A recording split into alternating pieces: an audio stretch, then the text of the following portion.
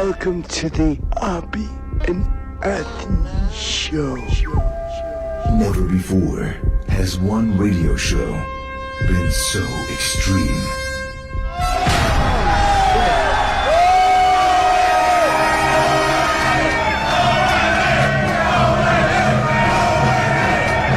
So vulgar. I'll fucking shove my face up a chick's ass in a second. Someone said we curse a lot, do we? I have no idea if we do. So flatulent. Who just farted? I did, but I didn't know it started. Like rotten eggs and sewage. Oh, wow, thank you. I can't believe that us sitting around like this is actually a radio show. It's not going to get any better than this. Are we on the air? No, we are. Oh, okay.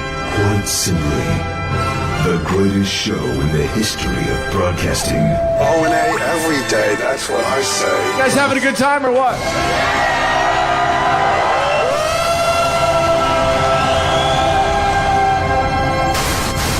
Rules are destroyed and conventions burned to the ground. Would you like to make a fucking second?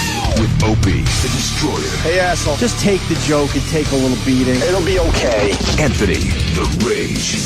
I feel like dog shit. If I'm sick, I'm fucking off, and my agent has to be called by the rat down the fucking hall. And Jim Norton, lover of transvestites. How do you not look at a cock if it's there? I'm not gay or anything, but for Pete's sake, I'm not rude. It's the Opie and Anthony Show. Strap in, dicks. This one's gonna hurt. Double guns, bitch. But enough of this palaver. Let's get the show on the road. Hey, good morning, everybody. Goddamn. Oh, greetings, salutations, everybody. 2 for Tuesday.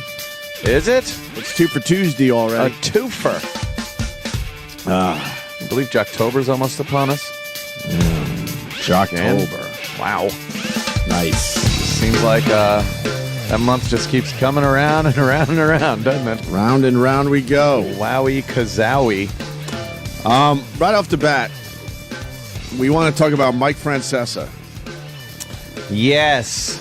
We're obsessed with Mike Francesa and the fact that he fell asleep on his own radio show. It happens.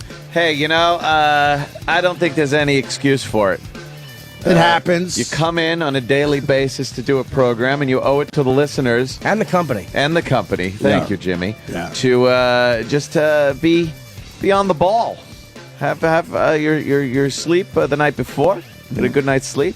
And be full of what I call piss and vinegar every day when you come in on the radio show. There you go. Well, the video of him falling asleep went viral. Made all the sports blogs. Yeah. And it's so obvious he fell asleep.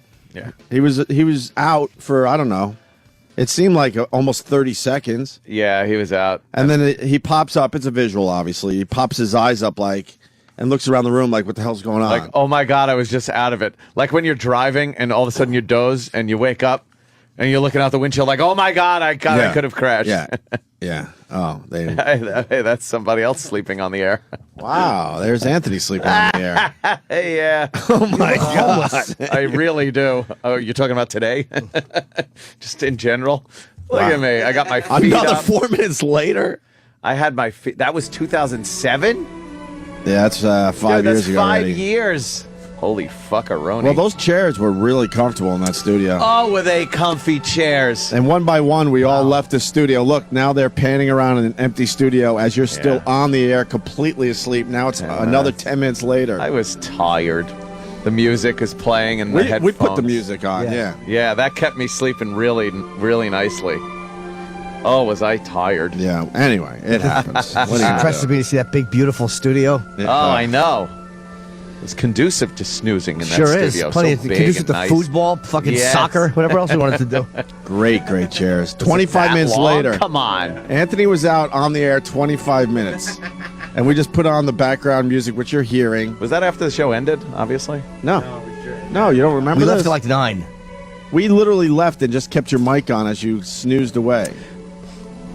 But there I go. And then you finally wake up, and that's the Mike Francesa look. You're looking around like, what the fuck?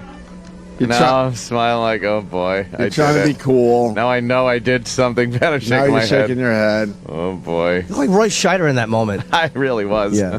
And now you're waving at people who are still there. Me and Jimmy are long gone. Yes. You're looking around like, okay, Ope's gone, man. Jimmy's gone. Now I'm just trying to figure out how long I've been there. And you're like, my headphones are on. I'm in front of a mic, and now he is awake and throws his headphones. I should have known.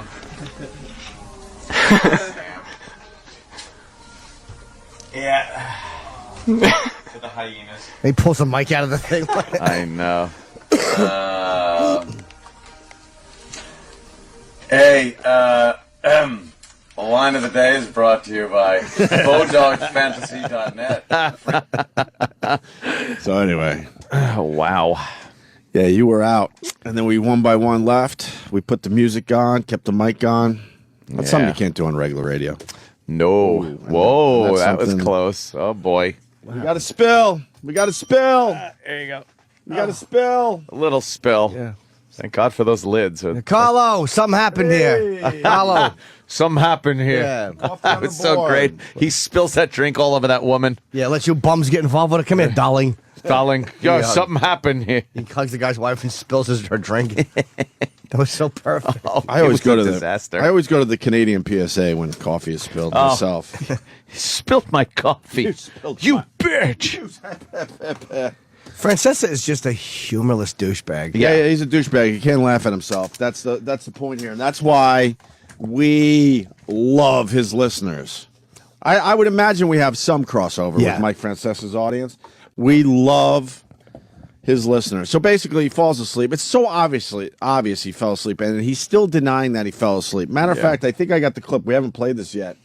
Believe me, this is going somewhere very funny. But first, we have to go to Mike Francesa. Trying to explain to his audience that he did not fall asleep, even though the video went viral, and it's pretty damn obvious to pretty much everyone that he did. I wasn't going to address this, and often I don't like wasting your time and my time with nonsense, but since it has become a story, it was in the paper today, and the only reason I'm doing this is because my wife won't talk to me until I do it. How about you just do it because it's funny and it happened and it's something everyone's talking about? What a douche. He's not a funny guy, and he's boring, and that's why people hate him, because he's a smart sports guy, but he can't just go out and make fun of himself and go, what an ass I am. I fell asleep. I was up all night. Right. Yeah. My wife said to talk. I guess so. He's like a giant, just a slug. Just a big, dumb slug. Yeah, it made all the New York papers. I forgot about that, too. It was a huge story last week. Huge. So here he is. My wife won't talk to me until I do it. Sunday, when we opened the season up with the NFL Now, I did what I usually do. I got up 6 o'clock Sunday morning, came in here, did the NFL Now, went home, watched football. By the time my day's over, it's 1 o'clock in the morning. I'm finishing up after watching Denver and Peyton Manning, which was a pleasure. Sitting there in my office watching that on Sunday night, and then, as happens sometimes, one of your kids gets sick, which happened, and one of my sons suffers from asthma, Jack, and recently, as the weather changes, he has some exercise-induced asthma, and I didn't get to sleep Sunday night. So, that happens as a parent. I mean, luckily I have healthy kids, and, sometimes it happens. Now, when my wife got mad at me is because I didn't mention this when I came in here on Monday, and Monday morning when I put the kids to school, which I do every morning, I put them on a school bus. Jesus, she was what an fighting with me not to explanation. go. What a long-winded fucking explanation. Now it just sounds excusey. He's a good parent. So what? Yeah. Big deal. Right. It's like, instead of just coming in and going out, my kid was sick, I was up. He has to bring his son's medical condition on the air to excuse his own fucking sleepiness. Exactly. That's what he's doing. Because he can't show weakness. By the way, I listen to this and I go, holy fuck, the guy that does Mike Francesa for us. Perfect, dude. Holy fuck. He's perfect. You hear it Oh too. my God. It's okay. It's him. Okay. It's him. Okay, all right. School, which I do every morning, I put him on a school bus. She was fighting with me not to go leave early, which I did, and she said, you better get some sleep because you haven't slept. You can't go into a show. And I said, I've done it a million times. And she's like, you're not 20 anymore. Well, I came in, I hadn't slept all night, and obviously I was dragging during the show, which led to me closing my eyes during a Sweeney Murdy interview and causing this hurrah, which none of us here knew about until yesterday, because people now accuse me of being asleep during the Sweeney because I closed my eyes during the interview, which I shouldn't have done. and I was exhausted. I hadn't slept the night before. Okay, and I've done that many times through the years. I mean, 25 years, I can tell you, not just when my kids were born, but many times. I mean, Dog and I did 25 hours in a row. There were many nights where I have come in here and not slept all night and done a show. But I can promise you this. I did close my eyes during a Sweeney interview for a minute, and it was on TV, and that's become this big bone of contention because I guess everything we do on the show does. But I can promise you, as you can go listen to the interview, I was never asleep. I promise you. So, and I'll promise I'll never close my eyes again, nor will I come in without sleeping because my wife says you can't do that anymore. So, obviously, she and Shirley, who knew about this, said, go in there and tell them what happened. And I'm like, nobody's business. But since it now has become a story, that is exactly what happened. But what a bore. Oh, my just God. admit you fell asleep. Yeah. That's falling asleep. I shut my eyes, you know. Well, his explanation just made it worse, is what we're getting at, because now people are pranking him. This is so fucking funny. If he had just laughed it off, nobody would want to prank him. No one would care. Yeah, he would own it. And that would be it. It wouldn't be fun to prank him. But knowing he's such a curmudgeon. Right. About the whole thing. So open and susceptible to prank. Yep. People are doing it. Yeah. And if we do share the same audience here and there, I hope you guys continue this because we're howling over here today. People love it. And the fact that it's televised. Yeah. Like you go on YouTube and just watch this. It's hilarious. Yeah. So we found 2 YouTube clips. We got the first one here. The listeners of his radio show are not going to let this go because he wasn't honest. Yeah. He should have just said, all right, I fucking fell asleep. Whatever. Ken on the call phone. What's up, Ken? Hey, Mike, how you doing? Good. Just want to talk about how I don't think the Mets are going to re-sign David Wright. But I also, real quick, I also know you're a big movie buff. And for the kids, you should probably watch the Smurfs because they probably love Sleepy. It's just like their dad. You know what I'm saying? Yeah, another real good joke. Yeah, I know it's great. Yeah, another real good joke here. He just can't laugh at himself. He's so cranky. We would ride this for a week. Oh, yeah. And just beat the fuck out of whoever Have it happened production to. put Of around course. it. Snoring sounds put in while people were talking. Oh, sorry, I fell asleep. It's the famous throwing someone under a bus, man. Yeah. Everyone gets a turn at that shit. Is there more of that call? Do you have more of the Smurf call? Oh, yeah, Where we he do. goes into the Yeah, go ahead. Yeah. just an Perfect asshole. joke, because that's really, you know, that really ties into our audience, because we got a lot of 5 and 6 year olds listening in our audience. You know, but it really does works. You hit the audience right on the head, because that really is our core audience, the 5 and 6 year olds. You know, right after they get out of nursery school, they're dying to get to the phones and get to the show. Well, Charlie in Queens, what's up, Charlie? Hey, What's up? how you doing? What's That up? NFL Network, Mike, it's a snooze fest anyway. That NFL Network half the time, come on. No, you need games. They got games every week now on it, though. Well, but I'm saying when there's not a game on and then... Yeah, but now they have a game every week. Now, but then 9 months out of the year, it's a real snooze fest. You're better off MSG Network. You watch old Sleepy Floyd, Akeem the Dream. You know what I mean? And that guy wanting Paterno would be in trouble big. Yeah, let's see how many references you can make till the audience realizes what you're doing. What do you think, Charlie? You fool! What a fool! What a fool! People are just stupid. I mean, they're just silly. They really are. Justin in Queens, what's up, Justin? Hey, what's up, Mike? What's happened? Listen, I'm in the car listening, and I just heard the interview with Ojeda. Mm-hmm. By any chance, did you fall asleep? Okay. Got anything else you want to add? No, I gotta be honest. Your eyes were hilarious on that thing. Anything else you want to add? Mike, it was priceless. Mike. Anything else you want to add? I do, but Mike. Your eyes are priceless. And he's having fun with him, going, look, it was Mike. It was priceless. Come on. Yeah, and he still won't budge. He won't. He still won't get that stick out of his ass. He can't just laugh it off. Anything else you want to add? Mike, it was priceless. Mike. Anything else you want to add? I do, but Mike. Do you want to add anything else? I'm asking you. I asked you once. I'm asking you again. Do you want anything else you want to add? Yeah, I do. Okay. You want? Mike, the eyes were priceless, Mike. I'm glad you liked that 10-second video. And if that's what you take out of 25 years of my career, well, you know what? That's kind of sad, but that's not speaks what to they're you, doing, not me. Idiot. They're having And you fun sat with there a an dumb hour moment. to say that. An hour to make that point. And But I'm I proud hope of you had that a good guy time for- because it didn't bother me at all. Kenny yeah. in Brooklyn, because I'm still going to be here. It did bother him. It really did. It bothered him a lot. It didn't bother me at all. Of course did it it? bothered No, I think it did. That was the last guy, wasn't it? on that clip. Oh, I think they go to somebody else. You sure? What a humorless douche. Hit play. But I hope you had a good time because it didn't bother me at all. Kenny in Brooklyn, because I'm still going to be here tomorrow, the next day, and get paid a fortune to sit here and do this. So just remember that. Kenny in Brooklyn, what's up? Just remember that. What a cocksucker. He really is a douchebag. I get paid a fortune to do this. Fortune to sit here. Well, then don't fall asleep, cocksucker.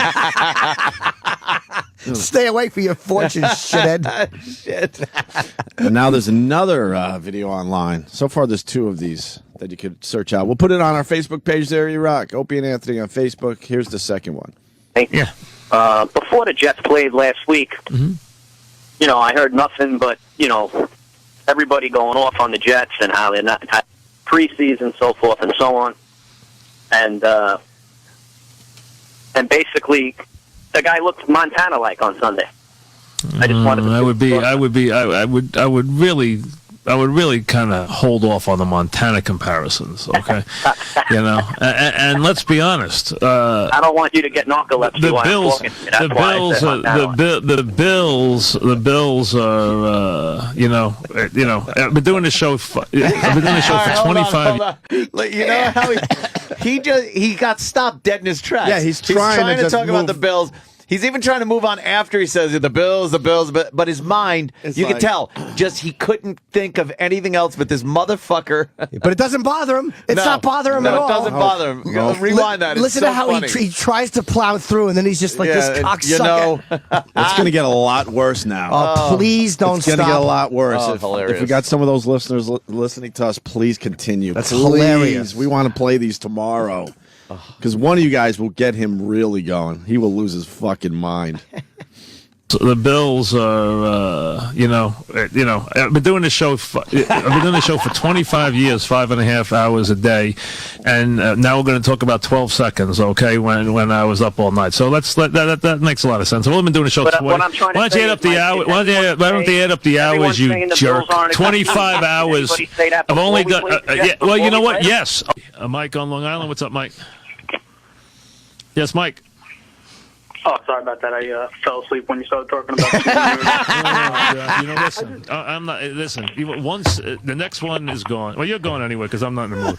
Mel and Bayside, go ahead, Mel. Mike, I'll give you a Dodger update. I love that one too because the guy that called had a whole bit. Yeah. He's like, all right, I'm going to wait till he answers, but then I won't say anything. Right. And then I'll be like, oh, I fell asleep. Right. And then he's like, you're gone anyway. Yeah, but the guy had no real fucking question. He was just trying to prank you. I like how he goes, the next guy is gone. And he goes, no, wait, you're gone too. Yeah. Yeah, you're fired. I'm fired? No, you're not fired. You're fired. How great is that? That is making us howl this morning. Oh, fucking Mikey. What a douche he is, Francesa. How about you just chuckle a little bit there, Mikey? A little bit, Mikey. A little bit. Mikey. It won't hurt. Because they wouldn't do it if he just acknowledged it and owned it and goes, yeah, you know what, I was up, I'm an ass. And just goofed on himself a little and laughed at one call. Have a whole segment about it and just fucking run with it. Play snoring sounds once in a while. Yeah, let the listeners get it out of their system, and that's it. Let them beat you up a little bit, and then they'll be done with it. Is there any more clips? Those are the 2 I found last He's night. the best guy to prank because he's such a twat. Yeah. Oh, yeah. Man, I bet it's impossible to fall asleep like when he was working with Mad Dog, though. Try to fall asleep with that. Hey, we're talking about the Yankees baseball now today. Get a half game up on the. You just shut up. Holy shit, I can't sleep. Mad Dog was his Red Bull. Yeah. Holy fuck. How do you deal with that in your ear for 20 some odd years? Amazing. Shut up. So let's take some phone calls. One time, me and Dog. Me and Dog. Dog. Well, you know Dog. If you find any more, let us know there, Sam. Okay. He's very flustered, though, that Mike Francesa. Yeah. He doesn't want to show any weakness ever. No. He's the consummate broadcaster, and he'll remind you of that at every turn. Yeah, I guess so. Good for him. I want to see these tits, man. What? Native tits on the cover of all the papers today.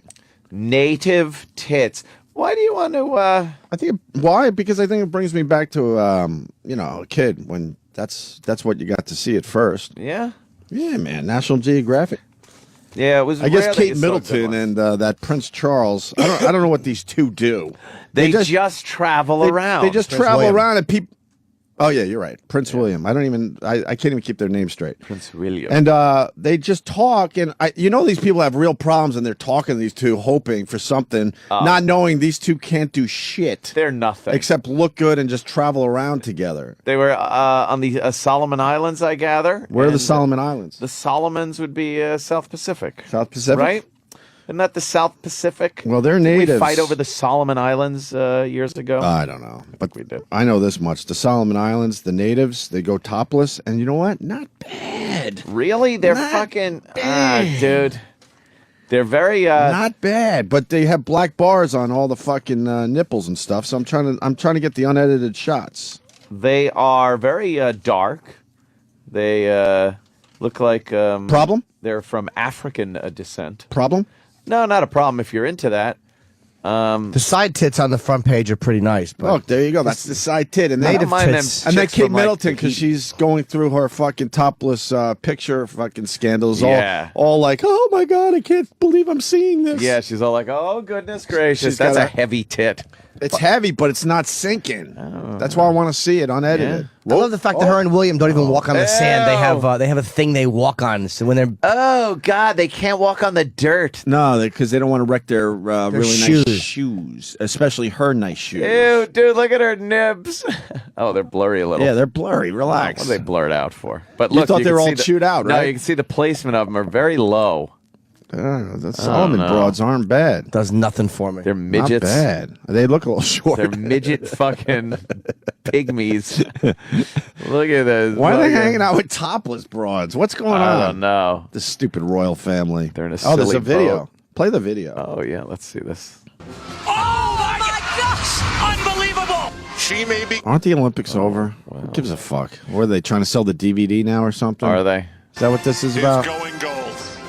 They are so strong top Remember to the bottom. Olympics? It's going to be gold That for was the like U.S. last week's world news. record Yeah. of these games. Michael Phelps about ready. Oh my God! Right. Why? What are they It's a doing with the Olympics? Long-winded fucking It's a commercial for what? commercial. Buy a DVD. Blu-ray. Oh, it's on Blu-ray. Why would you? Who would buy that shit? Reuters. A traditional welcome for a princess in the Solomon Islands. Nice. As the royal tour She is pretty continues, hot, topless though. women Beautiful. present necklaces to Britain's Prince William and his wife, the Duchess of Cambridge, formerly Kate Middleton. At the same time, on Middleton. the other side of the world, semi-naked pictures of the future queen are hitting newsstands in an Italian gossip magazine. In an Defying Italian risks of gossip legal magazine. action, Italy's Key magazine has a large topless image of the Duchess on its front page. The headline What did they says, do that "Scandal for?" at Court, the Queen is naked. But most Italians weren't too shocked. I think the reaction is exaggerated. All this talk about them being royals. Nowadays, So we are proper. all equal. It is absolutely Baffangulo. to get so stressed and worried about these pictures. Yes. I'm the only man love in my village because of vendettas. Everybody I know is dead. I don't care about kids. They'll get shot off if they come by my house. Pictures of the Duchess have already been printed by the French Duchess. magazine Closer. The royal couple are launching legal action against the publication, saying the Every pictures black are guy a with breach grey of their hair looks like privacy Nelson and seeking Mandela. an Yeah. injunction and damages.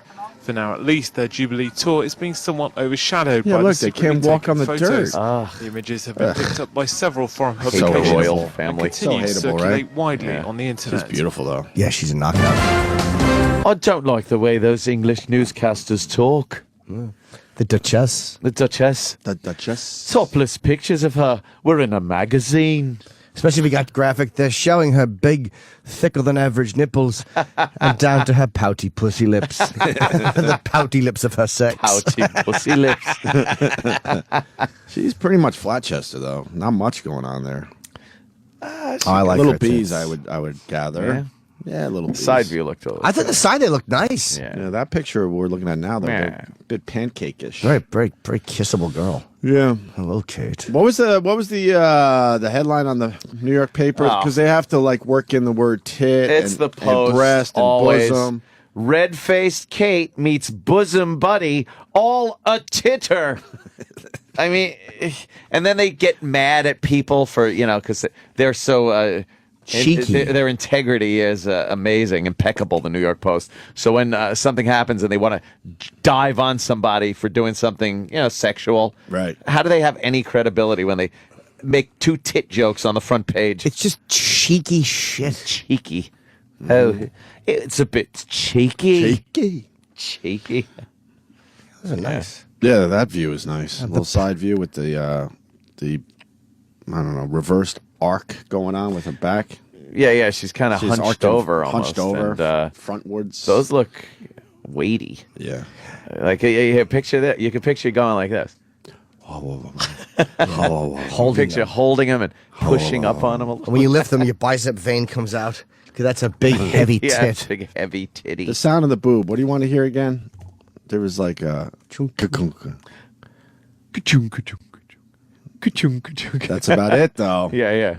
Just a little. You want to tap the side and hear... What's a bad one? The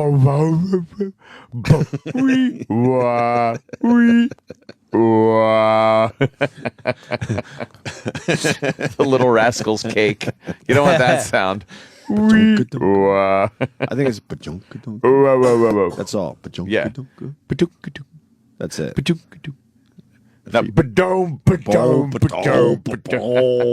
shouldn't move too much. Yeah, exactly. Another bad sound is heel. Yeah. Heel. And this is very small.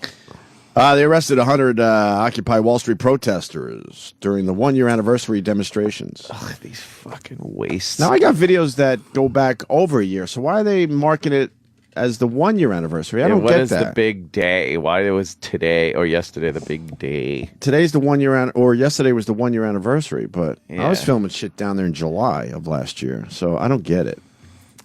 It wasn't an official fucking demonstration until a year ago yesterday. I heard on the news they were talking to some of these people. Oh, God.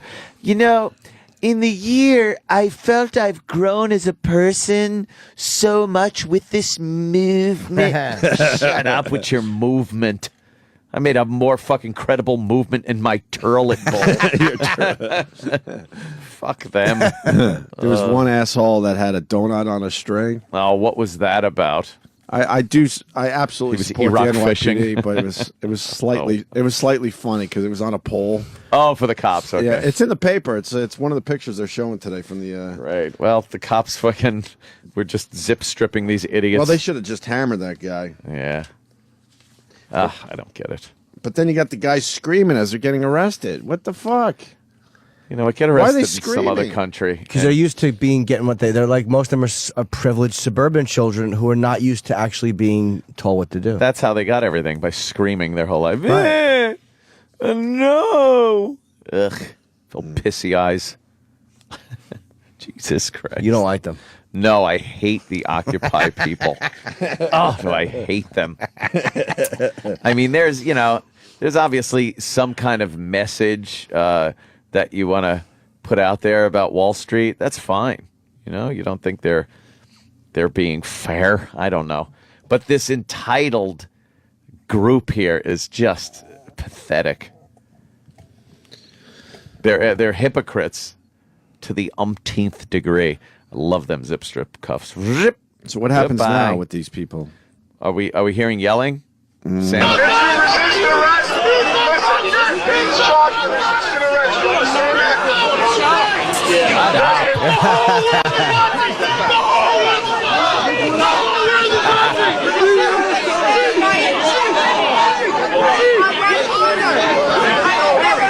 Was that guy trying to say the whole world is watching? Oh, God, that sort of worked a year ago. But man. It really is. Look at those big Occupy tits. Yoko. Occupying that shirt nicely. Yeah, nice, yes.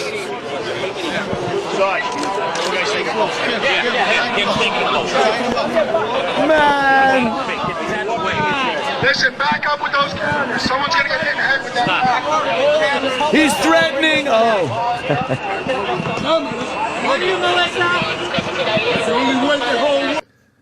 You want the whole world? He was going to say whole world again. Oh, God. They are so pleasant when they arrest those people. How about a nice fucking Mideastern protest arrest?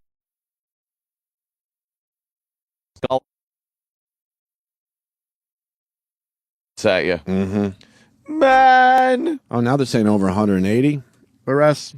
All right. Yeah. So they arrested everyone that showed up. It was a pretty decent crowd down there. Hundreds. It was just hundreds? Yeah, they the videos said I saw, it was thousands. pretty impressive. I think they were expecting a lot more, but I think people are over that cause and move on to the next one. To the next cause. What is the next cause? What's going on in the world that we need that cause? Is it the elections too big right now for a new cause? Well, we're only a Where's month. Coney? Did they catch him yet? We're only a month and a half out now, man. What happened? What happened in April when everybody for this Coney thing? You were supposed to send for your Coney kit, right? And then I think somewhere in April, on a designated day, everyone would wake up, go outside, and holy shit, Coney posters were everywhere. Yeah? It was like taking over. Yeah. And that was When, going to next let April? everybody know. No, that was last April. You don't remember? Yeah, exactly. No one gave a flying fuckaroony. Was that a bustaroo, you think? Oh, what a bustaroo. Well, he went crazy. It was such a bustaroo. Yeah, the guy decided, I'm just going to go out on a sidewalk and start take my clothes masturbating. off and jack off. I'm just going to jack it naked on a sidewalk. You want to talk about the whole world was watching that guy. And What has he decided to get completely naked and jack off? When you keep that shit on the QT for a little while when all eyes are on you? No, I actually think that's the best thing you could do because it's the one thing they'll remember. Yeah, just tug your that guy pud. was classic. Yeah. Tugging his pud. Yeah, he's pulling his prick in front of everybody. Speaking of pulling your prick, there's a guy that I think he's been caught 3 times on the subway jacking it, and everyone's pissed off because he just got probation, 3 years probation. I guess they don't see that a big crime. I know, but that's the type of guy that will fucking eventually grab somebody. Yeah. Subway pervs free to grind. State lawmakers, prosecutors, and women are outraged that a chronic pervert who masturbated on 3 subway riders. I apologize to the ladies. To me, It's very funny. It's kind of funny in writing. We got these what's called cocks, and guys just can't fucking. They just want to share them with women. I know it's a horrible crime, but when you read it just sounds funny. A chronic pervert who masturbated on 3 subway riders got off with no prison time. Courtesy, it says courtesy to the state's highest court. How is he jerking off on them? Darnell was he Hardware. rubbing on them? The name always works out. Darnell Hardware. 27 got 3 years probation last week because Court of Appeals judges ruled earlier this year that subway grinders, as they are called by law enforcement, can't be charged with felonies if they don't use force to pursue their repulsive perversion. Oh, so you could just kind of cozy up next to a chick and grind? and rub your boner on her, and it's okay as long as you don't grab her and hold her there. She has the ability to leave, and as long as you're not menacing her. How do you have the ability to leave if you're on a packed subway train? That's true. I would argue for the defense. Does she have the ability then to just reach, can't grab move his around testicles, Subway? and crunch them with her hand? That'd be a good one. In other words, it's gross, but it's not violent. Yeah. So I And guess then the problem I guess is it's not a felony. You'd open up the door to somebody saying, hey, that guy was grinding on me, when you're just in a crowded subway. It's kind of hard to distinguish, unless you're really just kind of humping. Was he tugging or was he just grinding? It looks like he's grinding. Yeah. The court system has let him get away scot-free, said Nicholas, or What's my radio name? Nicola, 40, of Manhattan, who has faced down a subway grinder before. It's a slap on the wrist, honestly. I do not think the punishment did fit the crime. Yeah, I don't think so either, man. No. He should fucking, he should get a little more than that. And prosecutors say dozens of subway sickos have walked away from charges. So we could just do this? Yeah. Sam, what do you say? You go out on the subway for the show and just start grinding that cock of yours. No, just wear tight pants so your ass becomes a magnet for them. Oh, or let guys, grind on you. You should be our, what do you call it? Decoy. Yes. Listen to this. In Hardware's case, the pervert has indeed been prolific, with a rap sheet that includes 32 arrests. including 2 sexual assault cases in the Bronx and Brooklyn. This guy's going to rape Guy's someone. a piece if he of hasn't shit. already. Yeah, He's going to rape. And what's going on with our court system? Fucking get rid of this guy already. Just don't have any place to put these idiots? Stack them on top of each other. Who gives a fuck? There's no fucking cure for a sex criminal. There isn't. They will continue. They will continue to do this. So you get them, All right. sure. Oh shit! All right, the article gets a little hot, everyone. So All right. let's all relax here. Wait, mind if I sidle up to Jimmy and start grinding on his leg? Whatever you gotta do. And I'll put the top. I'll aim my hard on up and press it against the console, so I get some friction pre-cum. Chain reaction.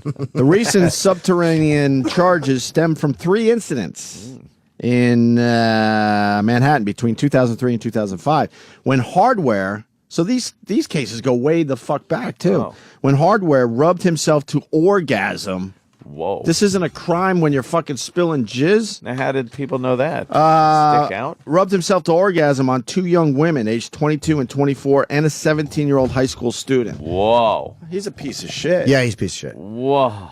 Maybe he yelled, "I'm coming." I mean, you ever try to come quietly? It's very hard. Yeah. You always give yourself away. He's like,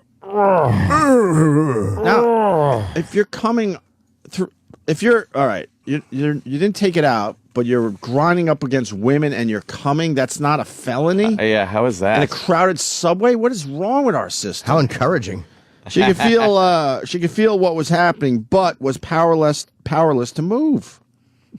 Palace. She felt what was happening. Yeah.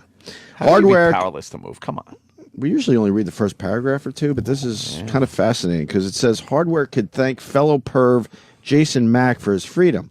In 2002, the 300-pound Mack rubbed against a 14-year-old girl in a packed downtown 1 train, but it wasn't until 2009 that his DNA was linked to the crime. Yeah. Mack confessed to the perversion, but Judge Renee White threw out a felony charge because there was no proof the girl felt threatened with violence. This is fucked Are you up. kidding me? 14-year-old girl he rubs his dick on. A 300-pound guy. What is wrong with that judge? The Can't judge figure this shit out? I wonder if somebody rubbed on her in an elevator, if that judge, right. Renee, I'm guessing is a woman, Yeah. Would I think the wonder if same. she'd feel threatened. Right. Of course. Of course Yeah. the girl felt threatened. I imagine that the judge would take it differently if it was her asshole being rubbed against. And some fuck lawyer just arguing that it isn't violent. Your Honor, on a packed subway, it may not be appropriate, but... This Mack guy had good lawyers because they fought the case all the way to the top. Yeah. Mack ended up facing a max of 3 months for a misdemeanor sex abuse charge. 3 months. Wow. How do you come just from rubbing on a fucking No. train like that? Jesus. Wow. Be surprised. Called frottage. Frottage. That seems You weren't a dry humper? it's pretty easy. Back in the day? Not to orgasm, no. I've covered my pants a couple fuck times. Yeah, I have. No, I have no it's- problem admitting that. In strip clubs, though. You get a nice dry humping going. Oh no. I need ass cheeks on the dick going with a rhythmic rubbing. And Come I on, can Sam. dump. Help him out You want to Oh. just do it just for the show? for the show. For the show. Can't Why hear is you, that Sam. one little thing of hair sticking down there? You just come off. Yeah. Just cut No, that rip it nonsense. off. You just tuck it in the top. There you go. Tuck it away. So I guess that's it for this case. That's just amazing. We learned something today. You could pretty much grind up against a girl in a subway in New York City as long as your penis is not out. You could spill jizz in your pants and you're not going to go to jail most likely. Have fun. That's pretty fucked up. Have fun out there, boys. Something doesn't seem right about that one, obviously, even if there's been two reasons. Girls never fucking just spread and go on your leg and start humping away. That'd be amazing, wouldn't it? Wouldn't that just be amazing around the subway and some girl starts doing that? You'd fucking take her out to dinner. It wouldn't even be an issue. It Yeah, wouldn't even I be know. like, oh, these pervert tried to... Therein lies the difference, ladies, in everything in life. That is everything that is different about men and women you could put right there in that moment on a subway. If a guy is humping your leg and if a girl is humping a guy's leg, spells out the whole relationship. Same shit with teachers and shit. Yeah. You know. Most guys don't mind if the female teacher is having sex with them. Well, they always yap about it. Yeah, that's Dummies. the mistake they make. They start yapping And to then their the friends one about it. nerd has to tell A everyone. nerd. Yeah. One tattletale. Mm-hmm. Tattling. Yeah, telling tall tales. Out of school. Snitch. Who's telling tales out of school? Yeah, you're supposed to keep secrets. They're healthy. You don't go snitching. Oh, he put his knees on the side of my head on the mat while I was napping. Shame is supposed to be buried. Yeah, he put strudel in my eye while I was napping. He gave me milk nickels for milk money. He put his knee on my ear. It hurted. It's unsweetened strudel ice. Yeah. Go ahead, I'll make its vitamins. Vitamins. Hey, we have the Mitt Romney audio. Mitt? Huh?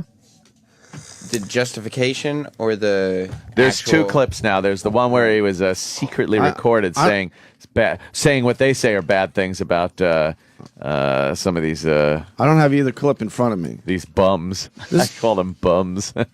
Isn't this some? This is a big story. Where's the audio clips? I don't have them in front of me. Yeah. Where's You get the clips. Everyone's talking about this, and I don't have it in front of me. Yeah. E-Rock? Where's the clip? E-Rock, did you fail us? No.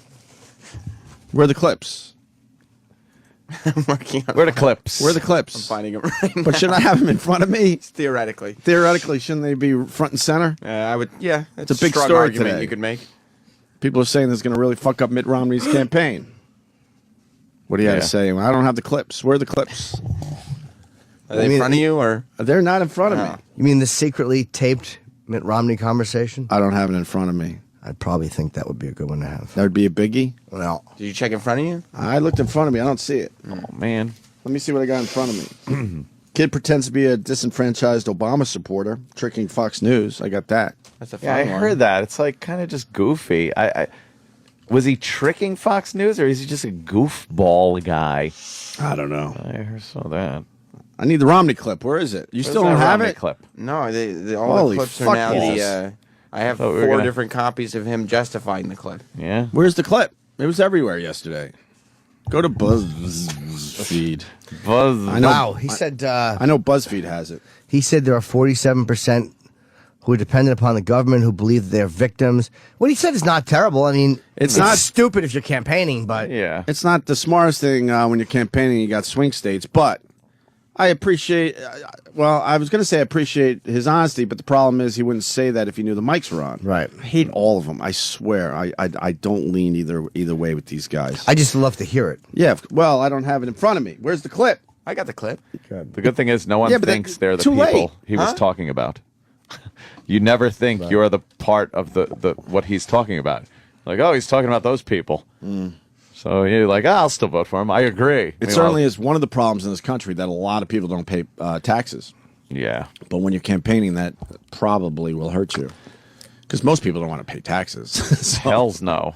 I would so not pay taxes if I could. Oh my wonderful. God. It would be awesome. And he also said something about Mexicans. I don't have the clip. Oh, boy. We have the clip? I got the clip. 5 minutes too late. Ah. It's all about timing. Fuck. You want to play the clip? I got it if Play you want that it. goddamn clip. Let's hear it.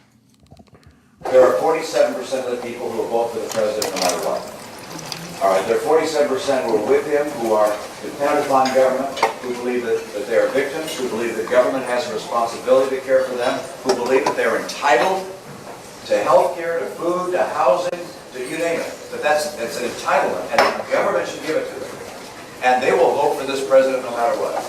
And I mean, the president starts off with 48, 49, 40, he starts off with a huge number.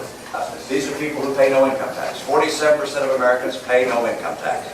So our message of low taxes doesn't connect. And he'll be out there talking about tax cuts for the rich. I mean, that's what they sell every 4 years.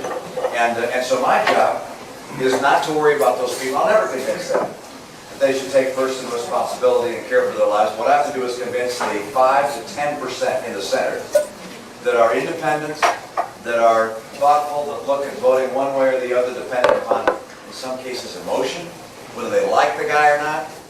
Okay, can I start? He's totally right. But can I start by saying this? I like that version of the guy. Yeah. What happens to him when the fucking cameras go on? You go into campaign mode. But what happens? That's a completely different guy. That's a guy. I'm not saying I like. Well, I think he's being honest. He's right, and and he is right with what he's saying. But the confidence of how he says it. Yeah. What happens when he goes on TV? I guess he's acting on TV and trying to play this character that he's trying to hide that guy. He's trying to hide that guy. Holy, that's a different guy. He's hiding that guy. But that's not heartless. What he's saying is that people that Obama's going to get don't care about lower taxes because 47% aren't paying them. Yeah. Like, that's the truth. Yeah. You don't have to make a judgment on whether he's right or wrong. He's totally being honest there. Right. And I think it's very accurate what he said. But he didn't know, the mic was on, obviously. What was he talking? Because he was talking to people. He wasn't like just talking to in an elevator. Where was he? At a dinner or something? Somebody was a fucking telltale. They're right, though. I like that. That actually makes me like him more. Yeah, that's it's the truth. Wow. What else did he's more, he right, needs those undecided voters. That's the full clip. What? That's the full clip. Because it's supposed to be, he said something about But what I find Mexicans. What I find fascinating is he's not stammering through that or anything. You know? Yeah. He's in the moment. Knows exactly what he wants to say. He makes his point very clear. Wow. We haven't heard that guy on TV once. I want to know where he goes. And had my dad been born Mexican, and had my dad been born of Mexican parents, I'd have a better shot at winning this. But he was unfortunately born to Americans living in Mexico. I say that jokingly, but it would helpful to be Latino. Again, that's going to sound terrible, but he's telling the truth. Right. Yeah, probably. Yeah, I like that clip. Wow. Yeah. That was very interesting. Oh, he was talking to wealthy GOP donors. Right. Well, that's how he feels. Yeah. But that point of view would be a rough one to get votes. That's why these guys are all just bullshitting all of us. They're telling us what they think we want to hear. Well, campaigning is, an art form. You got to get out there and say what is going to affect the polls. I get it. It's unfortunate, though. Yeah. Honesty is not, has no place in a campaign. But we all just accept it, right? Yeah. Yes, we do. So. Oh, he was in a house. And who's the douchebag that taped him? Don't know. Here's the Mexican thing. Although I don't blame them. I mean, if you have the presidential candidate talking, I would probably tape it too if I could. Yeah. But I wish he would say that publicly and just stop trying to be Mr. Nice Guy. Be the guy you are. You were born with a silver spoon. You never had to earn anything, and so forth. And frankly, I was born with a silver spoon. My heritage, my dad, you probably know, was the governor of Michigan and was the head of a car company. But he was born in Mexico, and had he been born of Mexican parents, I'd have a better shot at winning this. But he was unfortunately born of Americans living in Mexico. He lived there for a number of years, and I say that jokingly, but it'd be helpful to be Latino. That's not bad. He's just joking around. Nothing. They're going to try to spin it. God almighty. But you can't joke around at a dinner? That's the guy the wife tries to explain. He's a funny guy, and people really, really like him and all that. And it just doesn't come across when he's front of the TV lights. And now, of course, MSNBC, you get people like Al Sharpton demanding an apology. No, Al Sharpton. No, he didn't. Oh, no, he didn't yet. Oh, okay. I guarantee you. Really, you think? That on his show, he will say that Romney should apologize. His whole show is turned into a Romney needs to apologize program. I'm outraged. That's all he does. He fucking hijacked that whole channel. MSNBC. They're terrible. They're trying to get black viewers because they're dying with white. They're just dying. Nothing. He hijacked it, though. Gets his nose in every single fucking show. He's terrible. I don't like him at all. He's a race-baiting shithead. I don't like him at all. Yes. But there you go. Romney being way more personable. And Romney. Those clips were not bad at all, man. They weren't bad at all. Yep. Not like he said anything angrily. He was telling the absolute truth. Obama's base doesn't care. That's a great point. They don't care if I talk about lower taxes. Obama hammers on taxes for the rich, and that, of course, that's going to get people. He's right. Mm-hmm. He's totally right. I saw Jesse the Body on Piers Morgan last night. Oh, should we play that audio today? Shit. What a fucking lunatic. Shouldn't we should be playing some of those clips today. Yeah. You want to play them? Go ahead. Yeah, might as well grab a few. Sam, I don't have the clip. Oh shit! Why don't we have that audio? In front He of was us? Working on it. he just now Shouldn't someone? looks. We need someone to go through that audio for real. He looks like a complete lunatic now too. He always has, but he's shaking like crazy. He shakes now. a lot. I saw him walking out of Howard's studio yesterday when I went to the bathroom. Yeah. Did you punch him in the face? No, you know, I don't even know if he's on me. But he's always rocked, and he's been doing that since we had him on K-Rock. I think he has, and it's totally a guess.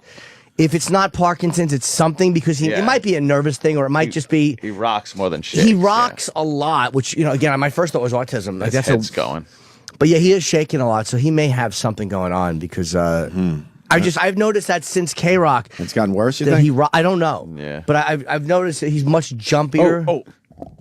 Can we go back, Jimmy? I'm sorry, because this is live. I want to see how MSNBC handles the audio we just played. They're playing it right now, and of course they'll comment right afterwards.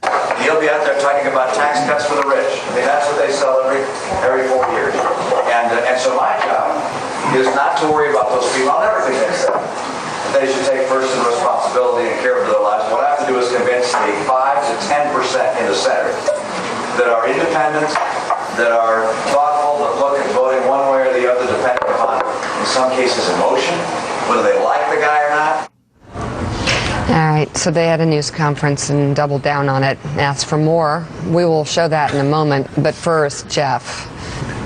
There's a serious argument to be made in this country about the rise of the entitlement state, whether we can afford Medicare as it is, whether it's sustainable as an entitlement. And whether dependency is a serious issue. But it's hard to imagine a candidate for president bollocksing that message up on so many different fronts as the way Mitt Romney did. Okay. First of all, on the factual issue, the idea that people who don't pay income tax are necessarily Democrats. No, many of them are senior citizens, and they're voting for Mitt Romney.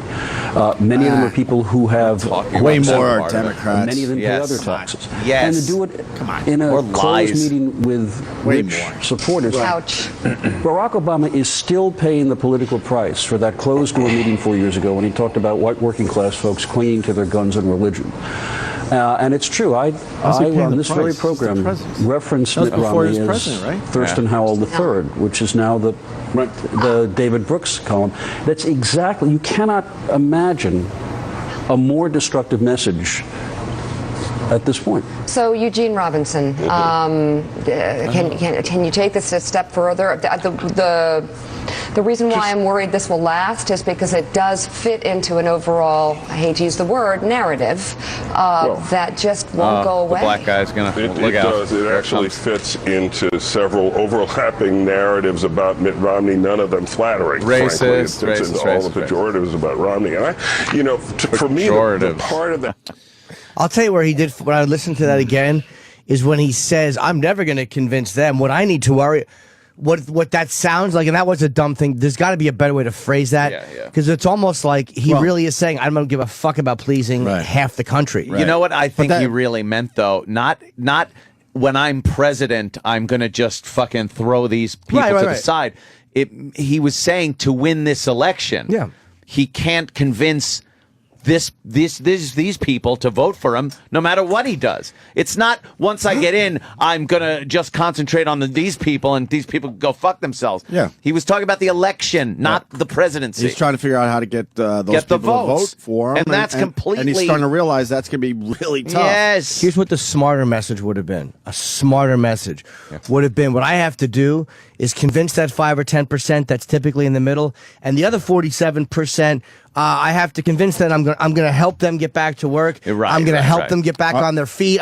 That would have been a smarter way to do that, even in that situation, because you have to know you can always be taped. The smarter message would have been to have that discussion in the middle of a desert after everyone was packed out. After everybody's naked and in the water in a pool. That would be the smarter way to do it.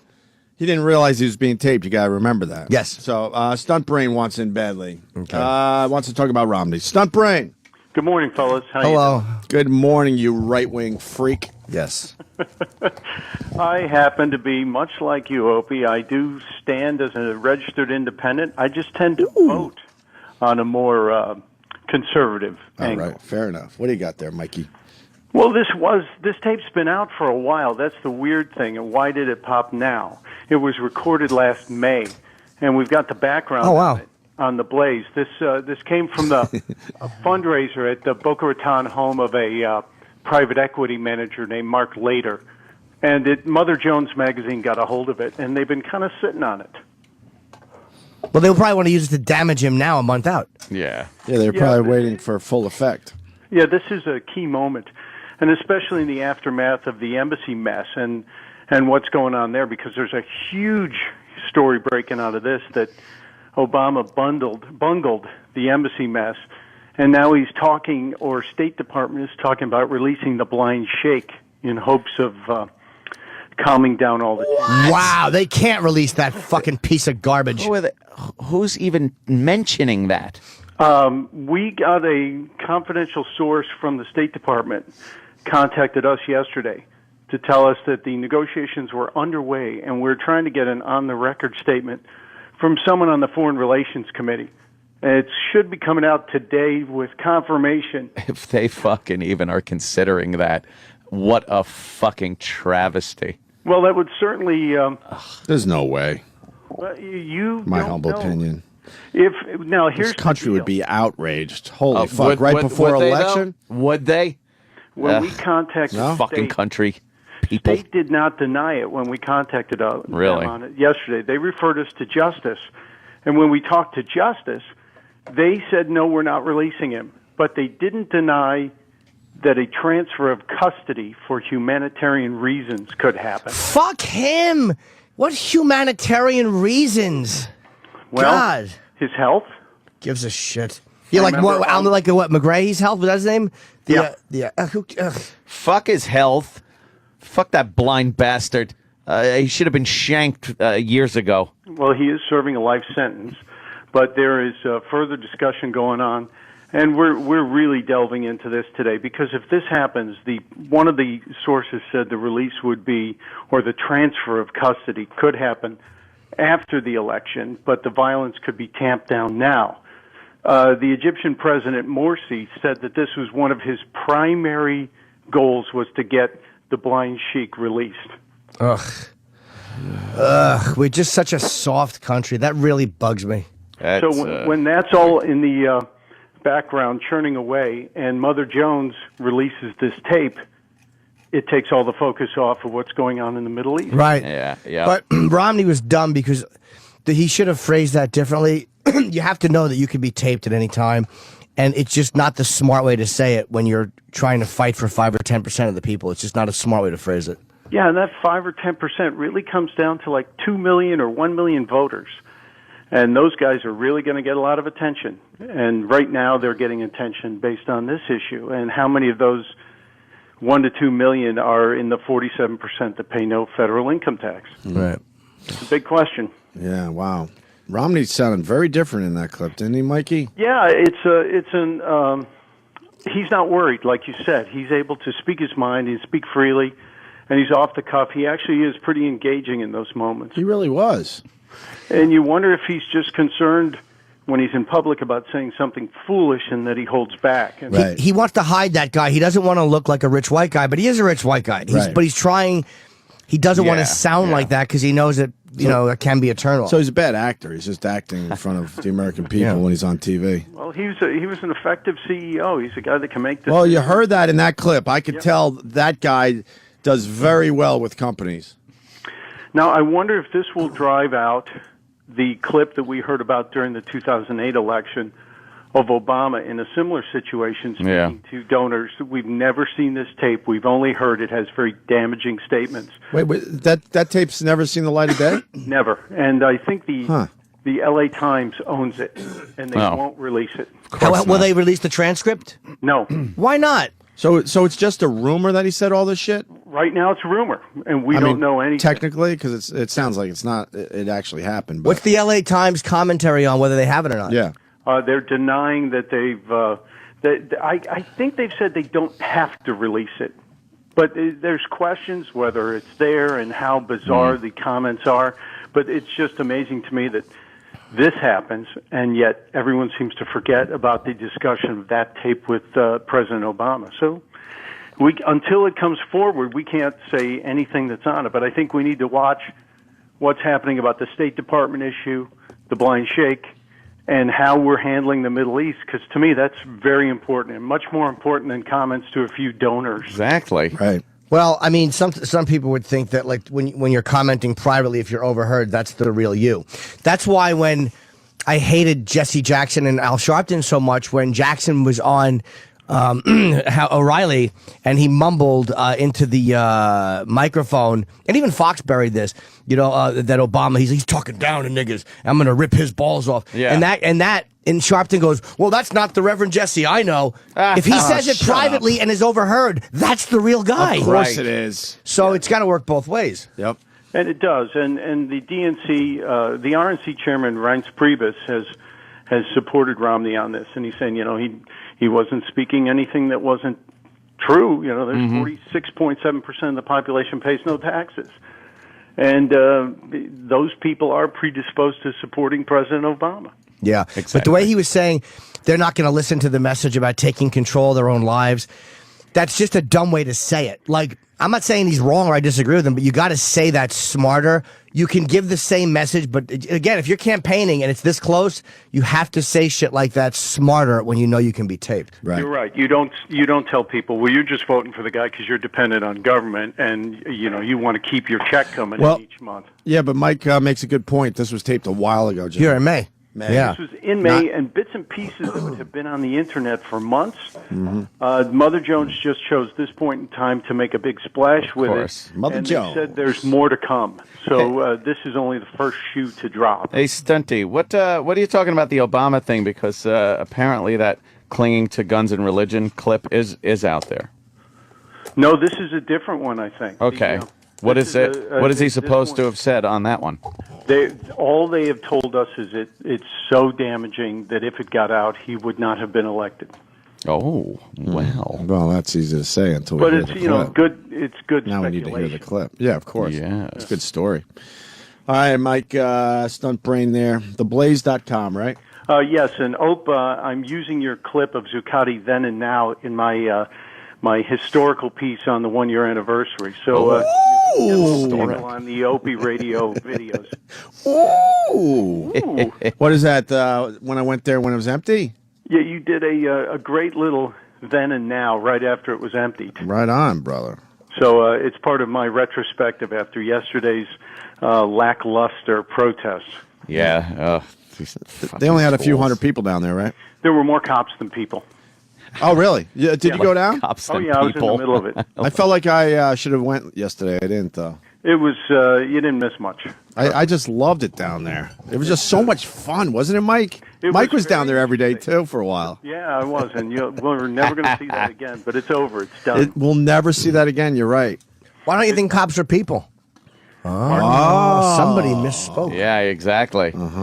More cops there than people. Head of the Blaze resigns in disgrace. Again. Calls cops non-people.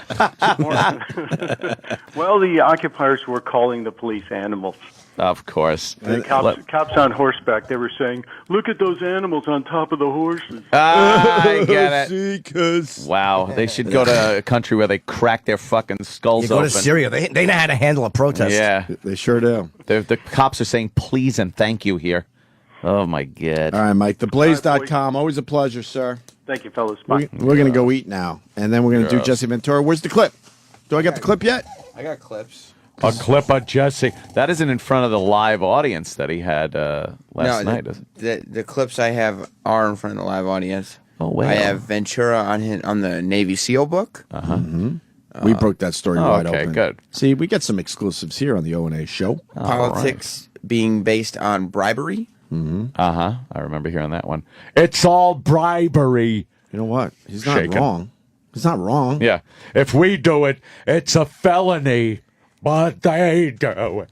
Shaking, motherfucker. Ventura's. Let's remember, I gave him pirate face. I like my Jesse Ventura shaken, not stirred. Ventura's take on 9/11, which would be interesting. We haven't heard that before. No, never heard that one before. I don't know which way he'll. You think he's going to backpedal? I'm just asking questions. Does he say thermite paint? That's what you got to stick around Love for. the thermite. And Jesse Ventura on Mitt Romney. So we got a few clips. Right. We got the clips finally. But I can't confirm. The seal book could be from the seal we had in studio, or it could be... No, It's about SeaWorld.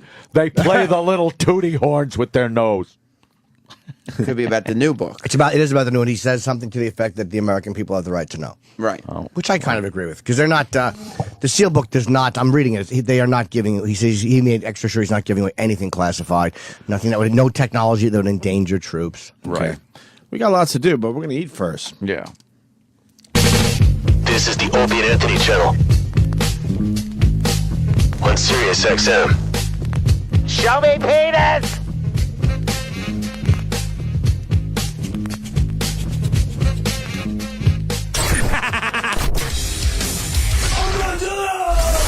And now, another bedtime story with Jim Brewer. We used to rape Will Ferrell just to make him break character, because he dressed up as a character for like 2 straight weeks. It was so annoying. It was so annoying because you're like, Will. He's like, I'm not Will. I'm Ron Burgundy. I'm like, all right, well, Ron, can we talk? He's like, I'm busy this week with art. And so this went on for weeks and weeks. And Tracy could never pronounce his name right. He called him Ferrell. Will Ferrell. Hey, Will Ferrell. He'd be like, let's play characters and break Will Ferrell. Let's rape him. Me, Colin Quinn, and Tracy repeatedly fake raped him for hours. We leave him in a dumpster, take his clothes off, and he would never break character. It was so obnoxious. Tracy would be in the doorway as we're fake raping, as we're literally pulling his pants down. Tracy would be in the doorway with an unlit cigarette going, hurry up and save me some of that. Stay tuned for more bedtime stories with Jim Brewer. Thanks for calling the Opie and Anthony FU line. Here's the latest batch of FUs. Fuck you! Yeah, this FU goes out to that fucking whore that I used to bone with her 38 double Ds to ruin my life. Fuck you and your gigantic, natural, tremendous tits, you fucking psycho whore. Fuck you. Fuck you! I'd just like to say, fuck you to all you assholes with your stupid little six-figured decals on the back of your SUVs to tell us how many fucking dogs and cats and kids and mothers and fathers you got. Who gives a shit? Fuck you! I'd like to give a big fuck you out to anyone that doesn't like the word cunt. You're all fucking cunt faces. Fuck you, cunt faces. Fuck you! There's a big fuck you goes out to Nikki Sixx of Motley Crue, you fat, rooster-head, talentless cunt. Stop talking about you being an artist. You're an ex-drug addict who doesn't know any other string on your friggin' instrument except the G string.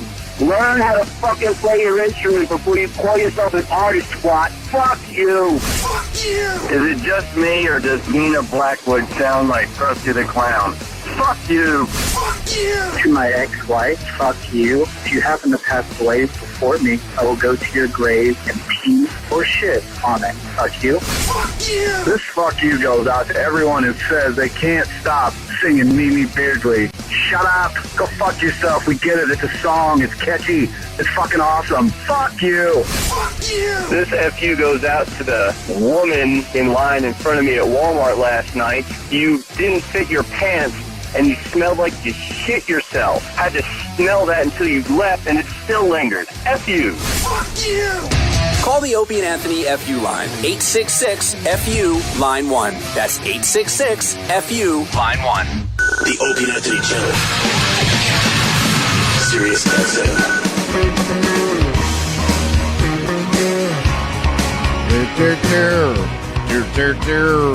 We don't do E-Rock spit anymore.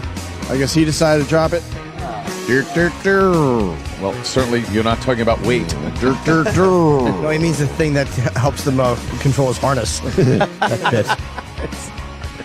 You want to know what happened on this date? For the hell of it. For shits and giggles. Patty Hearst was found. I don't know. That's not on my list today. Yeah, I saw it on the news.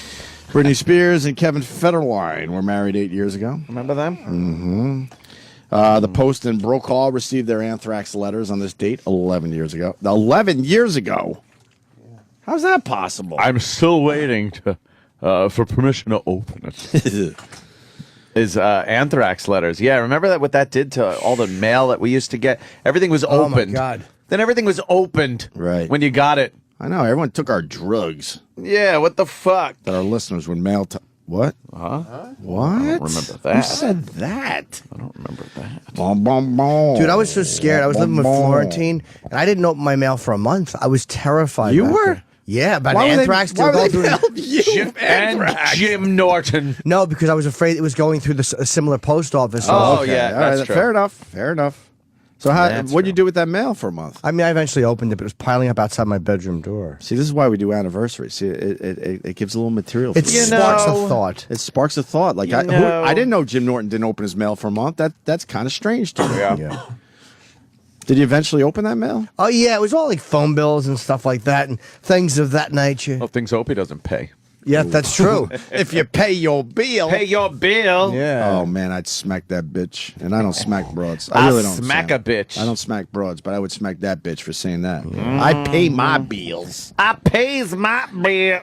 Member of Kiss, the members there of Kiss appeared on MTV without what? Without what? their hats. They always wore cat diesel fuel hats. Without their hats 29 years ago. Very good, Yes. Jimmy. That was 30 years ago, man. 29. Wait, Let's no slow way. down a little bit. J.J. Johnston, I think, is who they talked to. J.J. Jackson? J.J. Jackson. I'm sorry, I always fucked it up. Yeah, J.J. Jackson. The late J.J. Jackson. Yeah, they the did. only VJ, former original VJ to be what they call dead. He, it was a Gene, Paul, Peter, and I want to say Vinnie Vincent, or was it? Oh, yeah, they didn't have all the original members for that. No, who were the four? But it was the big thing was, just seeing Gene and Paul. Paul without their dumb makeup on. I'll tell you, they pulled that off for fucking years pretty successfully, man. Here's a decade. After 10 years together, exclusively Wait, here can on you pause MTV this? evening, we're They were only together 10 years at this point. What? You hear that? Yeah. After Holy 10 years. shit. That's fucked up right there. But nobody, there was pictures of It's them only like 10 years old. with bandanas because no one had cell phone cameras. There was no way to. Yes. There was a decade they kept their faces. I remember being a little boy, and I think it was Circus Magazine. We brought this up a lot. Remember the shot where they kind of showed him in the mirror, but you could see him without makeup, but it was like just a little bit. Oh, man. Just a tease. Maybe I'm dreaming this. You might be right. I just don't remember it. I remember something like this. Or it might have been the big reveal, and it was in Circus Magazine. And someone caught them, like their head was the back of the head was to the camera, Right. but with the mirror thing, you could kind of see what's going on. I could see. And it was a huge exclusive, even though obviously Yeah. the band set the whole fucking thing up to get us buying the dumb magazine. In hindsight, when you look back, you can see that there were pictures of them, but you never knew if it was them or not. You never knew if it was Right. them. Yeah. All right, let's go to J.J. Jackson, MTV 1983. Kiss without their makeup for the very first time. Vinnie Vincent, lead guitarist and co-writer of many of the songs on the current Kiss album. And it's an old, and then it fades into him. It's a Eric picture of him in Carr. makeup. From Eric Carr. Wow. it was Eric Carr. 1979. And Kiss is, by the way, the very first band that Eric has ever been with. Oh, jeez. Wow. And they were showing it's a picture of them in Paul makeup and it Stanley, fades rhythm into their guitarist face. And lead vocalist. Paul is a co-founder of the group. This is so weird. That was a big moment. Gene Pretty Simmons, smart, though. bass, also co-founder of Kiss. He is the fire-breathing, blood-spitting monster So of many Kiss. people watched this. Welcome, you guys. This is looks amazing. It just looks like a douche. Wow. Oh, We have to play a God. little clip, but that was the big All reveal. their hair. But that was to kind of pump up their Yes. their record sales. After 10 years. Fast forward 10 years. 29 more years. So next year will be their 40th anniversary. Yeah, 73 was the Kiss. Happened. So they'll do something for their 40 years with Kiss. My God, man. So that happened. Boston released More Than a Feeling 36 years ago.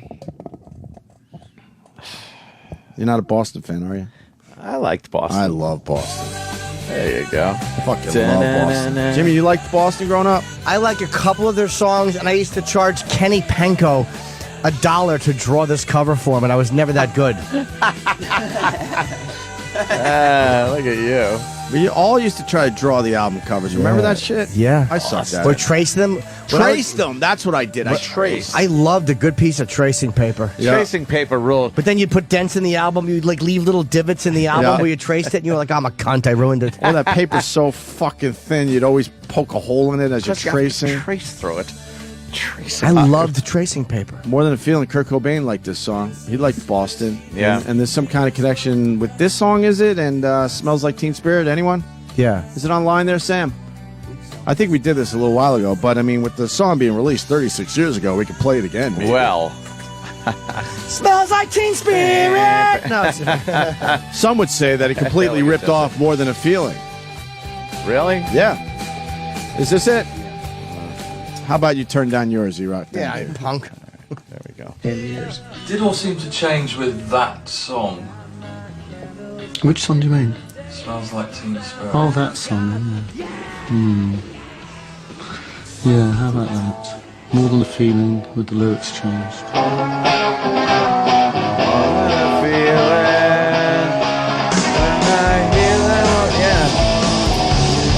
Well, no.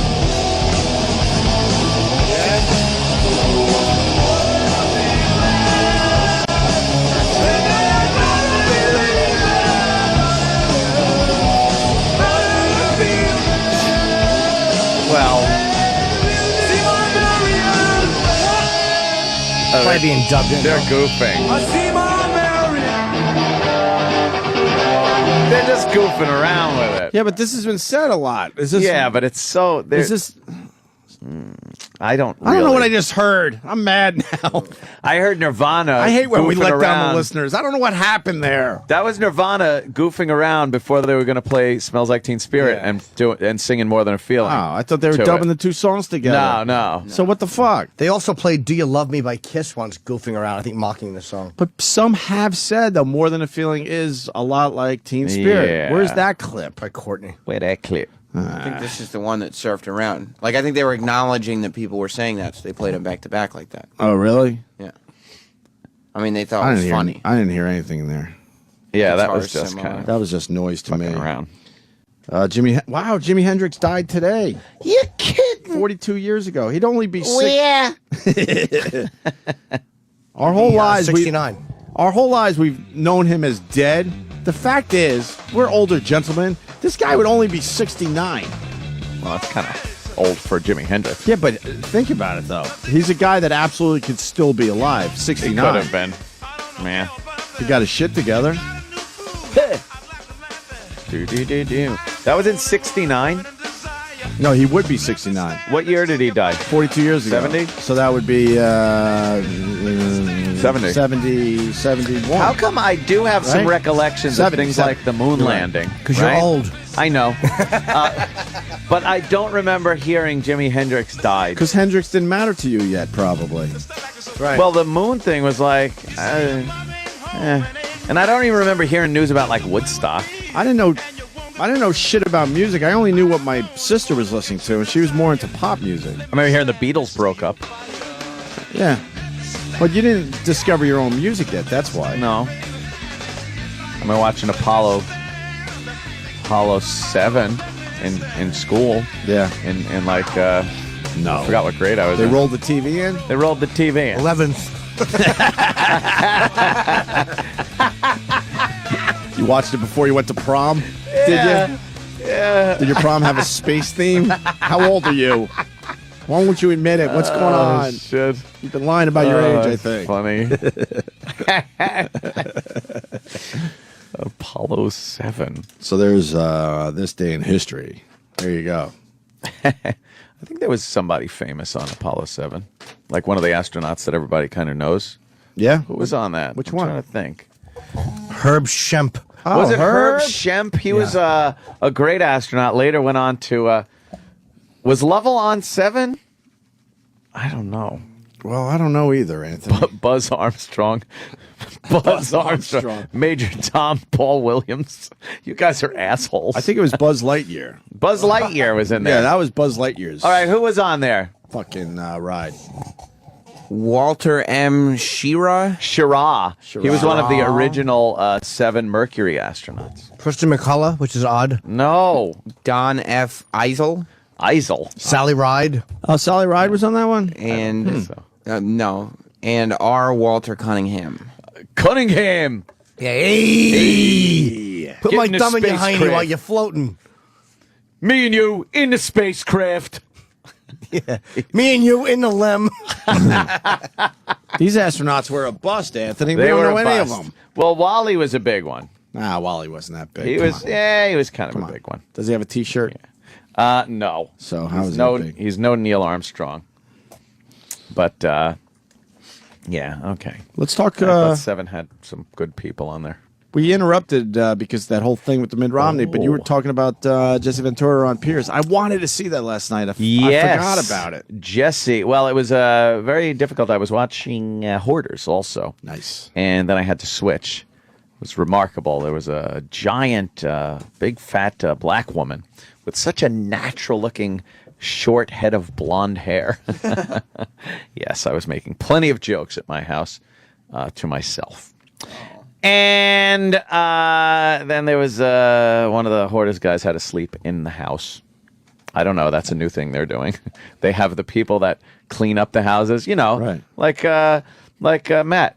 Matt has to Baxter. sleep in the house now? Last week, he slept in one of the houses. Oh, boy, is the fucking show jumping the shark? I don't know what they're doing. Are they jumping the shark? Look, I Ratings like are down. Matt. Matt's a We love fun, Matt. good guy, and I still Why like is he the show sleeping a in lot. the house? He doesn't have to sleep in the house. I don't know, but then last night, another guy slept in another house where I don't know how, there were bugs everywhere. Giant spiders and cockroaches and beetles and lizards. There were lizards running around this guy's do that. house. I would never agree to that. Why is Troy Kwan Jewish? He's not here? Why is he? What? Was that Troy? No. Oh, I thought that was Troy for a second. I just caught it. I swear I just caught a glimpse of him. Right. And he had his head down. It looked like Troy's face. I saw him go into shade. Why is anyone going into shade with a big Star David shirt on anyway? Oh. And shouldn't they be off? Isn't today a Jewy holiday? I think it is. I guess. I mean, yesterday is You have to the be a day. Jewy Jew to have today off. I think. Yeah? Yesterday's I called the day Bobby everybody was took out. off, though. Of course, Bob's out. yeah. He goes, called him. I'm taking the next 2 days off. Oh, that's good. I was- We yeah. only have, I think, 8 days left on our contract. Is he really So, taking 2 days for the holiday? Yeah. They have to, those Jews. What do you mean they have Crazy. to? No, they don't. This fucking negotiations are more important than this shit. If you adhere to your religious beliefs, you can't conduct business. That's why I would try to order a camera from the Jews at B&H. And on their website it says, this order will not go through until 8 p.m. on Tuesday. Why Or isn't something. That's Bob why I read conduct? I'm not Jewish, so I don't want my business interfered with when it's this close to Because you're a negotiation. Jew. That is a tough one. The Jews are always messing up That is a your tough life. one. Right? The Jews? I don't know. The Jews have helped me a lot through Bob's my life. messing up my life, I and he's a enjoy Jew, the so I Jews. could say that, Sam. No, wait, why don't you wait until like 8 days are over before you? I enjoy the Jews. I know. You like a good Jew? I like the Jews. Yeah. They're great neighbors. The lawns are impeccable. I have no issue with the Jews other than when I'm negotiating a deal, I don't want my radio agent taking off. That's Well, my only That's what you bone get of for having a contention. Jewish agent. You got to deal with these fucking holidays that they seem to have all the time, where they can't do things. And why are they special? Why do they get the days off and we don't? Because they're the true religion. Yeah, but they take of our God days. and, They take our days. do they take the Catholic holidays? I've been working long They enough have to to. know that the Jew also takes our fucking Christmas holidays off. Because they run everything. In school, you get we would get Yom Kippur off. Well, what about in the workplace? That's racist. Why do we have to work because we're not a Jew? The Yom's got nothing to do with it. But the Jew gets to take our Christmas holiday off. I don't know why. But they don't get Hanukkah off. Do they don't? Yeah, they do. I think they do. I think Jewish they do. people?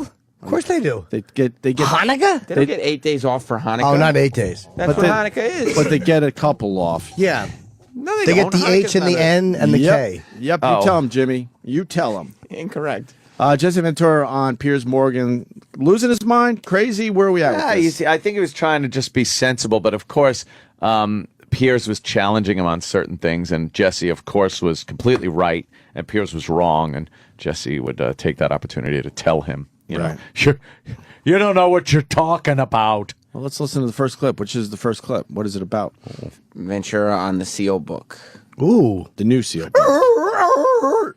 My seal impression. Not Chris Kyle's, right? Yeah, the new one. Yeah, The no, new I one. think the new one. The killing of Osama. That's right. Oh, commercials. Well, if I had the clip in front of me, we wouldn't have had a commercial. Is there funny? Sam. What are you saying Sam for? I'm queuing it up. Mr. Reynolds, over to you. Good afternoon, Mr. Ventura. Hi. My question to you is, as a former Navy SEAL, do you agree or disagree with the recent release book by the 6-member SEAL team and the objections of the Pentagon? I don't have a problem with it.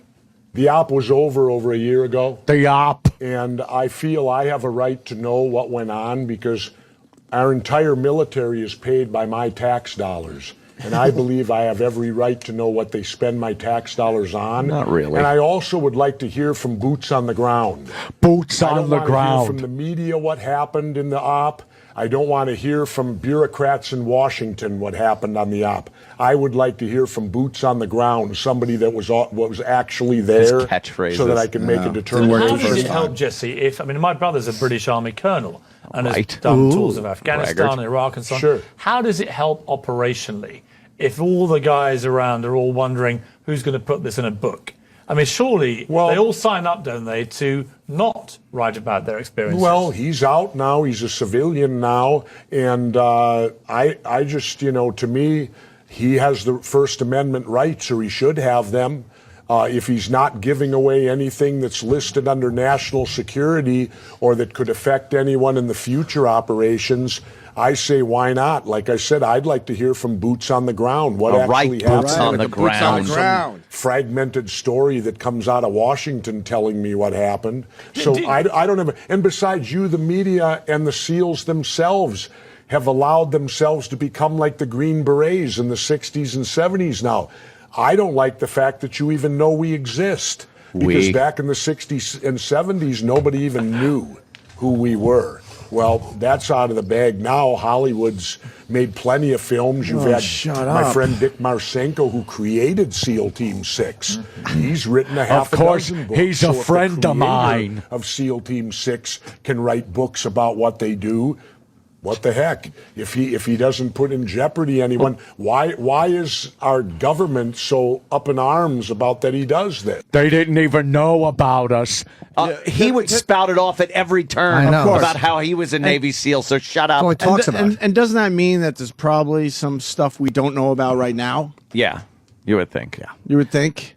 I think he's right, though. I think he's right there. I wouldn't have played that clip, Sam. I think if I had the clips ahead of time, I wouldn't have played them. Yeah. No. It doesn't show Jesse Ventura being all wacky and shaky and shit. Well, he was a little shaky on that one. Little. Yeah, Bill Burr has entered the studio. Billy. What's up, Bill? It was funny. I just come walking in. You guys are dead silent because you're listening to the right? And I just hear you just go, "Oh, shut up!" I'm like, "All right, the Opie and Anthony show." That's usually the show. Here we are. Here we go. Shut up. Another 4 hours of love. What's up, guys? What's up, Jimmy?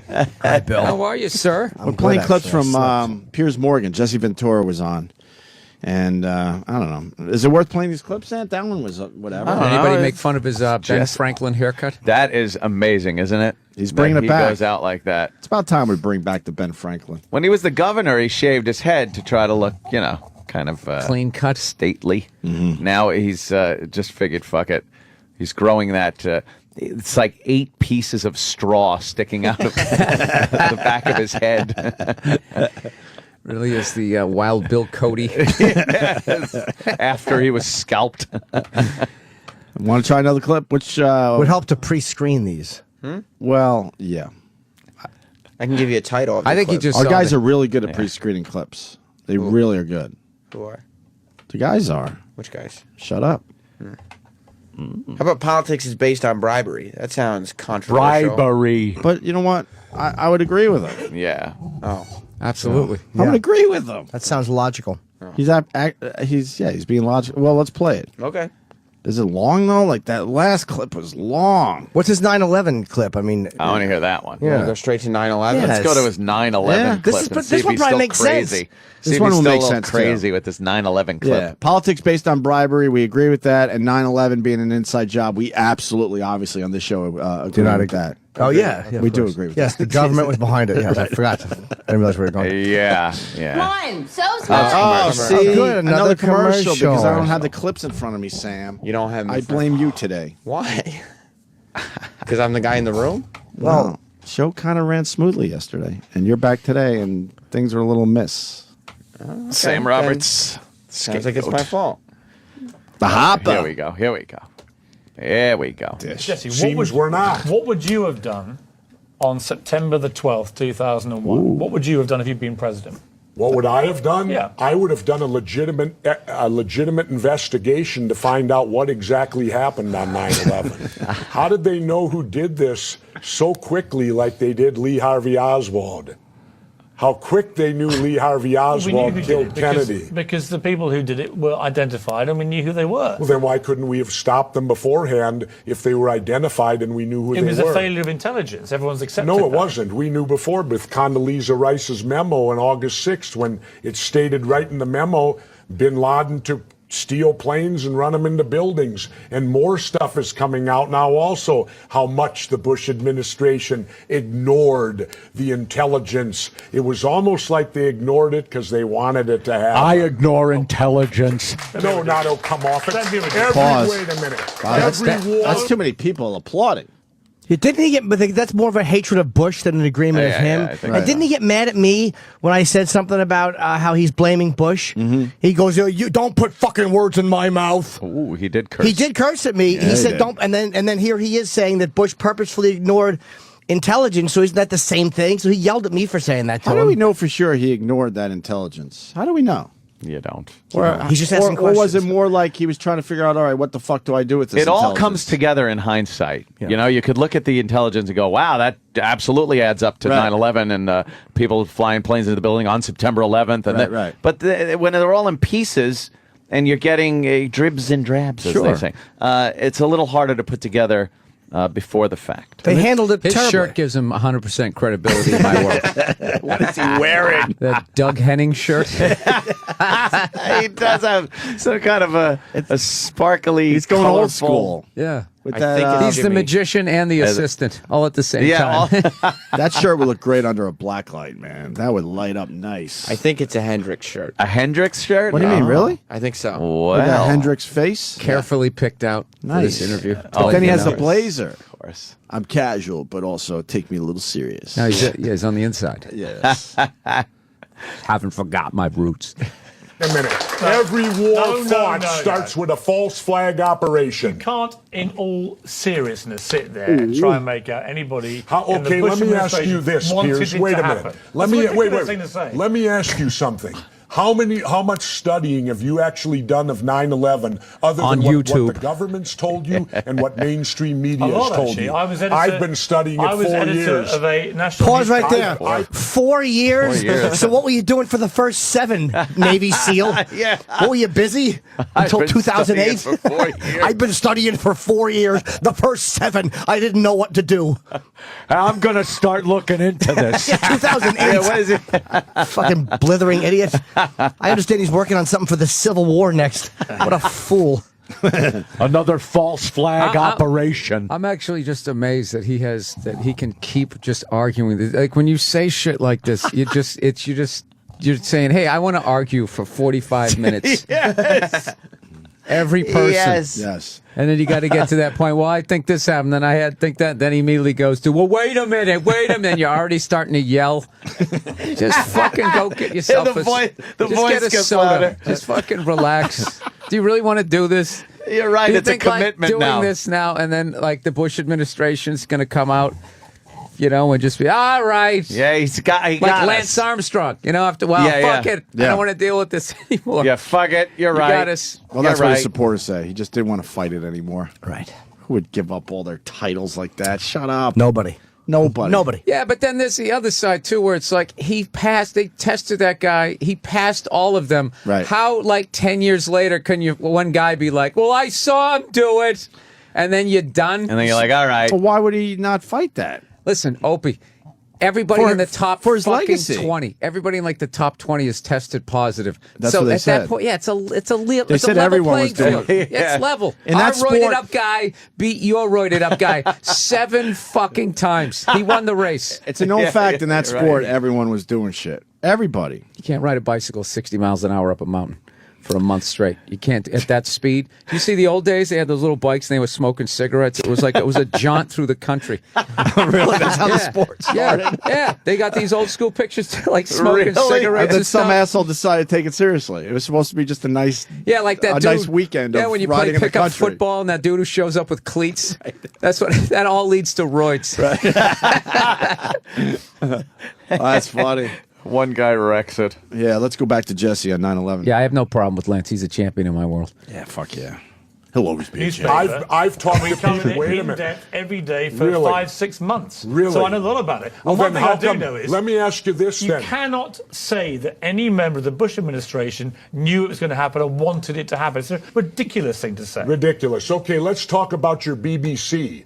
I have a tape of a BBC reporter broadcasting directly back to England, talking about a third building has collapsed. World Trade Center Building 7 talks for 7 minutes.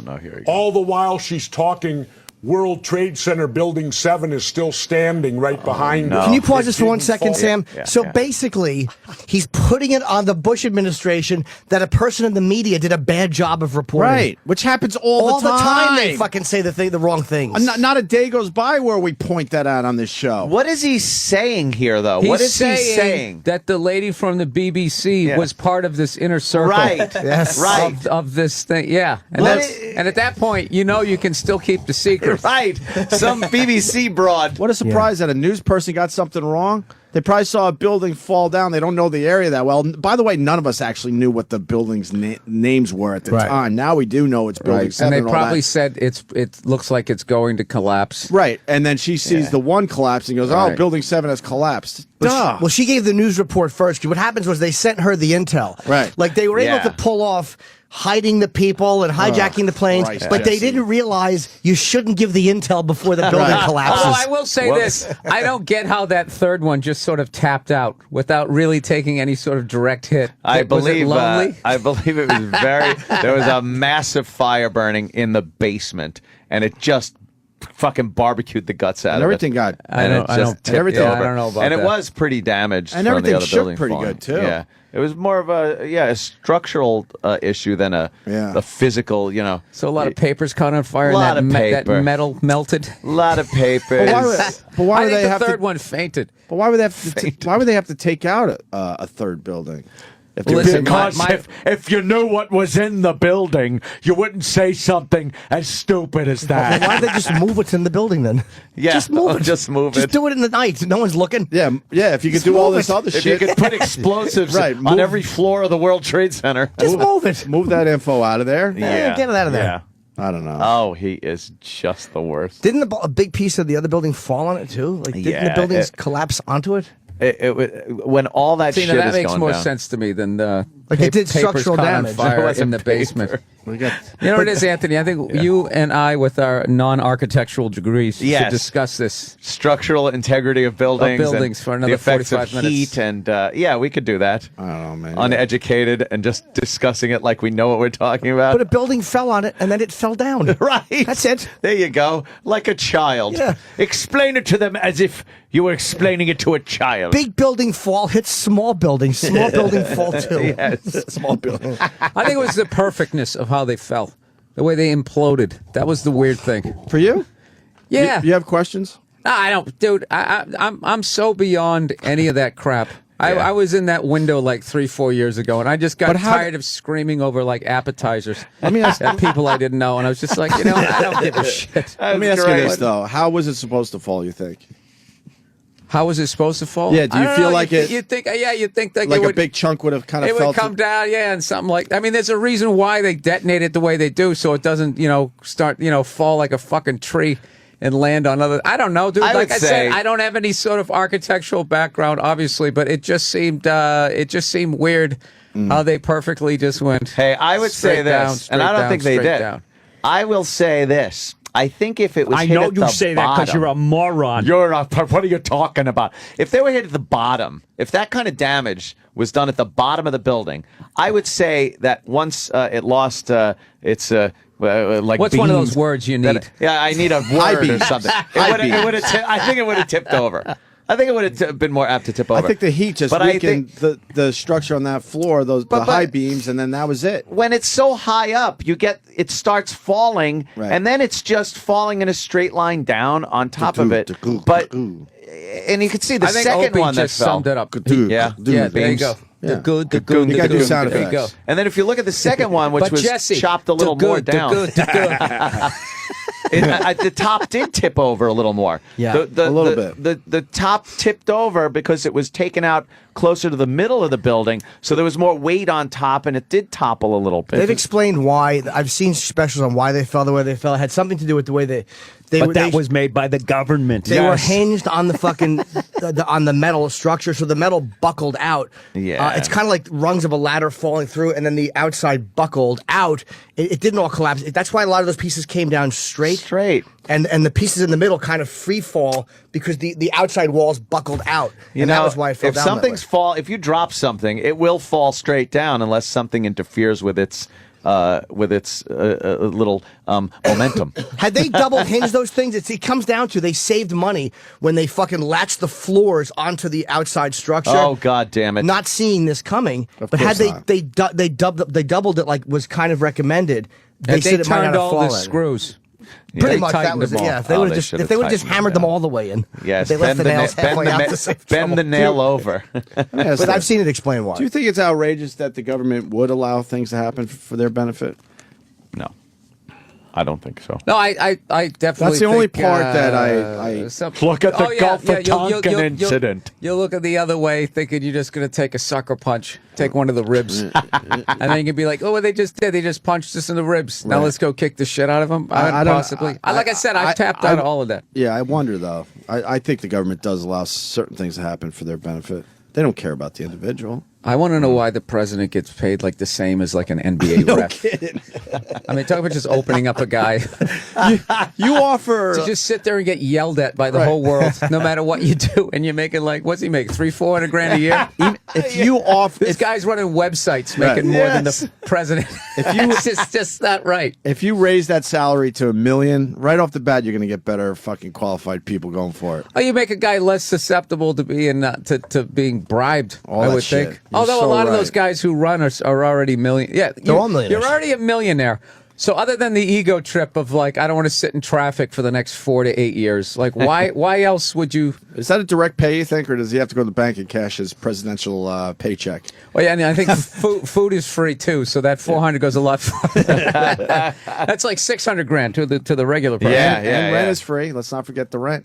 Yeah, free travel, no mortgage, free clothes. Guy doesn't pay for anything. That is the worst fucking job you could ever have. And then you live in the White House, and every time you look out the window, as you just made another decision where they're going to be dropping bombs, you look out and there's like 400 tourists sitting there with their pictures. I don't ever want to be flanked because they know someone's going to maybe try to blow my head off. That's $400,000 a year. It doesn't make any fucking sense. Who really would? Why would you do God, that? That's so You're funny. right. Because then you do the college gigs at the end where you make like $1 million a night. That's your golden parachute. Once you lose the fucking gig, then you can make some money. Right. Yeah. No, you're setting yourself up while you're in office. Yeah. Setting up all your buddies. It's like going to college and then landing the big job. Yeah. you then you buy years. a bunch of land down in South America that sits on aquifers. What's that? What's that? I really don't know. What is that? It has to do with there's only so much chicken and fresh water. Yeah. You know, and everybody just keeps banging. It's going to hit a finite thing, and at some point, fresh water is going to be, people are going to be coming at you like zombies. You're going to be holding gold. This right here, dude, this is the next gold bar right here. Fresh water, you think fresh so? Water. I mean, it's so easy to distill an ocean, and we have like... and you know something? That nature doesn't need that ocean. We should drink it dry. There's no way that could ever happen. I don't think we're having any effect whatsoever on the planet. Whatsoever. No, you can't get rid of the water. You can't get rid of it. Even if you're using it, it eventually finds its way back into the ocean. 75% of the world. You could take that, distill it, and drink it, and yeah, once have again, fresh I mean, water. This man's amazing. He goes from architectural. Right now, he's in the sea. He's he's like all the Super Friends combined. Well, then how do you know that it hurts the sea? The same way you can't have the deer population get out of control because it affects us. This is the thing. If any species goes over the balance it's supposed to be, and it has some sort of effect. Right. I'm not saying we're the reason the polar ice caps are melting. I know, but you have a fucking effect. I think you're right, but the water thing has nothing to do with it. I don't like the idea that the planet's populated with a bunch of fucking filthy animals. I used to do a bit how, deers don't drive SUVs. You know what I mean? Yeah. We're way overpopulated, and we're doing all that other shit, nuclear waste, plastics that don't biodegrade ever. Good shit. But we're saying that the deer You're are just sticking it in the ground and shit, and it's just like. But Bill, we're saying the deer are the problem. That's what's hilarious. Yeah, the deer are the problem. There should be a hunting season on humans. Because the deer's gonna, curb us down. Right. Yeah. No, it has to happen. Because it's a hassle to hit one of them every once in a while. We got to calm down the deer population. Yeah, it is ridiculous when you think about it. We'll never run out of water. Never. Oh, That's the thing. You make me feel so much comfort. The morning shock jock is telling me about the water supply. I love how you discount me on everything I say. Because I'm a fucking moron too. Okay, I'm not saying 75% of the planet has water on it. It's the like definitive way. Yeah. We're gonna be okay. But it's like saying the sun isn't gonna burn out today.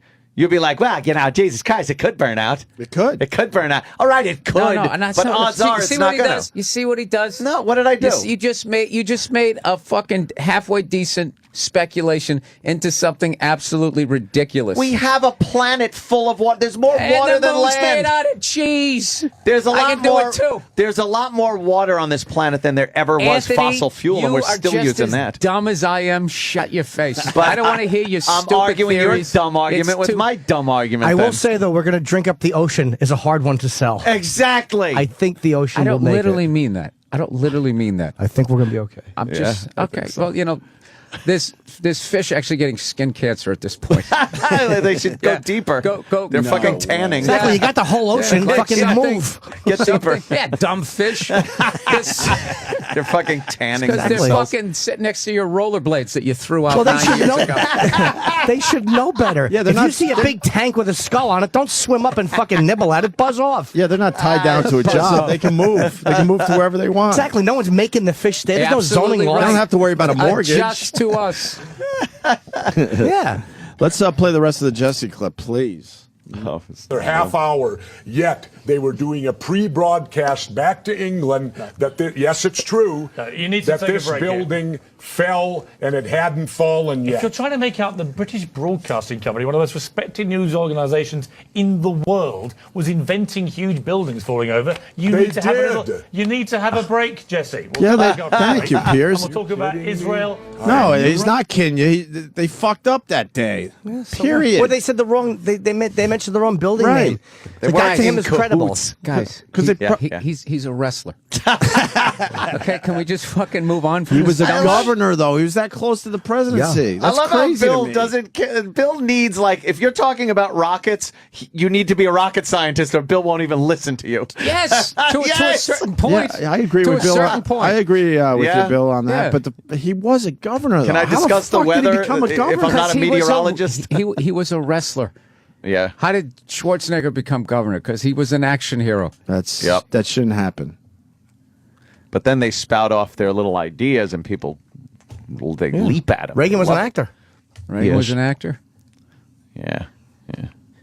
I don't know what George Bush was. He was the son of the C guy. student? The guy He was a good football player. There you go. First Bush or He was a second good Bush? football Get him player. in there. Huh? Give him a shot. Yeah, he was a good football player. We all know that. Harvard was it or Yale? Yale. He didn't go to Harvard. He He went was to a C Yale. student. Yeah, of course he didn't go to Harvard. My favorite Yale, election sorry. was 2004. I know I've said this before. When your choices were two white guys who both went to Yale and were members of the Skull and Bones. Okay, which one do you want? But anyone could become president. Is funny, man.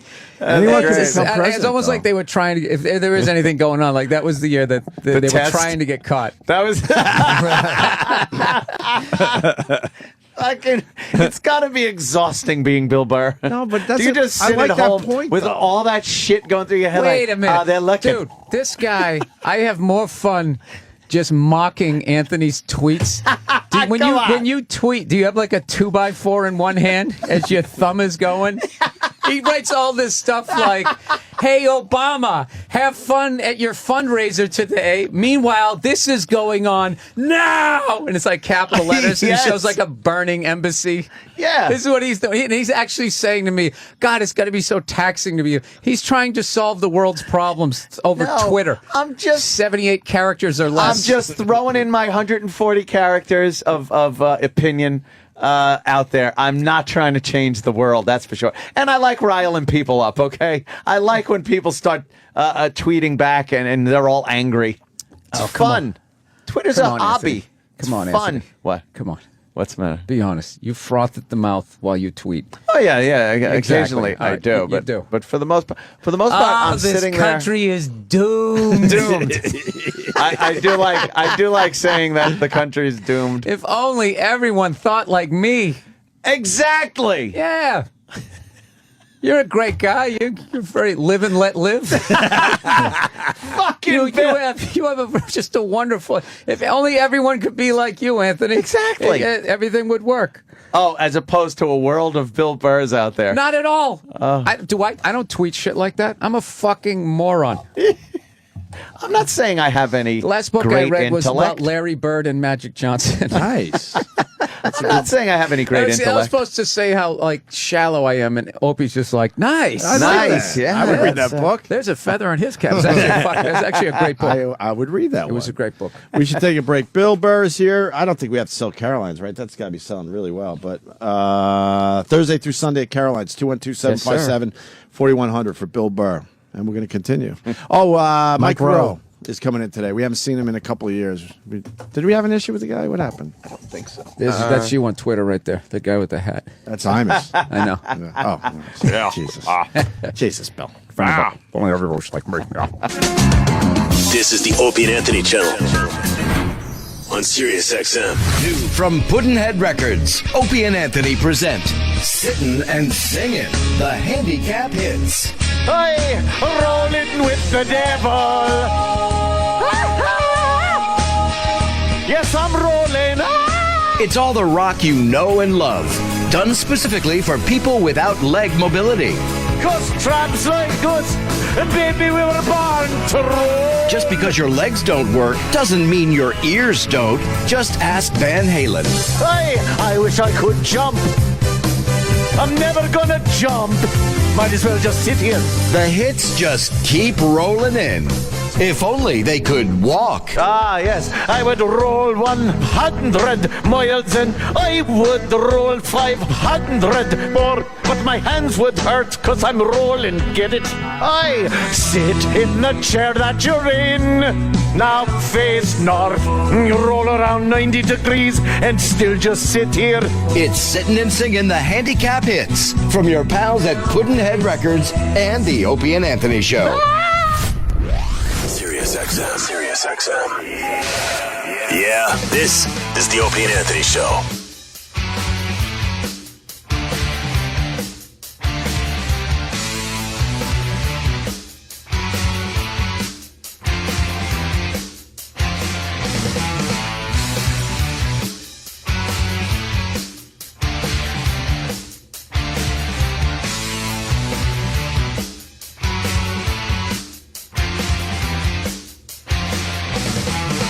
What a treat. We got Bill Burr in studio today playing Caroline's this weekend starting Thursday through Sunday. You got to do the Sunday night show, I thought you too? were going to say playing foil to Anthony. Isn't that a position on That's pretty much it now, I think. No, I we love used to Bill. we used to scream at each other. Yeah, we used to. Now I don't care enough anymore. And older and wiser, Bill and Anthony. 212-757-4100 for Caroline's. I mean, these shows are going to sell out, so. I'm going Friday. Yeah, I'm going. I got to Friday figure out night. what day for myself. Yeah. And I'm hanging for both shows. Well, that's the Yeah, thing. we almost got a chance to hang out. We the other almost night. hung out at Amy's party, yeah. I was going down the elevator. He was going up. You got there late, huh? Yeah, I had just landed. I came in from Charlotte. Did you walk into anything fun? Joe took a pounding. DeRosa was taking shit the entire time there. And people had left by the time you got there. Colin wasn't there. He was just shitting on Joe. Who else was there that was He really had that bashing jean him? jacket on. Bobby was and I killing came him. over. I asked him why he was dressed like Lee Majors. God, that's a good one. Yeah, no, that started off a nice 20 minutes. He took it, though. He took it like a champ. He took it the whole fucking night. Keith Robinson was there just trashing him. We teased him so bad he actually took the jacket off, and then he had this awful mustard shirt, talking about DeRosa, mustard shirt on underneath it with this horrific not doing push-ups. Do you realize that day we lost like $50? I still haven't paid you. Joe, I owe you money, I just realized. Uh-oh. For what? Oh, some sports thing. What was our bet? It was basketball, Sixers, Celtics. Oh, yeah. Whatever. I didn't really want to Don't take worry that about bet. it. No, I'll give you your money. That time when when we bet Joe about the push-ups, that was the smallest window. Like, you know, like the perfect entry the shuttle has to have or else it burns up. That was the one moment in Joe's life where he could actually do 20 push-ups, because I saw him the other night. He didn't do the push-ups. I lost the bet because my stupid judge doesn't know what a push-up is. Well, that's listen, I'm going to tell you. I'll if acknowledge Joe, I lost the money, but fuck. Yeah, but Opie, if Joe Something did was very any sort dirty of that movement day. down towards the floor and back up again, for Joe, that's a push-up for Yeah, Joe. you don't have to judge him like he's a Marine. I mean, he's just a fucking. Well, when it's a couple $100 on the line, yeah, I'm going to judge an official push-up, whatever that is. DeRosa looks like an 8-year-old, like Andre the Giant. Yeah, you got the same body. You got the Mitt Romney clip. Actually, that's we didn't play the Mitt Romney explaining the clip. You heard about this, right? Mitt Romney was taped. Dude, I wouldn't know what that guy looked like if he walked by me. Romney. I don't watch any of it anymore. He's done. I think it's Bill's time done to get with it. America back to work. Like, who could sit there and watch that stupid? But what got you finally? Because I'm sure you watched for a while. What was the tipping point for you? I think it's just being in comedy. I don't like watching comedians who pander to the crowd. Yeah, Give yourselves a round of applause. I Oh, mean, I that just crap. feel like that's what they're doing the entire time. So Romney was. I think it's time to give tax cuts to the people that deserve them. I mean, that's going to be the easiest shit ever. That's You would easy kill with that applause set, right right? there. Yeah. It is time.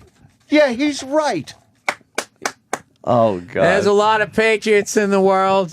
I might be prejudiced, but I think the biggest patriots are in this country. Yeah, President Guy. President Guy. That is so fucking We great. should force him to be known as President Guy. President Guy. Every time. President Guy. In 4 years, I envision an America that's back on top. Oh, kill yourself. Some people might think I sound crazy, but I believe in equal pay for equal work.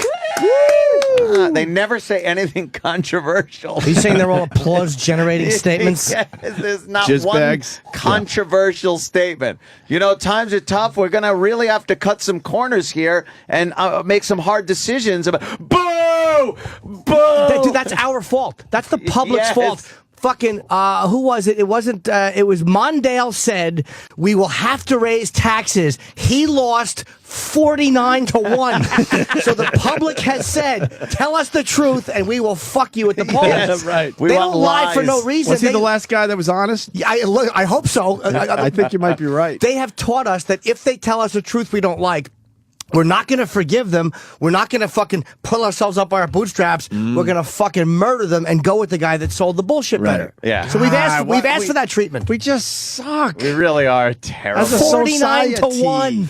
That's the biggest landslide in They should history. just be totally honest. The question is, what state did he Yeah. win that year? Not even his home state. I don't It remember. wasn't his home state, No. because I would have assumed it would have been his home state. No, it was not. It was him What and was- Ferrara. What was the dumb state that decided, okay, we're going with this? I'm going to guess it was Actually, like, not the dumb state, the one state that was being honest with itself. Yeah. I don't remember what the state was. to raise taxes. Wait a minute. Yeah. I don't want to have to raise taxes, but the people who cook this economy are way too powerful for even the president to deal with. So you guys have to pay for it. That's how it works. Shit runs downhill. That's on honesty. your bumper sticker. Shit runs downhill. You think that would be a good bumper sticker? That's You don't want to pay taxes. You got to make more money. Oh, that's great. Very good. Shit. Well, man. with that, None of them went to jail. Right. Why do you think that is? Jesus Christ, that's fantastic. Well, Mitt Romney was taped back in May, I guess, but they're releasing all the audio now because, we're so close to the election. It'll sting a little more. And Romney had to talk about the tape. Chance of winning 74.6. They got it right down to the nose, huh? Oh, yeah, look at that. What is chance of winning? What's the chance of winning for poll? Obama? What is the chance of winning poll? I don't get that. Who did they talk to? Right. That's got to do something to do with it. I bet you get points just for being an incumbent. It's an MSNBC thing. MSNBC chance of winning poll. You know it was 75-25, and they were like, that doesn't look accurate. Just go 74.6, 25.4. Knock a little off. No one's going to question the numbers. No, it can't be right on like that. Right, of course. You take on your taxes. If you claim 20,000 and something, it looks like a made up number. So you have to throw in $20,141.18 because that looks like you really added up the receipts. No one wants to deal with that. Right. You just don't want to deal with the. All right, whatever. Romney, a little press conference. They explain the tapes. Yeah, that were leaked. Here it is. California tonight. These taxis saw themselves as victims or workers take responsibility for their own lives and their own futures. Do you have any response to that? What did you mean by that? Well, you said a number of things there, and the answer is that I'm talking about the political process of drawing people into my campaign. Of course, individuals are going to take responsibility for their life, and my campaign is about helping people take that responsibility and becoming employed again. Pause that, This Sam. is why We got they're something going on hateable. here. This is why they're hateable. Yeah. Helping people. First of all, that's what if you're gonna say shit like that, that's how he should have sold it. But you can't backtrack after you said these people are not going to take responsibility for their own lives and say, well, my campaign is going to help. Just fucking, this is why they're he was basically caught at a fundraiser just talking to some guys saying, and what he said was fairly accurate, at least to his campaign. He was going, 47% of the people, he was saying that Obama's got them. They pay no income tax. They're not going to take personal responsibility for their lives. What I have to focus on is the 5 or 10% of independents, which is truthful. That's what he has to focus on because he goes, because if I talk about tax cuts, they don't care because they don't pay taxes. Yeah. So they care about taxes for the rich. And then they write right here on the cover of the paper, Mitt Romney says 47% of Americans are freeloaders. But which is not what he said. It isn't what he said. Hey, they're freeloaders. What he said wasn't the nicest thing, but it was fairly honest and accurate. He probably should have phrased it better. And he did mean his campaign, not his presidency. He needs, he doesn't have to cater to those people that he knows are going to vote for Obama. Like, he needs those undecided voters. But you look at, he's basically saying, look, 47% of people, they're not going to vote for me. They're not voting for me. But I probably got 45, and then there's this up in the air group that all I got to do is focus on that guy. Yeah. That's what he meant. He didn't mean, when I become president, 47% of you can go fuck yourselves. But this is what we train them to do. As much as we want them to be honest, we hear an honest clip from him, and what happens? Everybody calls him out on it. Yeah. It was like, why would that reporter say, what do you mean by that? It's obvious what he means. This site is so slanted to the other side. Look at this. Underneath here it says, Clint Eastwood still won't admit that his RNC speech was terrible. What a great headline. You got me. You know what? It was terrible. Thank you, person with different political point of view. I like breaking it down, though. It makes me feel like they're just following him around. Just admit it. Come on. He still refuses to admit that what he did was terrible. It was horrendous. It's like, who cares? He's just a dumb actor. Like, why would anybody focus on it? He's just a dumb actor. All of them. That should be... Like, I don't understand how that's not career suicide. Like, no one should ever see a movie again if you show up in one of those, that Desperate Housewife where she was just like, I don't need a tax cut now, but back when this girl was working at Wendy's, shut up. I get it. You're still one of us. Right. Just a regular person trying to make it in the world. Let's hear go back him to grovel, this. He is fucking... I want to like Mitt Romney. I just can't. Employed again, particularly those that don't have work. This whole campaign is focused on getting people jobs again, putting people back to work. This is ultimately a question about direction for the country. Do you believe in a government-centered society that provides more and more benefits, or do you believe instead in a free enterprise society where people are able to pursue their dreams? I believe the latter will help more people get good jobs. This is a campaign fundamentally about how to help the middle class in America. and how to bring people. You know, they should be playing Sweet Georgia Brown, that Harlem Globetrotters. And they should always have like the press asks a question. Now, what did you mean when you said that? Then it's like, doo, doo, doo, doo, doo, doo. Well, what I was trying to say. Well, through the magic of radio, we could do weaving. that. We could do that for you, Bill. Bobbing and weaving. Why don't we do that for Bill Burr at E-Rock? E-Rock. Yeah. Let me know when you're ready. He'll take an hour because he's looking up Sweat Georgia Brown. Dope. Because he can't spell. Of course. You got it? All right. Back to the clip. And how to bring people out of poverty into the middle class. And we've seen the results of the last 3-4 years, and it has not worked. My approach You just bring the song down when they ask the question and the music comes back up. Rising take-home pay. Yes, Steve? You're not stepping away from anything you said in this video, are you? You're not backing away from anything. And do you worry you've offended this 47% who you mentioned? Well, response to a question, and I'm sure I can state it more clearly and in a more effective way than I did in a setting That's like that. fucking great. And so I'm sure I'll point that out as time goes on, but we don't Bobbing even and weaving. given the snippet there, nor the full response, and I hope the person who has the video would put out the full material. But it's a message which I'm going to carry and continue to carry, which is, look, the president's approach is attractive to people who aren't not paying taxes because, frankly, my discussion about lowering taxes isn't as attractive Will to them. work better and for your therefore, shorter answers. I'm likely to draw them into my campaign as effectively as those who are in the middle. This is really a discussion about the political process. He's all the way into the winning saxophone election. solo on this and, answer. And of course, I want to help all Americans. All Americans all have a bright and prosperous future. And I'm convinced bright that and the president's prosperous approach future. has not done that and will not do that. Yeah, Garrett? Well, Governor, this is now time where you've made comments at a fundraiser to donors that are different from what you say on the trail, either in terms of policy or at least in this case in terms of tone. What assurances can you give to voters that you're not saying different things to people who fund your campaign than what you're saying to them in public and on the stage? You're coming to my fundraisers, and this is the same message that I give to people, which is that we have a very different approach to the president and I. Very funny. Very funny. I would listen to that shit. He wasn't lying. I mean, and it makes perfect sense, but people hear anything. The best guy ever was that dude out of Cleveland. What the hell was he was on some debate. I don't even know what the hell year it was. But they said something like they had all these Herbie Robinson out of Cleveland. Herbie Robinson out of Cleveland. I don't even get that, but that name's funny to me. It's a go-to bit. They had he's sitting there and they brought up like the Patriot Act and all these Democrats were sitting up there and somebody goes, well, you know, so and so you actually he goes you voted against it, and he goes, yeah, that's because I actually read it. And then all the Democrats up there were like, ha ha ha ha ha ha, these like freaked out looks on their faces because none of them even I fucking didn't read it either. Yeah. He goes, I actually read the fucking thing. He destroys on it. And I don't know what his name is. I think it's whatever. How many pages was that thing? It's like 700 pages, and they had to read it in overnight or something before they signed it.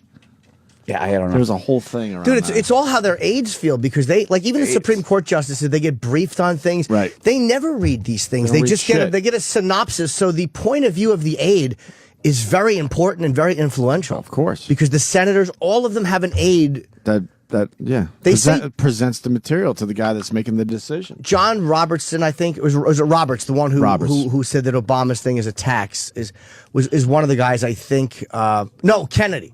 Kennedy is the one who has, they said, a very tough process. Like he has somebody on this side and somebody on that side as guys who are his aides. No kidding. Yeah, and he tries to weigh everything really carefully. We're trying to find that clip. Yeah, Dennis Kucinich, I think. Yeah, he's a... Yeah. Is it Kucinich? Kucinich, yeah. Whether you like what he says or not, he actually answers questions. Oh. Is he from Cleveland? No He's wonder no one knows from him. Minneapolis or something? Minnesota? Yeah, I thought he was from Minnesota. Kucinich. No, I think he's from somewhere in Ohio. Because I believe he did something with the Teamsters out there, and they put out a hit on him. Oh, fuck. Really? Yeah, like in the late 70s. Where's he from, Sam? I believe you're the only person on the stage to vote on the Patriot Act right after 9/11 who voted against it right away. That's because I read it. Look at all those guys. They're all like,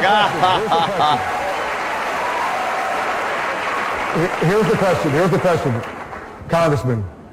Do you feel, as you felt on other issues, that those who voted for the Patriot Act, and there are several here on this stage, bear a responsibility for the way this individual, this American citizen, is being treated when he goes through an airport?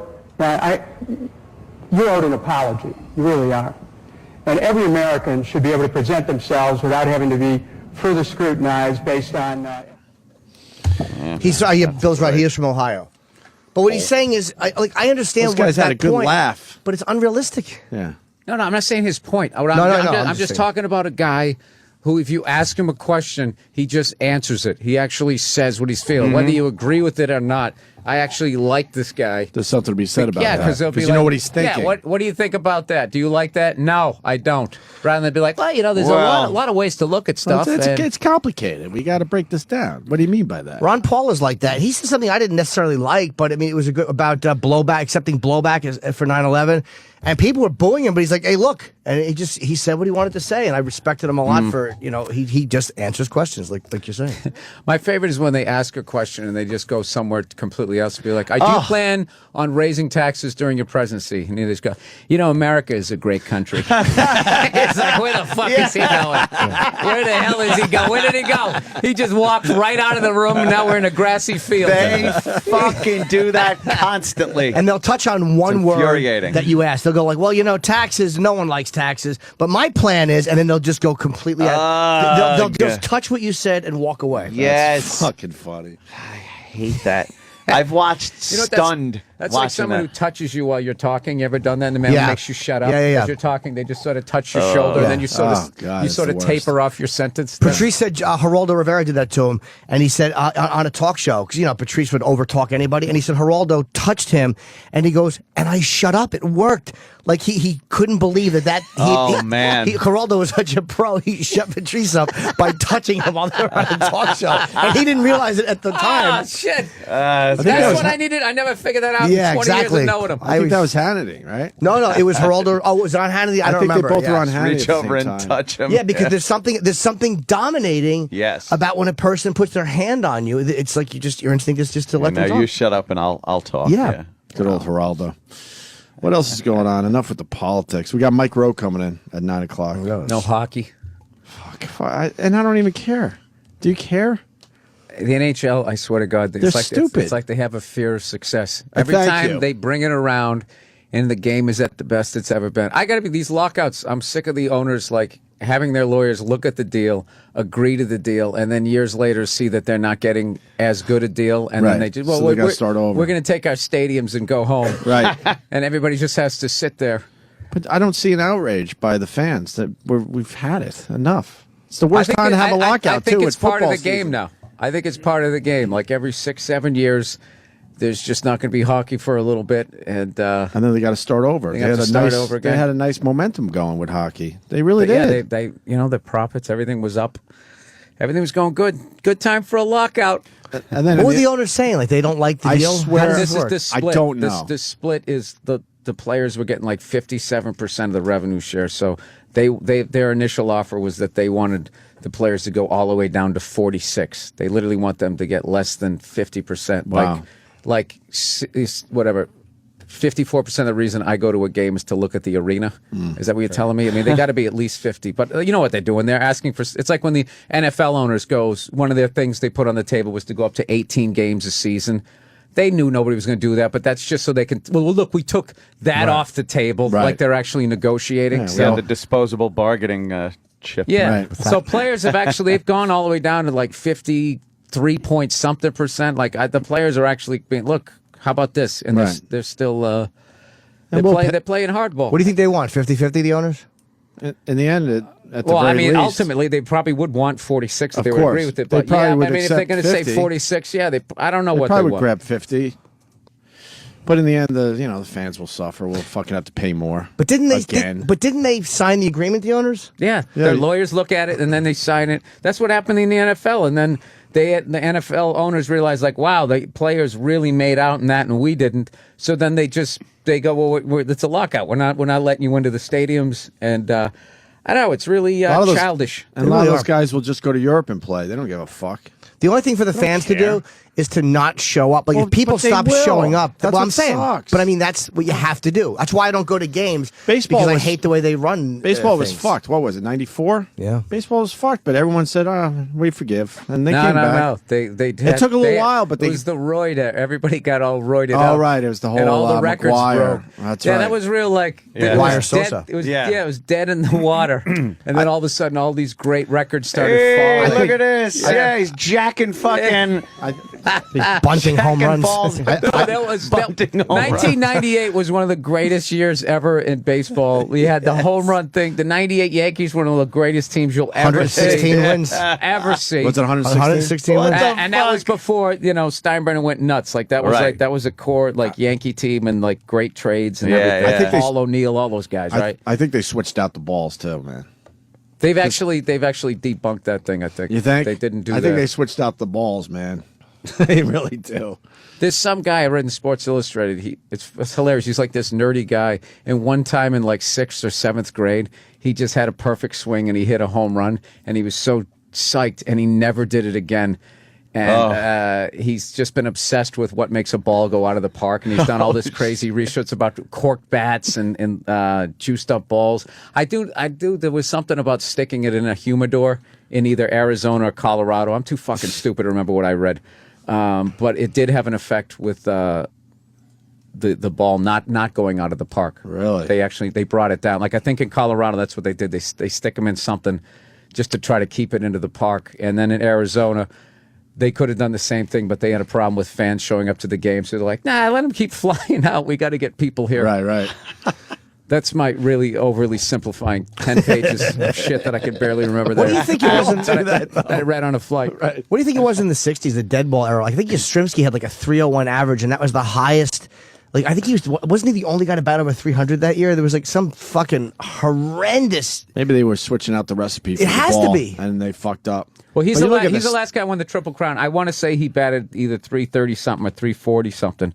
I mean, only in this one year though. In this whatever this year was, and I could be wrong about that 301, but I thought Yastrzemski had the highest average that year, and it was a terrible year for hitters. Yeah, I don't know. All I know is when I was a kid, if you had 37 home runs going into September, you were going to be the home. You could actually win the home run crown with like 38, 39, 39 They dingers. barely hit that 40 for Yeah. a bunch of years there. You're right. Well, there was that one year Jackson when he was on the A's. He had like 35 or 34 at the All-Star break, and he finished with like 39. What happened? Well, I think he just started because everyone was like, It "Dude, freaked him out? You're gonna do it. You're gonna Right. do it." And he just got up there and freaked him out. Started panicking. I don't know. I have no idea. Is that the year he hit the Reggie almost hit one out of the stadium Remember with that? the A's? Yeah, but was that when he hit the top? Is that the same year? In the All-Star game. Holy Yeah, he was young and fuck. fucking just awesome. I got a buddy of mine does a dead-on impression of that, like dead-on. Him, Reggie Jackson, literally walking out of the dugout into the on decks, does the whole thing. He does Really? what, this dude Jason Lawhead, comedian out of Cleveland. He does Pete Rose breaking Ty Cobb's hit season. He does the thing all the way to him breaking down, crying, and hugging his son. No kidding. Yeah, he does it every year at the Rose Bowl. He'll do Ricky Henderson running a ball down in the gap and throwing it into second base, and you're looking at it and it's Ricky Henderson, and he goes all out. That's fucked up, yeah. No, and it's like everybody else is at other tailgates looking at this guy, and he does like the whole thing and slapping the glove. And he makes the break on it, dude. He's got Reggie's like trot down. Is he online? Let's watch it. Can we see No, it? he doesn't have it online. I have a great video of it. And he dropped a bunch of weight, and he goes, "Nah, I look like a tub of shit in that. I don't want to do it." But you know what? Next time I come to town, I'll show you the. God, it shows the Love video. to see that. The video. Oh no, it's. What do you think of the replacement refs for football? I don't. You know, I don't know if this is true, but I heard that they like referees' salaries are like part of their itemized list of expenses, like under like towels. You know, so I don't know. They don't have a leg to stand on. This always happens, and then they go, "Well, we're going to hold out like this superstar referees. Right. You don't know their names, so but I think they should pay them." I think the replacements are doing all right. I know there's issues here and there, but in general, it seems like the game. Although last night, I guess there were so many penalties. You mean the scabs? Yeah. There were so many penalties in the first half of the game last night. It took over 2 hours for the first half. Yeah, are they unionized, the refs?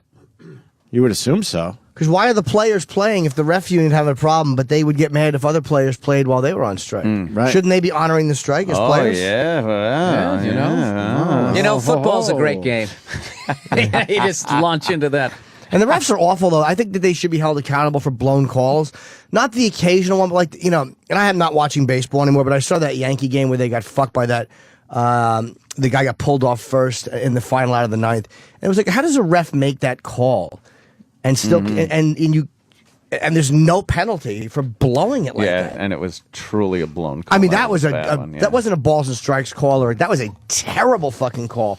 And they do it in every game, they do it in every sport, and they can just keep doing it. You guys remember when that guy blew that guy's perfect game? He shouldn't. He felt bad about it. He just kept saying he kid threw a perfect game, and I kicked the shit out of that call. I kicked the shit out of it. I kicked the shit out of it. Yeah. But that's where Bud Selig should have just done the right thing. Bud Selig Sometimes you just do the right thing. We did that whole fucking break. We spent hours on that. Yeah, baseball is to me the worst of all. When it of was them. so obvious, it was a blown call for something as special as a perfect game. It was all choked up. And the outcome doesn't change. You just do the right thing. Yeah, Bud Selig's a You cunt. just do.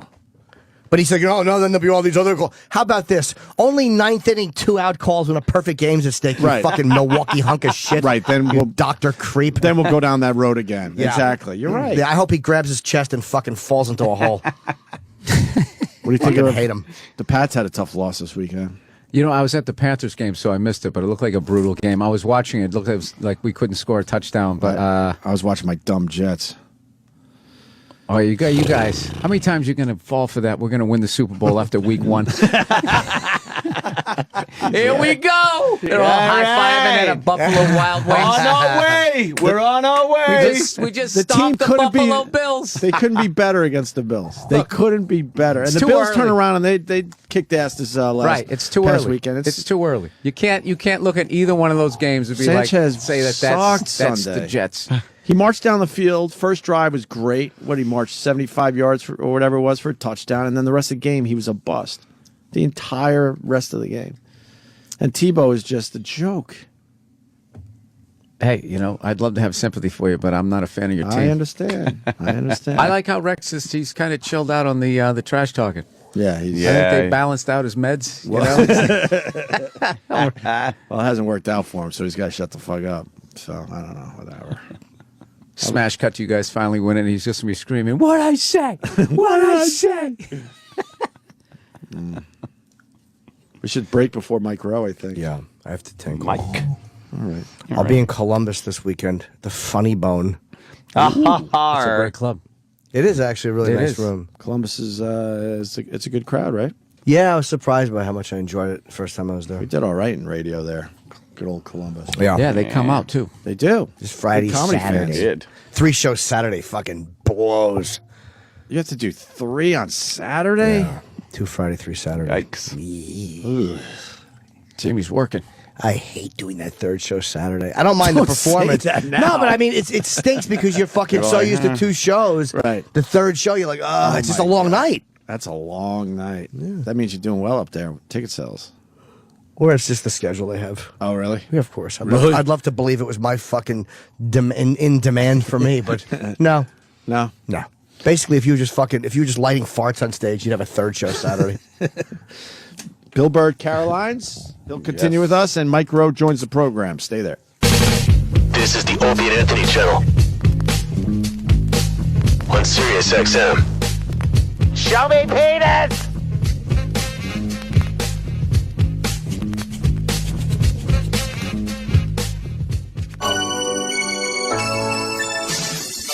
Chip% on the scene. Chip% on the scene. Yeah! What's that? Excuse me, sir. Can we interview you for Chipper TV for the YouTubes? We're talking to people in costumes and stuff. What's your name? My name is Victor. Okay, that's a cool hat. It probably keeps all the rain out of your eyes. And the sun. And the sun and everything else, the moon and whatnot. You can't breathe with this fucking mustache on. I had a hat on before, but people kept saying you look like a fucking asshole, so I put the mustache on. Now I can't fucking breathe. How old are you? I am 18. Oh, cool. Okay. Because I can't talk to nobody under 18. I got in trouble for that. Oh. What's the little horns on your head? Like you're very devilish or something. No, they're supposed to be cat ears, but I didn't. Cat ears? Oh, cat ears. I think you said cat ears. I'm like, what are you playing golf or something? Chipperson on the scene. Chipperson on the scene. Yeah. Fucking home run, Chipperson. Sirius XM. You're listening to Opie and Anthony.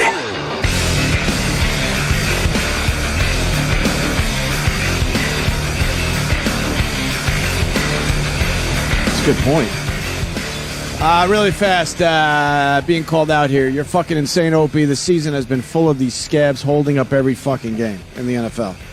I didn't notice really when I was watching the Jets-Steelers game, for the most part. Somebody says that refs don't have a union, so that they're not someone. Our pal Tyson Walter, who played in the NFL. Okay, so then they're not scabs. You got to have a union to have scabs, right? No, Tyson knows what he's talking about. They don't have a union. Tyson's full of shit. All right, then answer me this. Jack Dunphy's full of shit. Where's the Mike Rowe? I don't know. He's held up in traffic or something? Yeah. Okay. I just made that up. Oh, good one. That's good enough for me. Hey, Bill, how's the podcast going, man? It's going good. You love it, huh? Yeah, I actually I do enjoy that. I had little problems uploading it as always yesterday, so now I'm going to be using another person. I'll probably use Dropbox. Oh, I do the That was hard to work. I tried Dropbox. I couldn't figure it out. I'm terrible at that shit. Dude, I had to talk to my web guy. He he was trying to teach me how to land a plane. I was on the phone for 45 minutes going, I click on what? Where does it go? So aren't you afraid of using like something like Dropbox that you're going to click the wrong thing and then people can just go in and get everything off your compuper? That's my greatest fear is that I'm going to put the wrong fucking folder in there that says everything on it. Everything. Cock pictures. Not yours. I get worried about the like that SoundCloud. Louis had a great bit about that on some talk show. I forget what he was talking about, but basically it's just weird that you give them your photos. I don't use any of that crap. I don't like that shit at all. Yeah, I don't want iCloud stinks. You can all be hacked. I don't use any of it. I don't want that shit going to some fucking cloud make believe that's cloud. The biggest lie out there is this site is secure. Secure, yeah. None of them are secure. Give me a And then there's another little thing that you could take pictures and it automatically sends them to loved ones' phones. What? It's like they'll get your pictures right when you take them. Dick pictures and all? Apparently, I guess. Well, that's if this is for people who aren't being seedy sexually. Right. This is probably for people that are actually interacting on a healthy level. Like, hey, send this picture to your wife. It's like a fucking landscape. Were they very excited about this new technology? Oh, I love it. I can see my grandchildren. Yeah, but there's something still it's just annoying. I don't need to see every fucking time you take a picture of an apple. You know? Exactly. I don't know why I said apple. It can also be set up fraudulently, where maybe you can go into somebody else's phone and set it to send to your phone. So if they're doing some shady shit, if you're out, you take a picture with a girl, your chick gets it. Yeah, that's what nerds do instead of playing sports. Yep. Like that's their sport, is they go in there, and I can see how much more fun that would be. Oh, way more fun. Seems like, right? Yeah, acting like you're a Do some spy. hacking? Yeah, you could be a spy. Yeah. Who doesn't want to be a spy? I can see quickly how that would get out of control. Right. We were just having fun. I know. You're being led away in handcuffs into a black van, not even into a police car. I know. I wanted to pick a superhero movie, and I couldn't remember the name of it. I think what's the one that had all of them in it recently? Was Avengers? It Avengers? The The Avengers T-shirt. Was the Hulk in that? I didn't see it. Yeah. Oh, he was. Okay. From what I heard, he was in it and was awesome. Yeah, that's what I heard. The Hulk had a tremendous performance in that. Yeah. Little purple shorts. Where's Mike Rowe? He's in traffic. Still? I was right. Oh, wow. Sam, talking Jimmy's to the mic. lie it is correct. That was my guess. I thought Jimmy was guessing. I was, but I was like, where else could he be? Where in traffic is he? Cross streets. I can get the address. Yeah, please. Yeah, please do. Just get the general vicinity. Tell him just to go home. It's too late now. Stupid shiny apple. I hate that Sam's eating an apple. What is he promoting, by the way? Because got a miniseries. How booze built America. Oh, they're going to touch on the Kennedys and shit with this? How booze built America? He is bootlegging. Oh, I'm nice. sort of reading that book, Sins of the Father. Oh yeah, This guy just takes Joe Kennedy out at the knees, like, the whole book. But so much of it is just like, well, he did this. Did he do it because of this? Or maybe it was that. It's just like, oh, Jesus Christ. But he did seem like, he did it like they were saying, like he did insider trading before it was considered illegal. It was just considered. It was just business? It was just considered smart. A rascally sort of thing to do. Well, that's rascally. Yeah, like along those lines. But like, yeah, he was one of those guys, according to the book. And this guy definitely had a friggin' axe to grind, but he didn't seem like somebody you would want to walk away from your checkbook or leave any sort of thing open, because he would, according to the book, allegedly, he would just rifle through, he would gain your confidence in your business. He would rifle through files, get all kinds of information, and then somehow go into the stock market, manipulate something. He basically spent like 7 months at every job. And he would go in there like a virus. Scooping up info. According to the book. But the book was just so ridiculously slamming the guy that I was joking with Nia that I felt like I was reading like some summer tell-all. I should have been digging my toes in the sand like some soccer mom as I read it. I was like, this is just so... Can you give the guy credit for anything? But you know Did what? he do anything good? It just got to that point. Well, he where obviously fucked this guy's family. Or, like something. This guy's grandfather. It's probably accurate though, because you figure they put out a president, an attorney general who probably would have been president, and another senator who, I mean, that was, Joe Kennedy did something right, and it probably was from doing all that shady shit. I mean, yeah, they definitely, there was definitely a lot of, I don't know, dude. I mean, if during Prohibition, if you had a Scotch hookup, you wouldn't make a little money on the side? Of course. Why wouldn't you? Back in the good old days. Bottle of booze. So I guess... How long did Prohibition last for? I'm sorry. Oh, man. Was that was it 3 years? No, it was longer than 3 years. Was it like... She was either 3 or 15. Wait a minute. Oh, my God. 6 years. 6? 6 years. Long enough for Joe Kennedy to do what he had to do. Yeah, to make a few bucks. 11, 60 years? How long? Sam?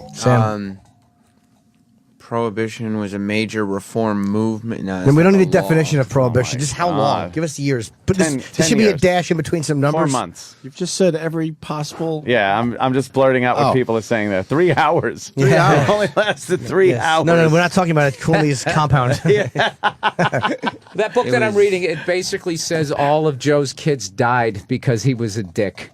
Wow. That's what it means. They always say pretty like brutal. The kids pay for the sins of the father. Right, yeah. Like, that's basically. So that's what they're saying? Like, that's what he was saying that. Wow, that's pretty fucking brutal. That's why I don't believe in like that kind of karma stuff. It's like bad shit should happen to the person who did it.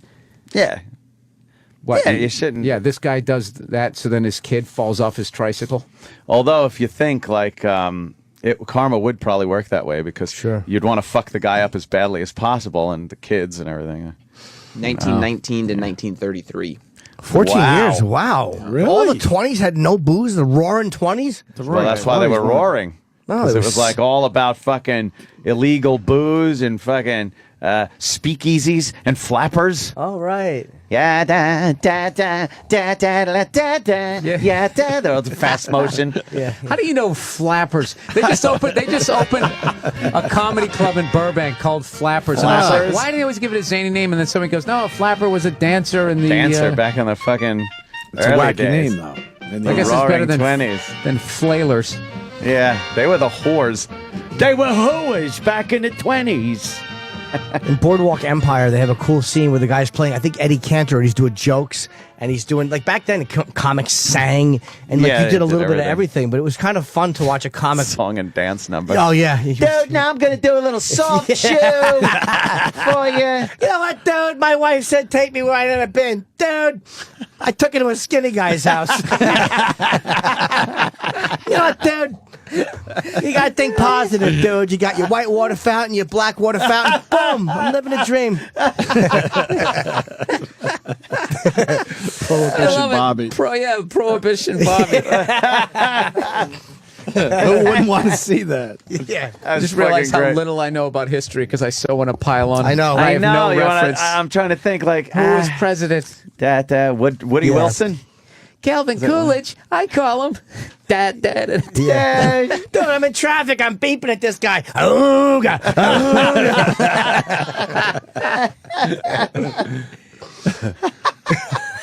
Yeah, that's fucking motorized car. Get a fucking horse, dude. Dude, the horse-drawn carriage. You know, dude, if man exceeds a speed of 30 miles an hour, he'll surely perish. If man were meant to fly, he wouldn't be as fat as me, dude. You know what, dude? Sorry I'm late. My horse had a heart attack pulling me, dude. And they just bring the lights down, and he's up a lazy river. I think you just broke into song. Yeah, I think yeah, you did you something, just- and you did that exaggerated whoa, and the band starts playing. Yeah. Oh, when those saints, they go marching in. The worst ever. When the Saints go marching in. Okay. Who was that? You just Durante. Oh, he was the worst. A dink-a-dink-a-doo. I fucking detest Jimmy Can we Durante. play him again? I'd rather not. I love when we Fuck. play Jimmy Durante. He stunk. And not Durante. This guy is fucking famous, I like too. the subtleties of his performance. That's Mike Rowe. But Subtlety of his performance. Oh, Bill, he wasn't subtle. Here's Jimmy Durante. Make someone happy. Wait, this doesn't It's look not Jimmy like Durante. This is from 1988, Sam. the Killers. The Killers. For me, he's there he he's the original Tom Waits. Really? For me, yeah. Same hat. Oh, hey. Oof. It's so important to make someone happy. Isn't this using a commercial now? Someone I like this guy. It's this version. He looks like a Nigeria kid. Yeah, he really does. And make someone happy. One smile that cheers I was worried this was going to be overproduced. Yeah, right? Jesus Christ. Just burying his awful voice. Who enjoyed this? I don't know. They, yeah. Hey, you know what else is great? They looked at his bloated alcohol nose like it was endearing. Yeah. This big, the schnozola. Yeah. It's ravaged by alcohol. Make one person happy like my drinking buddy Bing when he smashes his daughter in the forehead with a bottle. is the answer. Someone to love. Cha-cha-cha. We This was find a another big one, hit, Sam? I guess, for him. You don't like this one? No, a big I want hit. the ones that are comedically. A dink-a-doo. Oh, this is the one we hate. Look at his face. What's he doing? He said, kid, you got a face for radio. His arms would be out like this. Oh, yeah, it's called a dink-a-dink-a-dude. Dink-a-dink-a-dude, you know. Mine's different, dude. Dude. How do you like those guys? Everybody puts in extra notes. I'll overlook it.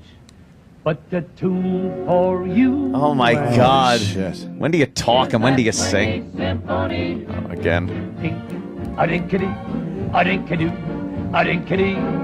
Oh, what a tune. This makes my spine hurt. I don't mind him. It's the background singer. It really is annoying, right? The Andrews sisters. What's that? Just reminds me like that fucking Hitler's right around the corner. Yeah. What the could good go old days. wrong? Yeah. Everything is sunny. Baby, I fucking love you. And then fucking Desi Oh, yeah, you Arnaz play and the Jimmy piano. Durante in fucking color? Everybody wants to get in. Termites with a sense of rhythm. What? What does that mean? He doesn't have a gin blossom nose, dude. He just has a giant fucking Really? nose. I thought he had like... Hey, someone get the PR off the drums. He's a vocalist. Oh, boy. Hey, Desi Arnaz. I love when he sings up and says his real name like nobody knows who it is. Why should? Say, where are you going with that Cuban wastebasket? I'm going to All cheat right. on my wife again. Cuban wastebasket. It's his wife.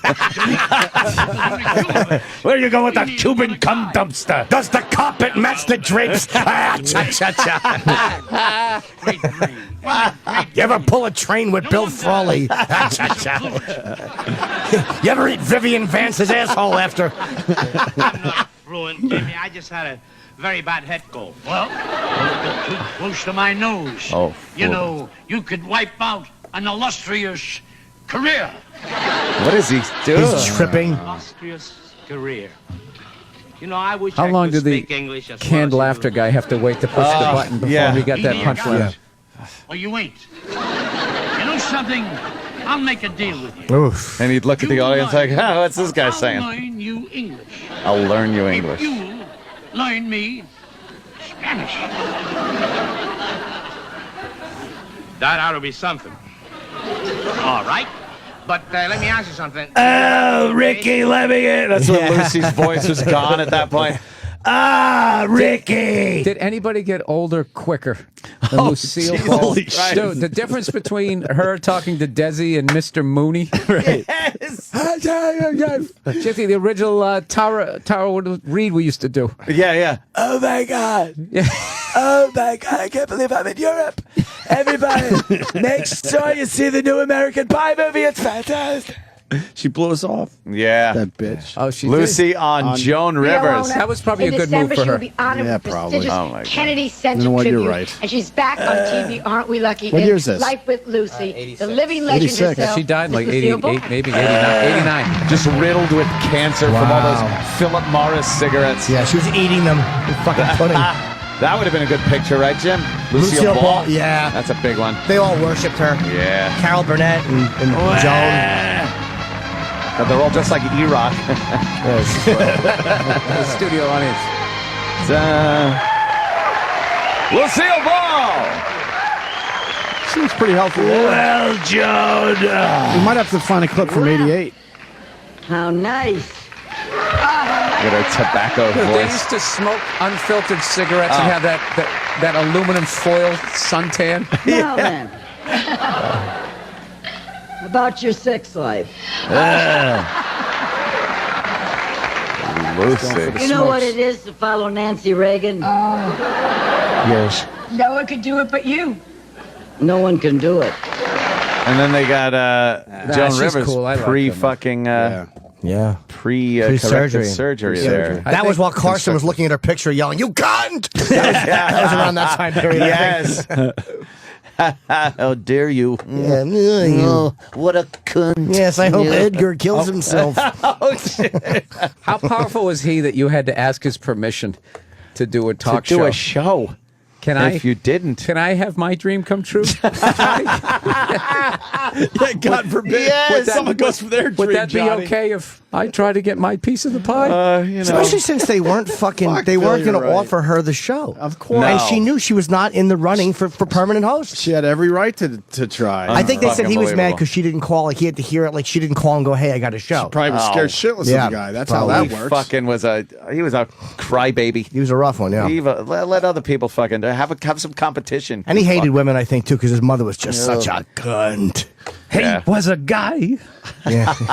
who didn't want you to have a show. Tommy from You Brooklyn. used to have to call him. You'd call him day or night. Yeah, they're fucking talking and singing. That. Oh no, I hate it. And I would too. I'd call him, but not till 1 a.m. And when you called him, And When you called you, those stupid background singers. your husband feels so guilty that he offs himself. He drank and took some pills. but you pick yourself up and you keep on going. It always comes around positive. Of course. You'll never get that death face out of your mind.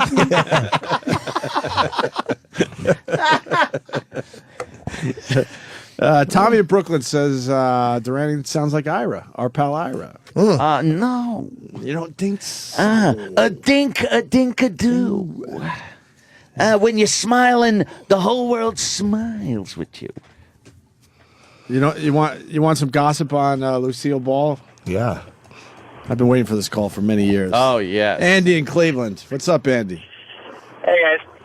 Grew up in Jamestown, New York, just south of Buffalo there, and Lucille Ball was her hometown. And right about the late 90s, they really started going all in with the Lucille Ball thing as like their way to bring up the town's income on their old hero. And they had to be very careful about who they interviewed about her previous life when she lived in Jamestown, because anybody who went to high school with her about the same time she left for Hollywood will tell you that she fucked her way out of town. Oh, yeah? Huge way. Lucille Ball was a slut. It had nothing to do with her talent? That big fucking red bush. Yeah. Did she have a bozo bush? maybe that's how she learned how to make all of her funny faces. She was probably awful on the sack. That's why Ricky was fucking everybody. Ricky was fucking everyone he worked with. Yeah. I had lunch when I love the pussy. When I did the burn. Love this gossip from 1950. His fucking. I know. I just love how new details show. Yes, brand new. Jeff Ross's show tapes right next door to where I Love Lucy was taped. Oh, really? So the lunch was catered. It's at Hollywood Center Studios, which is where Lucky Louie was taped. They do a lot of shit there. Why, sure, Fred. Yeah, but you can see the steps going up to the dressing rooms, and there's pictures of like fucking Desi and Lucy, and you could just see that's where he would go up and probably fuck these girls. I heard that you gotta give the tour, Jim. No, but somebody told me that they would have. Somebody told me that Lucy had people watching to see who went up to see him because she was so fucked. Imagine your own show and all you're thinking of is your husband's gonna be fucking somebody up there, fucking some broad while everybody you're knows trying it to do but a you. scene. Oh, Lucy, I have to rehearse. Yes. Yeah. I have to work the lines over with her. Come on, I'm not fucking Lucy. Why are you taking women up there, Ricky? What? Don't run up here. You have grapes on your feet. You fucking, you unsexy cunt. You would be a good tour guide. Yeah. Ladies and gentlemen, keep up. Yeah. If you look up here, you'll see where Desi used to rail bitches in the ass while Lucy was trying to do a scene. And this red fleck here is actually a piece of blood after she hit him with a stapler when she walked in and caught him receiving a hand job. I guess we're going to have to say Mike Rowe's not going to make the show today there, Sam. Well, Roland's blaming it on the rain. Roland. What? He probably. I hate when he does that. Look, Bill doesn't even know what it is. He's like, "What are you doing?" I literally had just had to rub. He's my rubbing hand. the I spot hate that. That's Edgar. That's Edgar. He's That's how he's trying to Edgar get your taps attention. you to get your attention. Excuse me, with his fingernail tips. You know, Yeah, like it's the all worst. 4 fingers? It's the worst feeling. Yeah. Bill. Isn't that terrible? Oh, you gotta It's wipe so it off. intrusive. You do have to wipe your hand out. I used to work in this warehouse. This fucking guy, touchy-feely dude. The worst thing ever. Like, I can't even do. I was standing. Used to try to avoid the guy. Make sure there was like a table between the two of you if you said good morning. He just always had to fucking touch you in some weird place in your torso. So one time I was at the Coke machine. What is that about? I don't know. The vending machine. And he came in, he goes, "Hey, Bill." And I hear his voice behind me. And he slapped me on the back on like my left shoulder, slid his hand all the way across the back, and then squeezed my right shoulder like it was a fucking melon. Oh, my God. Dude, I couldn't shake that for like 4 days. You couldn't. You could. I just He like just went chills. slap, slide, squeeze. Did he want a piece, you think? What's that about? I don't know. Like, there's some like really effeminate straight guys. They just are. I don't know if that's what he was, but he was. Yeah. Yeesh. Lucille Ball was still alive when that happened. that's how I like long, how you brought that's it how around. long ago that Well, was. you and I still still remember how- When did she die? 89? 88, 89. April of somewhere 88 or 89. Hey, Sam, some so reason I remember how is that. Roland blaming the rain? He's saying it's traffic. Okay. Where's he staying? Fucking Hoboken? Or he listened to the last Fuck. 20 minutes and was like, "Yeah, I don't think I want to." Yeah, I'm I not don't feeling really it today. think I. Well, we'll break then and we'll figure it out. He just, Well, wait. What? Now Roland says bringing him back now. Oh, Well, he's going to wait. We're going to take a quick I gotta break. pee. Yeah, we got to pee and All shit. right. Bill Burr, Caroline's this weekend, Stop starting fucking Thursday doing through that. He Sunday, keeps poking 212-757-4100. And Jimmy's heading up to Columbus to do the Funny Bone. Yes. The Funny Bone. Mike Rowe next. And now, Jimspirations. Inspiration is better than being outside of spiration. Inspirational quotes from the most inspirational man.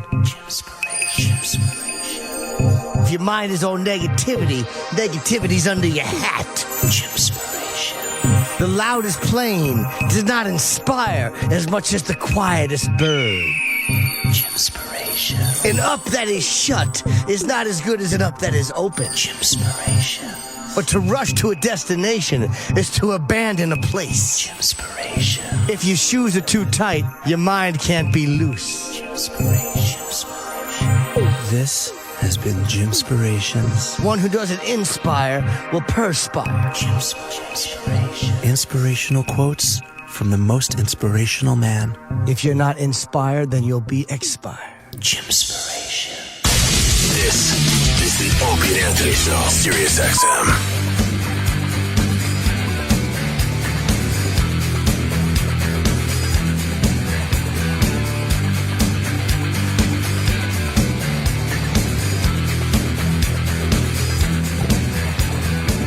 Our old pal Mike Rowe has entered the studio. Just when you thought it was safe, gentlemen.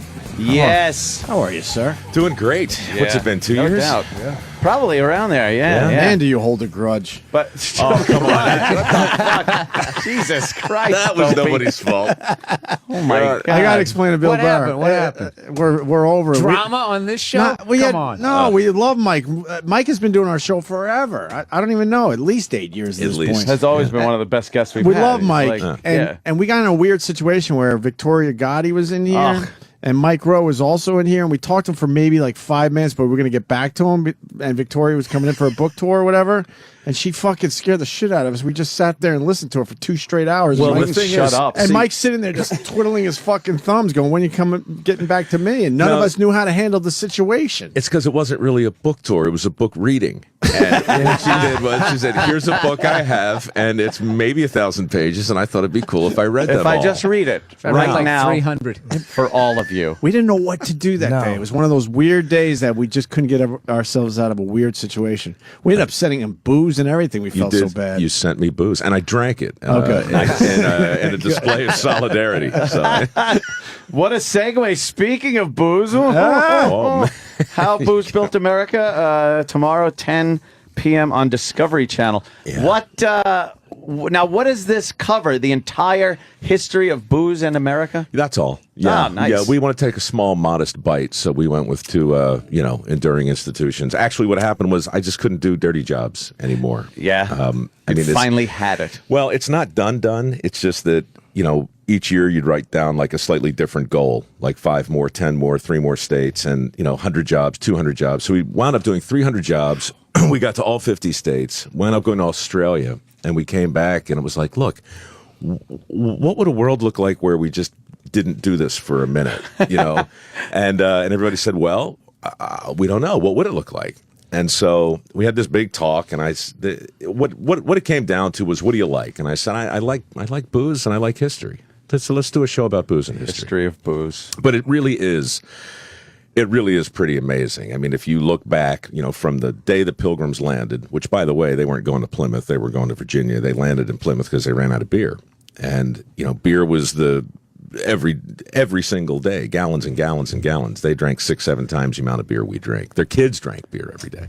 Nice. And so, from the taverns, to the sugar tax, to the molasses tax, to the Revolution, to the Civil War, to all through Prohibition, of course, every single major thing that impacted the country, booze is always in the room. The whole thing was a bar fight, basically. It's one big giant bar crawl. It's exactly right. Yeah, the fur trappers, that went west were following Indian trails, but of course there was no money back then, so the only real currency were beaver pelts and booze. So all the commerce that drove the country west happened because people were trading and alcohol.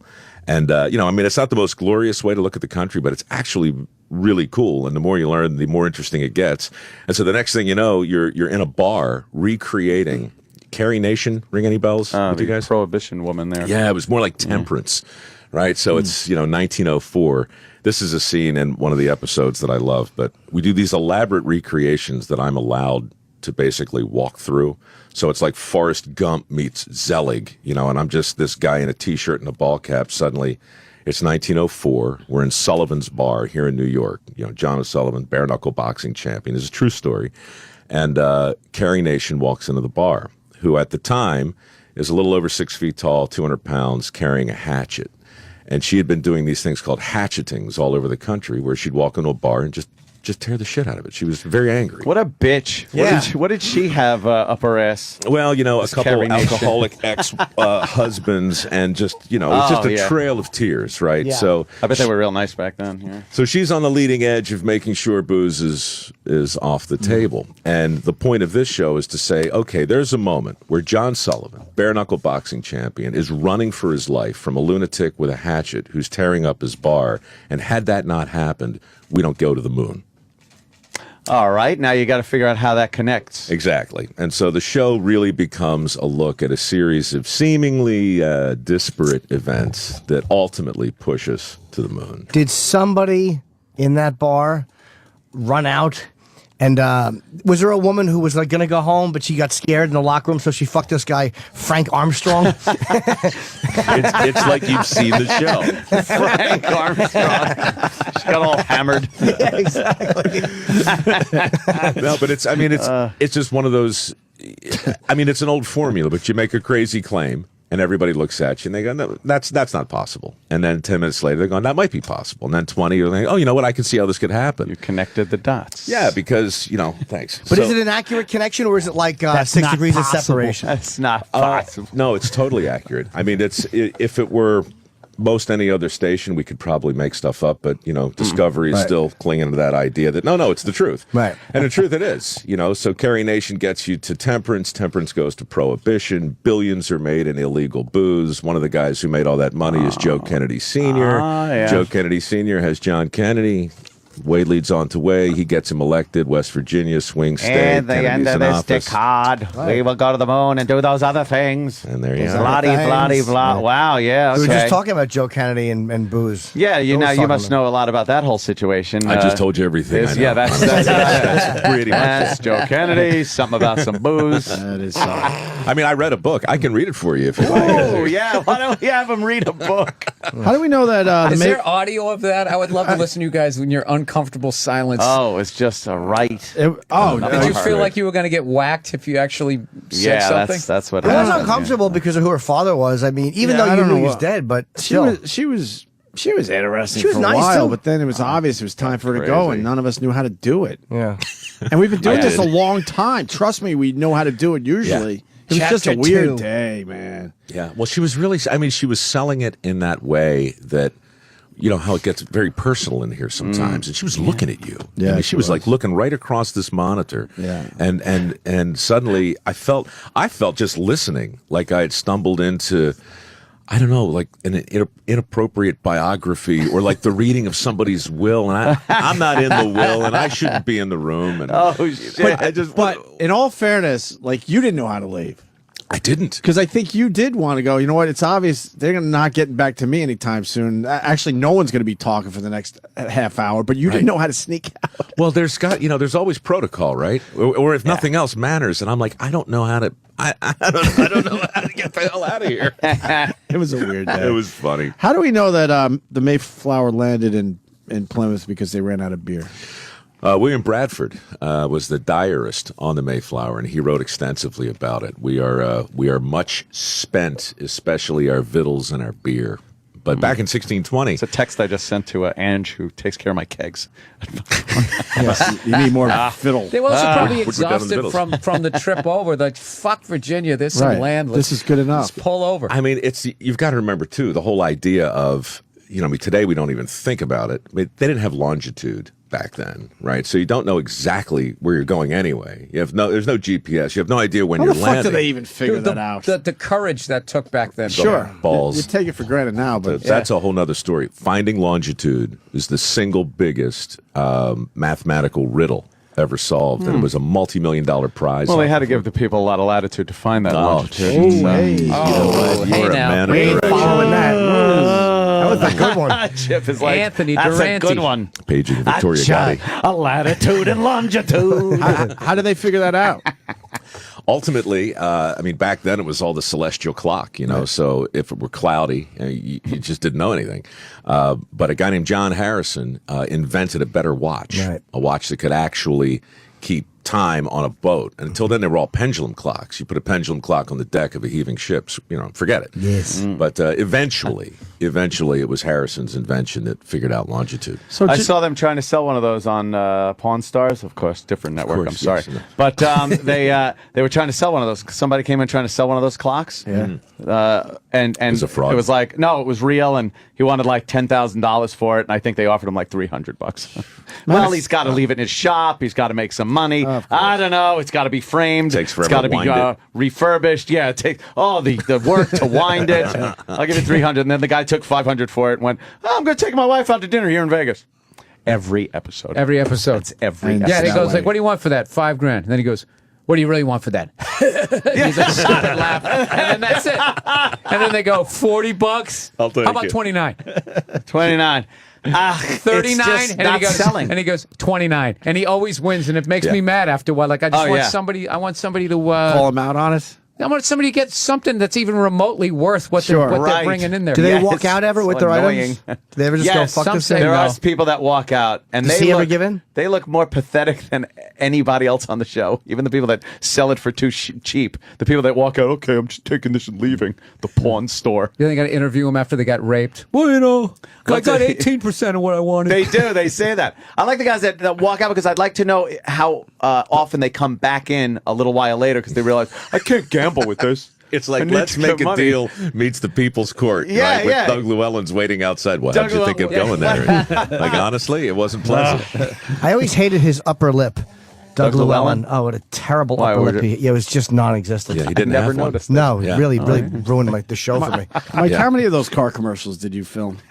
How deep is the ocean? Holy fuck! How high is the sky? And I asked 300. I think about 340 actually. Jesus. Commercials? Christ. Yeah, for I don't want to get Ford. You just don't just say, "Wow, go buy an island and still here, still in business. Come on in." That's got to be lucrative. 300 commercials for Ford. 300 nationals. Yeah. Holy shit. Yeah. How many a day? Okay. We got when I started working with them, the old model was 1 or 2 a day. Right. I mean. We did a spot for the Super Bowl back in 2004 that took 2 days to shoot a 30-second spot. 5 years later, we were doing 20 spots in 1 day.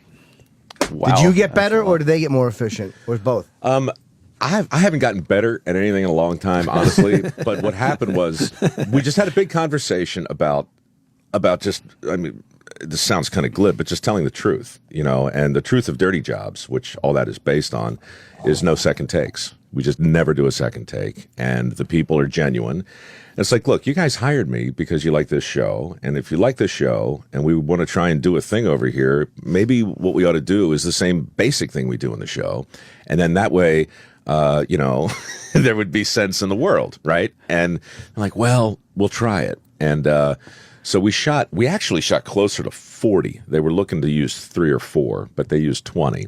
And that changed the whole model.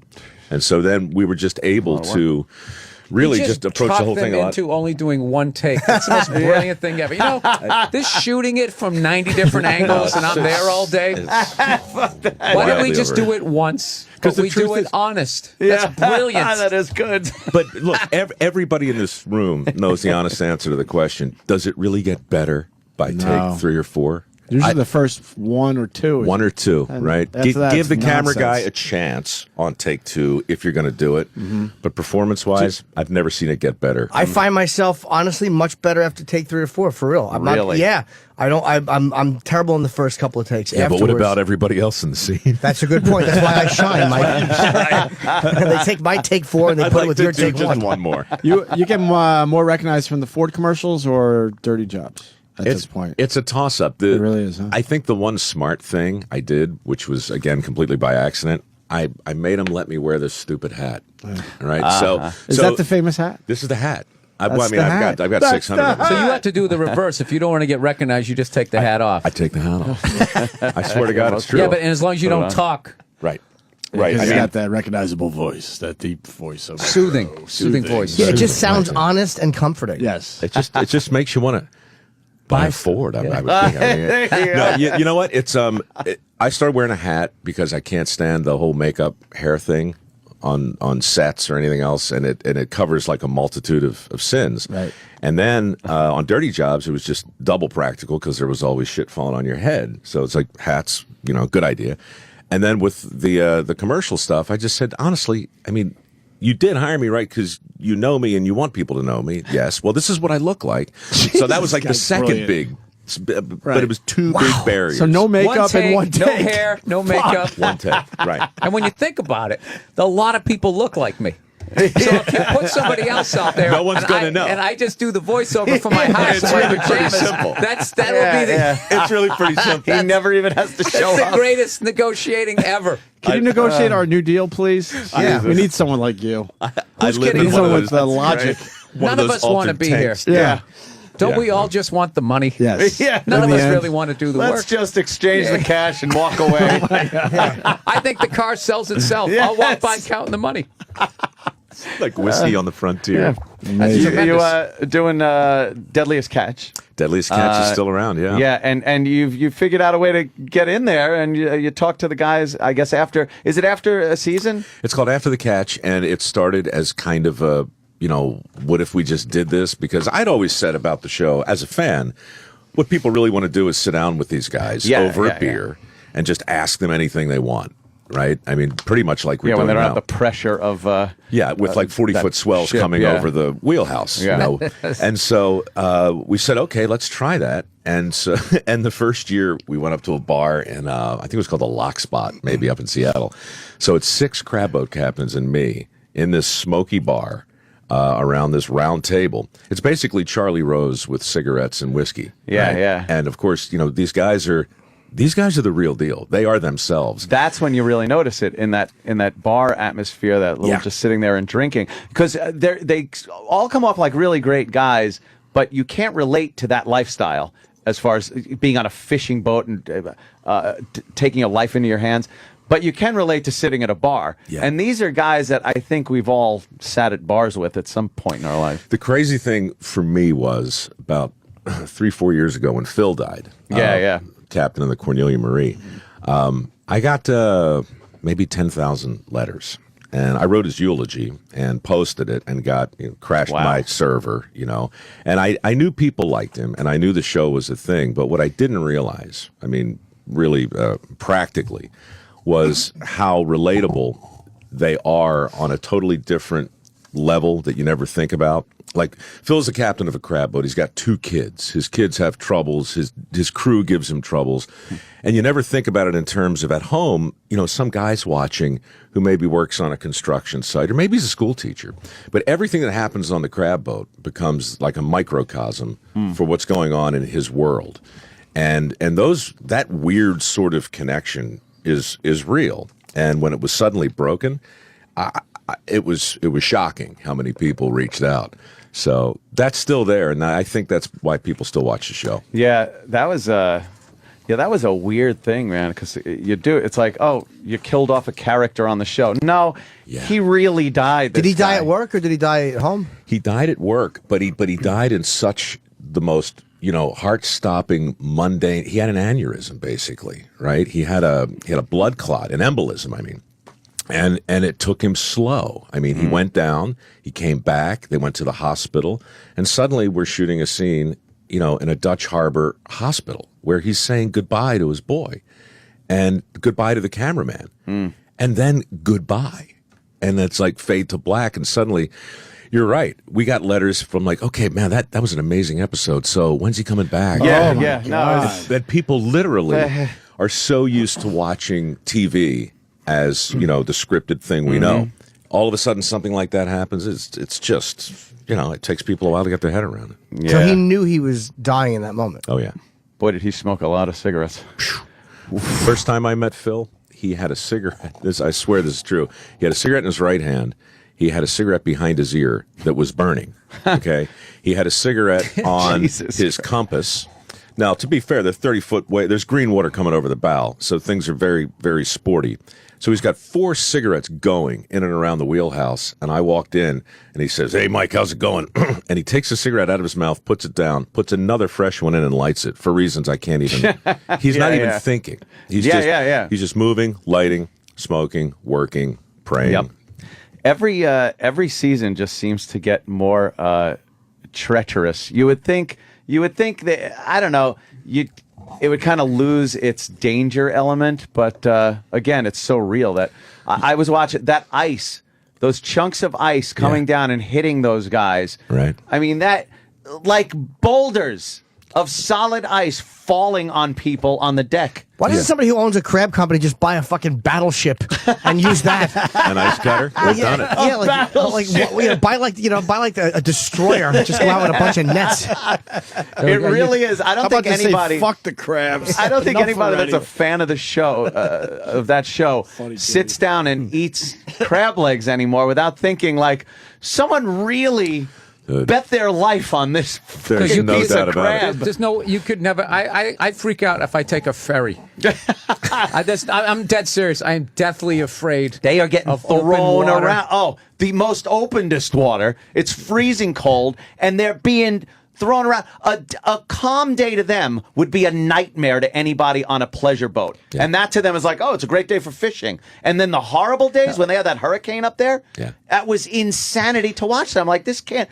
No, that's someone's going to die. The thing, it's at night when they're fishing at night and the water is black, and it's like if you go in, that is it. You know what else They're not does it? getting you. It's Drowning would be the easiest. Yes. It's those work lights. It's those sodium lights that they use, and they create this weird, like this orange bubble around the ship. So when you shoot one of the boats from a distance and you see the sleet and the snow and the rain and everything else coming in horizontal while these guys are working in big seas, it bathed in this weird, crappy orange thing. It looks hellish. And it is. You imagine if the crabs had cameras, what their show would be? Like, they're just going for a snack and it's just a mass murder. Crab Holocaust, really. Yeah, they have their own show about That's this. what it's called. Murder from above. It's don't go in the cage, man. Don't go in the cage. But there's food in the cage. Don't go in the cage. Liberal crabs blaming each other. Well, this entitlement society thinks that food should be left in a cage for If we didn't look so delicious, man. And who would have thought you could get a show, even without the element of the danger and the personalities and everything that makes the show so great.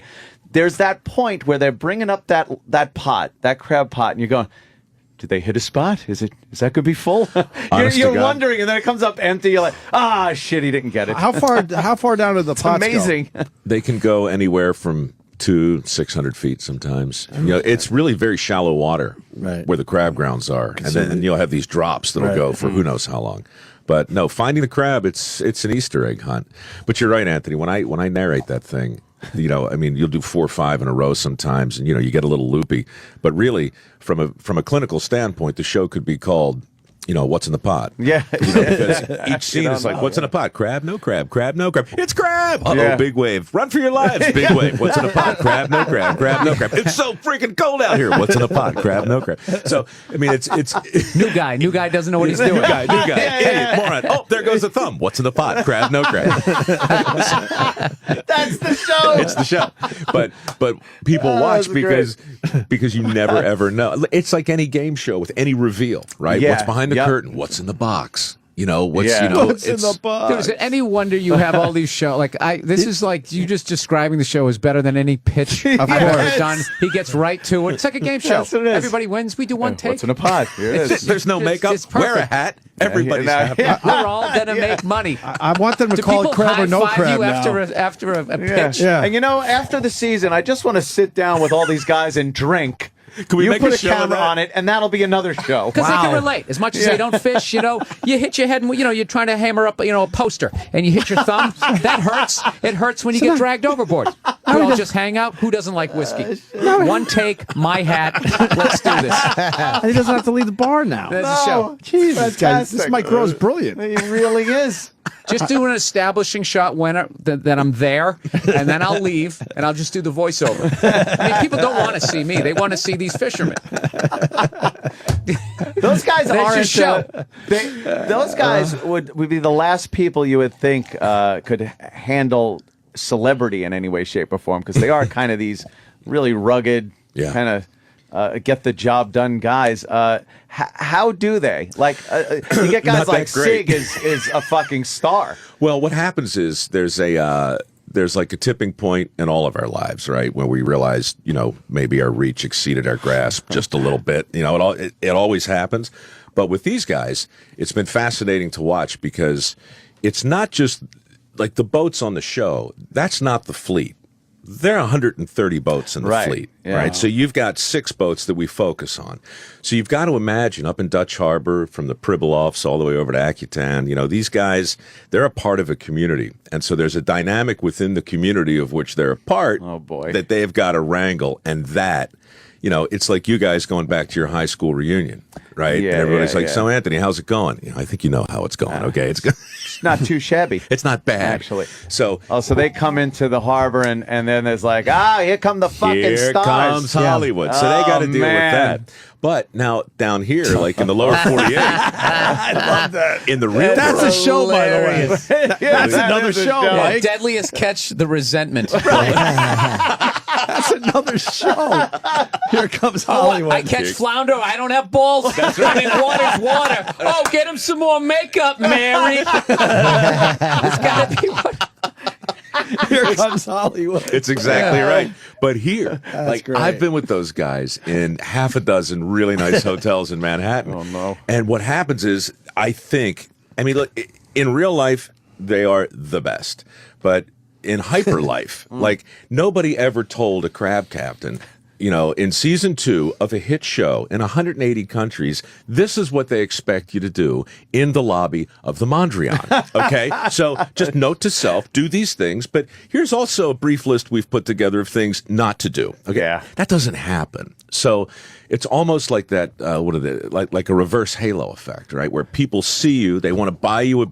They expect now that the job is to live up to the hugeness with which people like you and me would look at them and go, wow, you know, it's SIG. Be SIG. Yeah. And what that means is smashing somebody over the head, you know, drinking a pint of Drambuie and, you know, working for 4 days straight. He doesn't want to do that. He just wants to have a shrimp cocktail and, you know, maybe tell a story. But they've gotten really good at it. They've figured it out. But seasons 1 and 2, ooh. It's 180 countries brutal. it's on? 180, wow. It's a huge show, yeah. Yeah, Discovery, I mean, Dirty Jobs, Deadliest Catch. You know, most of their premiere shows are in 180 some countries. Yeah, that's amazing. It's ridiculous. Dirty Jobs aired when it was really in its wheelhouse, like in 06 and 07, 08, 700 times a year in this country. You know, I mean, That's literally a lot like of people once a day. Looking at you in a stupid pig hat. shit and grease and making a poop joke. Yeah. One of the worst, because I guess the claustrophobia that you've been in is that door on that. It was almost like a lock, I think, or something, and you had to go into these little compartments to grease that shit. I got clean it out. something worse just happened to me in Australia. You're talking about a hurricane barrier. Yes, that was the one in Stanford, right? It comes up, right? It blocks the harbor in a storm surge. Get inside of it. There's just like dozens of these little steel coffins that men have to crawl in and paint and then scrape off all of the barnacles and put on zinc diodes. It's a horrible job. But in Coober Pedy, Australia, a couple of months ago, we took the show down under. And I know you're a claustrophobic sort of guy. You'll love this. Opal mining. Have you ever seen anybody mine for opal before? No, I can't say I have. Here's a short version. It's not like gold mining. It's not like bituminous coal. It's not like anthracite. It's not like any other kind of mining you've seen. It's you dig a hole, a shaft, really. So picture a manhole cover, about 80 feet deep. Use an old Caldwell drill to get all the stuff out of here. And then they sit you on a 2x4, like a bosun's chair, and they lower you into this hole. And you're looking for faults and fissures in the rock. Opals live between sandstone and soapstone, right? And if you find this little fissure, I was going to say that. Sorry. Go ahead. Continue. So if you find a fissure, all right, then you drill another shaft, and when you're comfortable enough, you go in with big equipment and dig a whole cavern out. But the point is, you can't do any of this until you go to the bottom of an 80-foot shaft, and your shoulders literally are touching the sides, right? Shit. So if you were like an inch tall in the bottom of a Coke bottle, that's what it's like. Only you're looking up, and remember the movie with the girl in the well? What's it called? The Ring? The Ring, yeah. Silence of the Lambs? No, the ring. The girl's in the well and she looks up. Man, it's so much worse than that. Why not make the hole bigger? Yeah, make the hole bigger. That's a good point. Why make not? a bigger drill. Because the drill's this big, and you know, the more comfortable you are, the slower you work. The slower you work, the poorer you are. The poorer you are, the more pathetic you become. There you go. The answer. So go faster. Faster, smaller is holes. better. So what are faster some to of the drill. horrible things that have happened? The rope snaps. Now you're down there. Oh man, No. We only had that- budget for one rope. They just Gotta filled the leave you hole there. That does happen, but what's worse, and this happens all the time, because in Coober Pedy, which is South Central Outback, there's no MSHA, there's no OSHA, there's nothing, right? So these holes, there are thousands of them. Oh shit! There are thousands of them. But they just leave them. They just leave them. Okay, so every year, some tourist will go out there, with their camera and back up into one. Oh man! And they'll find them a season or two Oh, later. there goes another American. Do they at least die on the fall? Oh, no, because even though it's a long fall, you got this effect. Oh, it's you're like bouncing a off the pinball walls a bouncing little off bit. the walls. That'd So be no, nice. but the hard would be falling Holy in. fuck. Falling in head first, right? Oh, because you man. don't have enough room To turn around. So you spend literally your last 5 days On of your consciousness. Maybe with a broken back, you're on your head, upside down, 90 feet underground. Have they found people like that? Yeah. Oh, Yeah, and kangaroos and emus and ostriches. Wallabies, sure that there. You know what'd be worse is A if you dingo. fell down there. Even if you fall down there, if somebody's going to drop a bottle of water down there, it's going 80 feet. It's going to hit like terminal velocity, smash you in the head. You know what these assholes do? They'll pee on you, on their friends when they're down there looking. Oh, guys man. are just coming at this. Hey, it's raining. It's raining. Oh, we're those funny. Aussies We're are Australian. hilarious like that. No, they That's love humor. it. Good fun. You've probably been to pretty much every country in the world. Yeah. No, I mean 6 continents, 50 states, most of the major countries, but Yeah. no, not all of them. What about the Dark Continent? I've been to the Dark You've been there, Continent. yeah? It's dark. What'd you have to do there? We went to, let's see, Johannesburg, and then down to Cape Town for Shark Week back in 06. Oh, right, okay. And then I went to the Western Desert to explore the Sands of the Dead, which is the largest charted graveyard in human history, with Zahi Hawass to plunder tombs in search of golden masks. Do you get bored at parties when people try to tell you a story? When you're sitting on all of these stories, like, I was in Long Island the other day. Oh, Jesus. Trying to figure out which one you want to tell that night because there's so many. Yeah. Do I go with the shark cage Yeah, one or the falling down the 80-foot hole and getting peed on? I'm not feeling like When in telling doubt, that go one with the today. getting peed. Yeah, that's Yeah, it. you got to laugh. So what about the It's desert? interesting.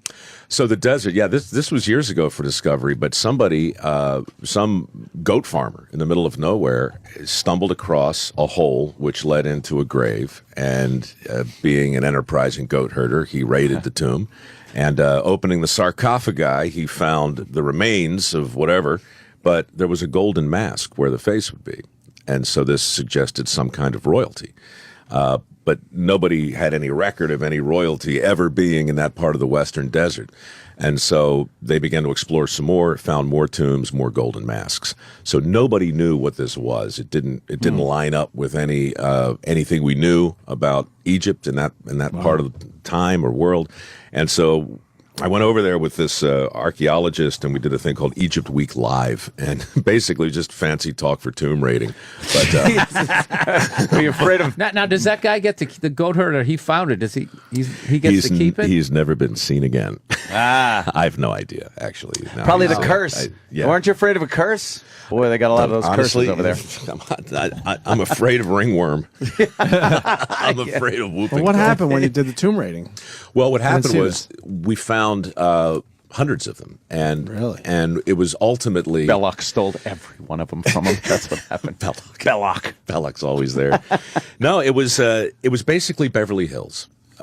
What they found was this community was a community of very prosperous merchants, and in relative terms, it would be like finding Beverly Hills 5,000 years from now, and digging up through Rodeo Drive and going, what the heck? What was here? Bunch of plastic bags. It used to be tits. That's a great mystery. What are these things? Somebody explain It's this. crazy. They're all over the place. How far back? Found in pairs. How far back do these people go? Did they ever figure that out? I don't know. Wow. I mean, honestly, I'm just sitting here listening to myself go on, and I don't ever want to be confused with an expert. I mean, you could fill a book with what I Fair don't enough. know. I know, I know can more get than into us. a good But story, in this but room, I don't know. you really You're an yeah. expert in this. Yeah, room. yeah. Have you That's ever it. been in a shark cage? Oh yeah. Now, how safe are those? Because I went out to Nantucket for a vacation, and I absolutely terrified of the ocean and sharks. And for some dumb reason, You went in? No, the captain was talking me into going. It's totally safe, blah blah blah, this stuff. So, Yeah. is it? Yeah. Yeah, I mean, look, a shark cage is fine. Most people get hurt in cages, get hurt because they take their camera and they put it outside the cage, because they want to get a shot, but they don't want the bars in the way. Rather than using the zoom. Yeah, because people aren't bright. And then something will come by and snag them. That's how what? most people get hurt. A shark? Well, it's not necessarily a shark. It could be anything. But cages are dangerous because they create an illusion of complete safety, and then you become really complacent, I saw that's that where you get hurt. footage where the shark got into the cage. Oh, yeah. With two guys in there. The shark just ran through. They had taken one of the bars out to get a better view with the camera. Shark, and it was a big one, probably a 13, 15-footer, slams into this opening in the cage. 25. He's 25. And he was in the cage with these guys flailing. Holy shit. And the guy ducks down. One of them realized, when his head turned the other way, he went through another hole and got out and just left the other guy in there. Yeah. The other guy decided he would leave that cage. He got look, out. it's the old story being chased by a bear, right? The guy says, "You know how fast those bears run? Doesn't matter, man. I just got to run faster than you." Faster than the last. Yeah. That's it. Mike's got to go. This sucks. Shit. They're telling us you got to go. Who's it's not telling us. us? Gotti. E-Rock said it. So, yes, Victoria Gotti is saying. Huh? Yeah, Liam? press. You probably have a lot of shows to Probably do around here yeah, today. but this is my favorite. You know what? I don't know. I don't want to. Fucking Yes, great no when in you're the on this shark show. cage. Safe? So, safer than free diving with sharks. Don't do that. I mean, that's just ill-advised. Get in the cages. It's harmless. It's fun. But if they ever offer to put you in the steel mesh suit, the shark suit. I would never do that. Well, I did that. I got bit about 40 times. One tooth got through. There's still a hole in my freaking shin bone from it. How do you top these stories? I know you don't. Here's how you top it. Forget the sharks. It's not the shark. It's when you dive, and I've moderately experienced diver, but you got an extra 50 pounds on you, which screws up everything. You got shark bouncing off your chest, which elevates your rate. I ran out of air at 65 feet on the test dive before Shark Week. And that was to this day, the scariest thing that's happened to me on this stupid show. What'd you have to do? How long did it take them to get you back up? Well, what happened was I had 40 minutes of air. I burned through it in 29. Wow. Okay. So you hold your breath for 11 minutes. That's like Impressive. That's like bombing, blowing through your material. Except underwater. Yeah, you're looking. You just did your closing bit. You're at 17. Good boy. Well, it was totally humiliating. But there was a reporter there named Leon for TV Guide, international writer, and he was right next to me, and he looked at my my gauge, and he was like, "Uh-oh, up we go," and I was like, "Look, I'm never going to make it." My last breath was an exhale, and so I wasn't wearing a normal regulator. He was, but I wasn't. I had a full face mask on. Oh, man, so you can't. And I had a bicycle helmet screwed into it because a week earlier, a shark had bit somebody in the back of the head, so the insurance company made me wear this bicycle helmet. So he can't get my share a mask regulator off. with the guy Right. because you got a mask on your face. Now, I'm also out of air. All right, I got 40. I'm dressed up like freaking Ivanhoe. Okay, I'm dead weight. This guy grabs me, floods his BC, and the two of us kick as hard as we can, and we get to the surface. It takes about 80 seconds. Holy shit. But again, my last breath is an exhale. Yeah. Right? Oh. And so I lost my peripheral vision. You started getting tunnel vision. And I stopped caring, to tell you the truth. Whoa. Oh, that dopamine or something started Oh, coming out. It was just man. like, about 10 feet from the surface, I'm looking around going, all in all, I had a pretty good run. This is going to be, my eulogy is going to be great. They'll play clips. That's how we feel every day as we walk out of this building. We had a pretty good run. Holy shit. Wow. Wow, that's a great story. Brutal. That's fucked up. I'm so sorry I was late today. I got jacked up and got in the wrong damn car. Well, you come back soon, man. We didn't really sell the new show, but it looks like it's going to be a good one. Would you How do it for Booze- me when I leave? I'm Yes, telling you, it's great. Absolutely. How Booze Built America premieres tomorrow at 10 p.m. on Discovery. Mike Rowe. It sounds like a history show, but there's cross-dressing, there's bad language, juvenile humor, adult situations, and wall-to-wall drinking. Your listeners are Opie going and to love Anthony it. show. Perfect. Yeah, Yes. that's described our show, I Thanks. think. Thanks, fellas. If Mike, you thanks watch, so much, I won't have to go in another hole for a while, which is Yeah. a goal. And Bill's at Caroline's this week, Thursday, Friday, Saturday, Sunday too, and Sunday. Oh, Jimmy. 212-757-4100. I'll tell you, if I wasn't there, I would go out to Columbus to That's go see right. Jim Norton. 2 shows Friday. At the And Funny 3 Bone, Saturday. 3 on Saturday. And you'd have plenty of place to stretch out if you came to my 3 show. shows. Put your feet up on 2 open seats in the front. Funny Come Bone, on. Columbus this It's going to be weekend. packed. It's going to be packed. All right, we're going home. Mike Yeah. Rowe, thank you, brother. Thanks, fellas. Always a pleasure. All right, later. The Opie and Anthony Anthony Show is pretty much over. But if you feel like sticking around, After O&A Live is next. Sirius XM. And now, the Opie and Anthony Show continues. This is After O&A Live. Here's your host, Sam Roberts. The triumphant return of Mike Rowe to the Opie and Anthony Show. It's After Opie and Anthony Live. Welcome to the show, everybody. Mike Rowe reminding us all. I'm very glad, by the way, that we started the Mike Rowe segment with Opie bringing up exactly what had happened last time. The Victoria Gotti was in here and he disappeared. Roland, you got Mike Rowe back on the show. Yeah. Congratulations on that. No problem. Victoria Gotti did. I mean, we don't want to mention a Gotti's name in a negative light, but she did almost ruin it for us. Oh, yeah, she did. She did, right? Yeah, totally. It was funny that he started the segment by saying, well, it wasn't that she was discussing her book, it was a book reading. She was just reading her book. But he seemed like, he had a good time in here again. Yeah, he'll be back. Back to old times. He hasn't been in the building, though, has he? No, he's been, they said the last time he left here for Victoria Gotti, till now, he's been filming Dirty Jobs. Okay, yeah. It is crazy. When he said that he does like 20 of those Ford commercials in a day, like, can you imagine just pumping out that kind of content? And 700, he said in 2006 and in 2007, Dirty Jobs was airing 700 times a year. Yeah, when I was in Sweden, that's all I saw was they replayed Dirty Jobs so many times. That's almost twice a day, every day. Yeah. And some days there's not Dirty Jobs. We're going to have to catch up. That's like USA and airing those Law & Order. USA is the only network that will have a Law & Order SVU marathon on, and then it will have a commercial for the SVU marathon that's on in 2 days. Like, it's always, at least twice a week, there's an SVU marathon on USA. Yeah. And I love the history of booze. I watched it. You did? Did you? Yeah. What is it? So it's a 3-part miniseries that Mike Rowe is in here promoting. It starts tomorrow at 10 p.m. Eastern time on the Discovery Channel, and it's basically just the way booze has impacted the history of the United States. Yeah, this is like, why can't I learn this history? You loved it. Yeah, something you could relate to. I like booze, yes. And did it help you? Did you start to say to yourself, wow, maybe it's not so bad that I've started drinking again? Yeah, I mean, it's ingrained whiskey, in our history. Vodka, how it helped like build Chicago and that. Yeah, well, they said, I was reading the the press release, and it said stuff about George Washington. He used to distill his own whiskey. Yeah, and Thomas Jefferson brewed his own beer. It's delicious. A rich. I think he did wine too, Jefferson, like some rare wine. Really? Yeah. Probably something sweet. Yeah. I mean, you knew who he was hanging out with. Yeah, you know. He's probably getting syrup and everything. Somebody on the phones? No, I just saw people walking around, Sal, and I worry. What did you learn anything today, Sal? How? By the way, I was listening back on Friday. You had a bit of a pep talk from world champion Judah Friedlander. Yeah.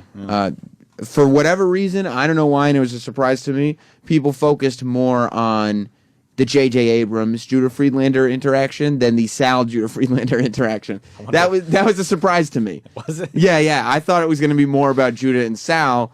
Turned out to be more Judah and J.J. Abrams. Yeah. Did you take any of that information that you were given? Do you feel like you've learned? Yeah, you know what I did now? I keep my own log. I keep a very detailed log of the show now. Yeah. Just so I can, be very aware of everything that's going on. Well, what did you learn today? I learned that you can come in public in the subway. That's a good and one. You can rub up on women as well. And it's as long as it's not violent, you're okay, actually. Way to go, Sal. Way to start the week strong. I know it's Tuesday, but I'm starting the week, so we're all starting the week. It's all good, man. Yesterday was everybody's practice day. Today, now that I'm back, we start the week for real. Absolutely, Sam. That's a good way, though. That was a good... I missed you, too, buddy. You did? Yeah. Thank you for saying that. Yeah. What about you, Roland? Did you miss me? You were gone. Yes, I was, Roland. I wasn't here yesterday. Oh, yeah, I missed you, too. John, you're on After Opie and Anthony Live. Oh, we missed you, Sam. Now we could get back to talking about Troy and the interns, because listening to Travis and Danny's ripoff of Geek Time yesterday was painful. What happened? Oh, no, I do enjoy the geeky stuff myself, but they were just talking about artists, comic book artists or video game artists. Posters? Yeah, and I'd rather just... Danny, did you turn the show into poster talk yesterday? It's always poster talk with Danny Ross. Fuck this guy, man. He's pissed. I talked about a book for the last 5 minutes of the show yesterday. It wasn't like the whole show was just about the. So you brought up a comic book and he immediately. No, just an artist who I enjoy, and he's got a book coming out, and I mentioned it. Yeah, and that was it. Yeah, pretty much. It's about 4 minutes worth. John, you can't put up with 4 minutes worth? No, I love it. I love when Danny and Travis talk about shit like that. I enjoy it thoroughly, but I'd rather listen about Troy's delicious cock instead. I can't even tell if he's being sarcastic. I gotta hang up. I can't hang up on people, Eric. Is that the worst when you don't even know? Like that guy called in. Oh, there it goes. I fixed it. He called in trying for something, and then you don't even know what he's trying for. Well, he wasn't being committal. Like he wanted to bash you, but he didn't want you to be mad at him. So he's like, well, I mean, I like it, but I like it. Like I heard it in the back. I think he thought I wasn't just going to come down the hall. Probably. Yeah, like you gotta. If you want to bash Danny, go ahead, but you got to be able to bash him. Like when he's like, "Hey, fuck you," you can't be like, "No, I like your stuff." It's what are you calling it for? What do you have to contribute then, really? Did you learn anything today, Danny Ross? You must have been happy to have Mike Rowe back because you're a big Discovery guy. Yeah, I mean, look, it's been a while since he's been on the air, and it was very nice. I honestly thought we'd never have him back. He was pissed. I think he was pissed. He was definitely pissed. He was pissed, right, Roland? Be honest. 1,000% pissed. He was pissed. Dude, I remember when he was here with that whole Victoria Gotti situation. Right. I remember being in the booth with the window, just looking through the glass, and he's just playing like he was like twirling the headphone cord. Wire. Yeah, and you could just see it in his face, like, holy shit, he wants to leave so bad, but doesn't know how. Because like Mike Rowe's a guy, we were talking about it today, who's got just stories upon stories, and he just wants to come, hang out, and tell his stories of crazy shit that's happened to him.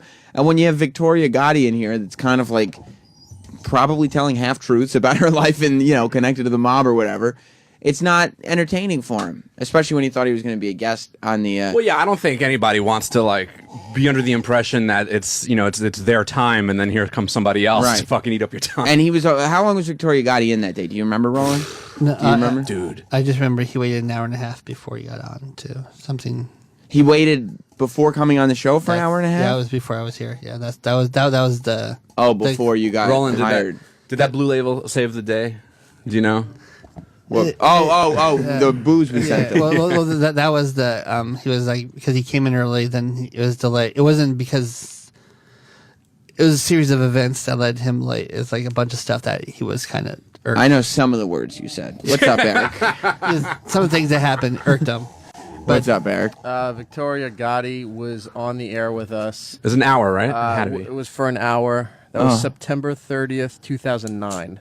So it was 2 years. And it was an hour? She was on for an hour. Yeah. Oh, God. And Mike Rowe probably had like 15 minutes before she stopped by. Yeah, it was something like that. Yeah, it wasn't very long. He was on for about 20 minutes, then she walked in. Oh, and so this was before you were here, Roland, so you don't know if he left in a huff or not. Yeah, well, I got a call that day because he thought I was still with him. Oh, from the K-Rock days? Yeah. Because you were with us when we were at K-Rock. Yeah. And then when we got here, you were not with us. Correct. And they hired you probably, what, a year or two into us being here? Yeah, well, a year and a half ago. A year and a half. Oh, you've only been here a year and a half? Yeah, that's it. You've made quite an impact for yourself, young Roland. Yeah, so then when Mike called me, he goes, Roland, it's Mike Rowe. I was like, hey, what's up? Hey, Mike. You just thought you were just calling to talk. Yeah, like, oh. All right. He goes, well, I'm not doing too well. I was like, what's wrong? Feeling sick? And he had that, hey, it's Mike Rowe. Yeah, and he goes, I love you, I love the guys, but when I came in there, then everything started leading to what happened. I'm like, okay, I got you. You just skipped the interesting part of the story. Like, he just told the details leading up to it. It's like you gave us this, you were like, hey, who wants a BLT? I do, great. Here's some bread with lettuce and tomato I call on it it. my nagel vagaries. Yeah, you gave me a BLT, hold the bacon. Nagelry. Nagelry. Yeah, but now he's back, he's happy, so... He is, and he had a great appearance on the show. I think everybody's happy, but I was glad that we finally. We should have made him shut up so we could talk to Bill Burr. Yeah, Bill. Seriously, Sandra Bullock. I know we talked about this before, but tell me the truth. You've been doing so well. Yeah. Did you learn anything today, Eric? I learned that calls to Mike Francesa are not going to stop anytime soon. How funny is that Mike Francesa thing? I learned that even if you have a radio show / TV show, like if you turn your radio show into a TV show, as was the case with Mike Francesa, it's appropriate, I guess, to pretend it's just a radio show, to not acknowledge that you're also on television. Mike Francesa, we talked about it in the first hour. You got to listen to the replay if you didn't hear it. We talked about it like a week or two ago. He fell asleep on the air while he was interviewing somebody. And his show, Mike Francesa is a sports guy in New York. He's very famous. Mike and the Mad Dog, that's him. And his show is aired on television. So it's all over YouTube and everything. But he was interviewing a guy on the phone, and he shut his eyes, and you could plainly tell he was sleeping because literally minutes after this happened, he just springs up. Like somebody, obviously his producer or something, talked in his headphones, and his eyes darted up, and he put on the mute button and said something like, "What happened? Where am I?" Like, he had no idea what was going on. So then he goes on the air and says he wasn't sleeping. He just shut his eyes and apologizes. Now the latest, search him out on YouTube. I think they're on our Facebook page. Yeah, both the sleeping clip and the fans calling are up on our Facebook. You got it. These fans calling, they drive him crazy too, because he doesn't have a sense of humor about himself. He's a typical sports guy jock that feels like he feels secure talking about jock stuff, and he feels insecure when there's humor added to it, because he's not a funny guy, but he has that alpha male thing in him where he wants to be a winner all the time. He never wants somebody getting the better of him, which is, the quintessential I'm not funny quality to have. So people are just calling him now with references to falling asleep, pretending they're asleep. It's hilarious. You got to check him out. But you never worked with Mike Francesa or anything like that, Eric? Nope. Just Scott and Todd? Yeah.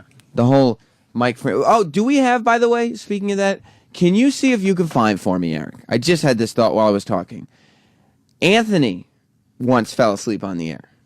The video, if you do it like a Google search, you can find it somewhere. It's not on YouTube, but it's on one of those other video websites that was around for a minute. Anthony fell asleep on the air, and I wanted to know if you could find like the first few minutes of us setting it up, and Opie or Jim or whoever it was realizing he's asleep. I'm trying to remember. We had some internet guy on the show too. One of those maybe sites the guy that from FARC or something. Yeah, that's the guy. Okay. I mean, I don't know for sure, but I know it was 5 years ago is what we realized today. But Anthony passed out in the middle of the show. And this was when we were this is the beauty of satellite radio, by the way. We can do stuff like this. But this is when we were over at 57th Street. We had our own studio and everything, so we could leave him alone. He fell asleep. And we put music on and just left. Opie, Anthony, Jim, everybody just left the studio. And they did it very quietly.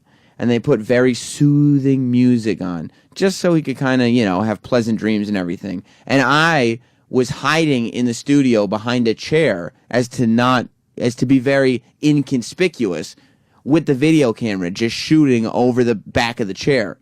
And he was sleeping for 25 minutes by himself. 25 minutes, he was just in snooze land, and you could tell in the video when he wakes up that he doesn't know where the fuck he is. He's kind of pissed, but he's also like cranky because he's just waking up, and he's very confused, as anyone would be, because he thinks he's just shut his eyes for a second and he's been out for a half an hour and the studio's empty. Like the last memory he has, he was in the middle of a national radio show, and now he's just an interview. He was in the middle of a national radio show with a guest. Do you remember that? Yeah. And you remember having to tell the guest, he falls asleep? Like, what do you do? Like, you just go, that's one of Anthony's things. He falls asleep sometimes? No, I told him, I told him, like, he had a turkey sandwich, and that turkey kind of put him to sleep because he was taking some medicine. You blamed it on tryptophan. Tryptophan is a medication. You said, your excuse, your brilliant talent booker got to think on my feet excuse is his medication reacted poorly with the tryptophan in his turkey sandwich. And what did the guest say? He goes, "Oh man, he should watch it. Be careful." I go, "I know." Do we have confirmation on who the guest was, Eric? It was Drew Curtis. It was the guy from FARC. But also Francine and Rick Shapiro. The studio was full of people. Do you have the clip? I'm going. It's a long thing. I'm jumping through it. Hang okay, on. you scroll through it. I mean, when you're there, you're like, all right, whatever. Debbie, you're on After Opie and Anthony Live. Hi, Sam. Hi, Debbie. Glad you're back. Oh, thank you. What did you learn anything today? Well, I did just tune in on XM, but I did want to say something from yesterday's show with Danny. Oh, okay, yeah, sure. Yeah, I'm sorry, but he's looking for a dog, and he mentioned a Vizsla, and I had one for 12 and a half years, and it's the best dog he'll ever have. Dogs? What's going on? What are you talking about, dogs? This is what he talked about, comic books and dogs yesterday? Well, Danny mentioned getting a dog. Oh. And I think he's been looking for a rescue. Am I wrong? Only by I don't know. Brandon. I didn't listen. I was asleep. That's why I wasn't here. Well, you're a smart man. Well, Debbie. Anyway, I just wanted to let him know that faceless are wonderful dogs. I had one for 12 and a half years, and she was great. All right. Well, thanks, Debbie. Okay, bye, Sam. Bye, Debbie. No rescue for me, brand new. What do you mean? A brand new dog. You have a dog? No, I would no. Oh, I was about to say, Roland, you can't take care of yourself. Was he in between two slices of bread when you bought him? Is that what happened? No. Oh, well, yeah. Eric, while Eric is looking for that clip, the Francesa talk reminded me. Oh, I'm just getting a text here. Oh, there's a new video up on Opie Radio. I haven't seen it yet. It's a video of birds eating. What? That doesn't sell it properly. Can you see? Dogs and birds eating. Yeah. What is this? Nature Hour? Can you see if you can find it on Opie's YouTube channel? Roland, if you jump on the computer or something. Yeah. What it reminded me of, all the talk of Francesa, and I'm gonna turn off that mic because your fingers are just thudding on the keyboard. You go in, Sal. Roland doesn't know what he's doing. Did you hear just the sound of Roland's fingers hitting the keys? Reminds me that somebody. It was Sal. I got a puppet head. You're gonna do it, Roland. Oh, yeah. Just go to his page. Click the thing that says Opie Radio. Oh, Roland, you're worse than me. That's not the right video. I said birds eating. Oh, I don't know. I got to see this. I want to see if it's okay. No, that's the one. That's his channel. All right, scroll down a little bit then. Oh, there it is. Birds attack. Now this real hard seems more like it. Oh, there's ads. Of course, Opie has to make it commercial. I remember before Opie had ads, before he sold out. Oh, what's this? Opie's in his YouTube video. Who's filming it? Oh my god. It's a girl. Jesus Christ. That's disgusting. Opie's got a bunch of birds around him eating off his face. That's gross. You know how disgusting birds' feet are? I would hate to do that. I don't want birds touching me. And who's filming that? They're eating off his face. Yeah. It's gross. Oh, now you're just pulling up. But yeah, that's up now on youtube.com/Opie Radio. Birds eating off Opie's face. Why doesn't Opie talk about this stuff on the show? I want to hear about that. Where is that at, though? Huh? Is that Central Park? I don't know. I want to find out what happened. Hopefully we'll find out tomorrow. But I've been getting a lot of tweets, and the Francesa thing reminded me. Assuming, now they mentioned their contract on the show today, and I keep getting asked, the number one question when I meet anybody who listens to the O&A show is about the contracts. I hope that they're getting renewed because I would like to broadcast as well. I would assume they are because they don't seem to be in a bad mood, but Opie mentioned again today there's something like 8 days left. So the short answer is I don't know, but the long answer is I really, really hope so because I'd like to continue getting a paycheck. However, assuming that everything goes according to plan, assuming the dotted lines get signed, as I am assuming, because I have to think positively, as you all should as well. Somebody stopped me on the West Side Highway. I was at a red light on the West Side Highway, and the guy next to me had me roll down my window. I thought he wanted directions, and he actually asked me about Opie and Anthony's contract. I'm not their agent. I don't know, and these are odd spots for you to be asking me. But we're all just thinking positively. I think it's going to happen. And that's why, yes, it's time to start prepping for Jocktober. Jocktober, everybody's favorite time of year, is coming again. I don't know what form it's going to take this year.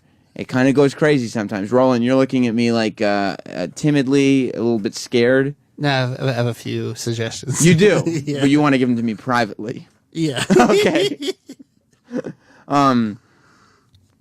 Twitter me at twitter.com/notsam with all your Jocktober suggestions starting immediately.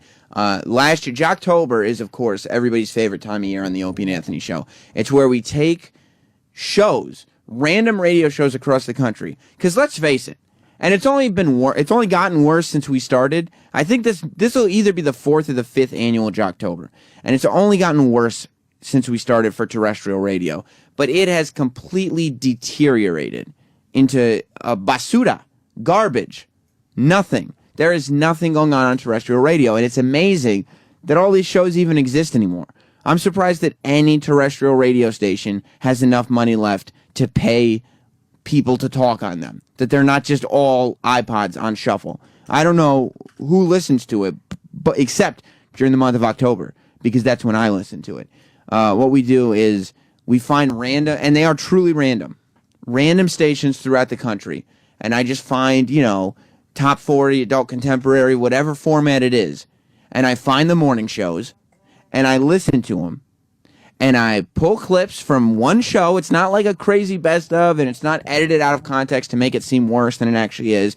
I just pull clips from a show, and I bring them to this show, and we terribly and mercilessly make fun of and bash whatever local DJ we're talking about. Whatever town you're from, you could easily, I'm sure that you all, and that's what's great about satellite radio, it's across the country. I'm sure that all of you know some terrible radio station, even if it's already been featured on Jocktober. Now, as I said, I don't know what form Jocktober is going to take this year. Last year, we added a whole new element in the Facebook attacks. We didn't see it happening. We saw it happening. We didn't see it coming. Fans of the show just all of a sudden started leaving messages that were horrible, that were horrendous, just the most disgusting and vile photos, comments, videos that you could possibly think of started being left randomly on the Facebook pages of these shows that we were talking about. And the attacks would last for 24 hours, unsolicited, and in most cases unwarranted, but definitely unsolicited by us. It was always a pleasant surprise when we got to see their Facebook page was just terrible things were happening to it. And what would happen is the page would be attacked for 24 hours or until they shut the page down. And almost none of those attacks went a full 24 hours. They all shut the page down by the time the after show was on. Yeah. That was just what was happening. I'm sure that's going to come back because I know you pests, as you're called, you Opie and Anthony listeners, love to stay interactive. But that's the first thing that came into my mind when we were talking about Mike Francesa today. What a prelude all of this is to Jocktober. And it's a lot of work, and it's a lot of bad radio for me to listen to. But at the end of the day, it's worth it. You know what I mean? And that's what we do it all for. Dave, you're on After Opie and Anthony Live. Hey, Sam, how are you, man? I'm good. How are you? Pretty good. Hey, listen, I want to make one request to you, and it's this year's Jocktober. Make sure whatever shows you pick, yeah, that their Facebook pages are accessible that us listeners can post on them. You love it. You love because you listeners. You're very hands-on group.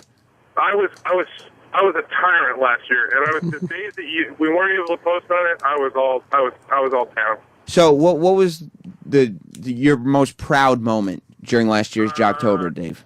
I think it was the one when the Idaho show, when I posted the picture of the creepy guy with the kitty foot. That was pretty funny. Oh, jeez. And you know what? Jocktober last year, thank you, Dave, is what brought me to tears, the Hulk Hogan 9/11 photos. And those have been around forever. I guess I just never seen them, and it really tickled me that day when we first found out that Hulk Hogan was responsible for 9/11. Now, Roland, you enjoy Jocktober secretly? I love Jocktober. Now, why? Do you have experience with these shows, or you just like seeing you just tear them down? You just like seeing people get insulted. You're a bully. Not a bully. A little bit. No. A radio bully. No. But you like seeing radio shows get torn apart. Yeah. Yeah, you enjoy that. Like Scott and Todd and those guys. Yeah. Well, Scott and Todd is a no-brainer. What'd you say? No, when you attack them and then they post pictures. It just makes me laugh. You love it. Every day is like a new adventure. It's a good time. Every day is like Christmas. Eric, you found the. I just need when they first realize he's asleep.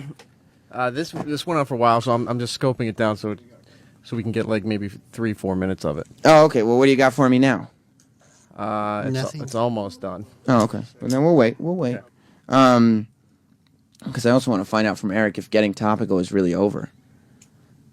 He quit? Well, I don't know. The last several shows, he's just been coming back with regular rejoiners. Getting Topical is, of course, Eric's marquee non-virus bit. And by non-virus, I'm, of course, referring to not the old station name, but his wonderful character. Getting Topical, remember he used to play like a song that had to do with usually overly obvious something going on that's the anniversary of. Yeah, or birthday of. Now he's just playing random rejoiners during the second break. Wow. I don't know what's going on. I don't know if he's decided to go, because last time he said he quit something, Eric, he didn't quit. He didn't. That was the internship program. Will the virus come back? I mean, I think if we asked for him to come back, he absolutely would. I don't know.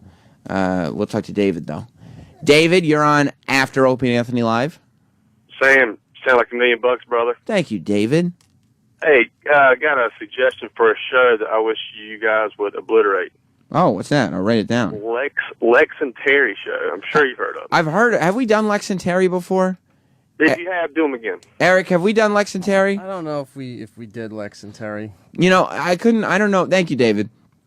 I don't know how, in the spirit of Jocktober, it's a very risky thing with Jocktober. I learned that even if a show is shitty, if the hosts of the show are fans of Opie and Anthony and call up the show, Jocktober will turn around and destroy me instead of them. And it's risky. Was one Opie's friend? Oh, that was last year. Yeah, I was going to say it's risky to pick a show that's not the stereotypical male-female dynamic.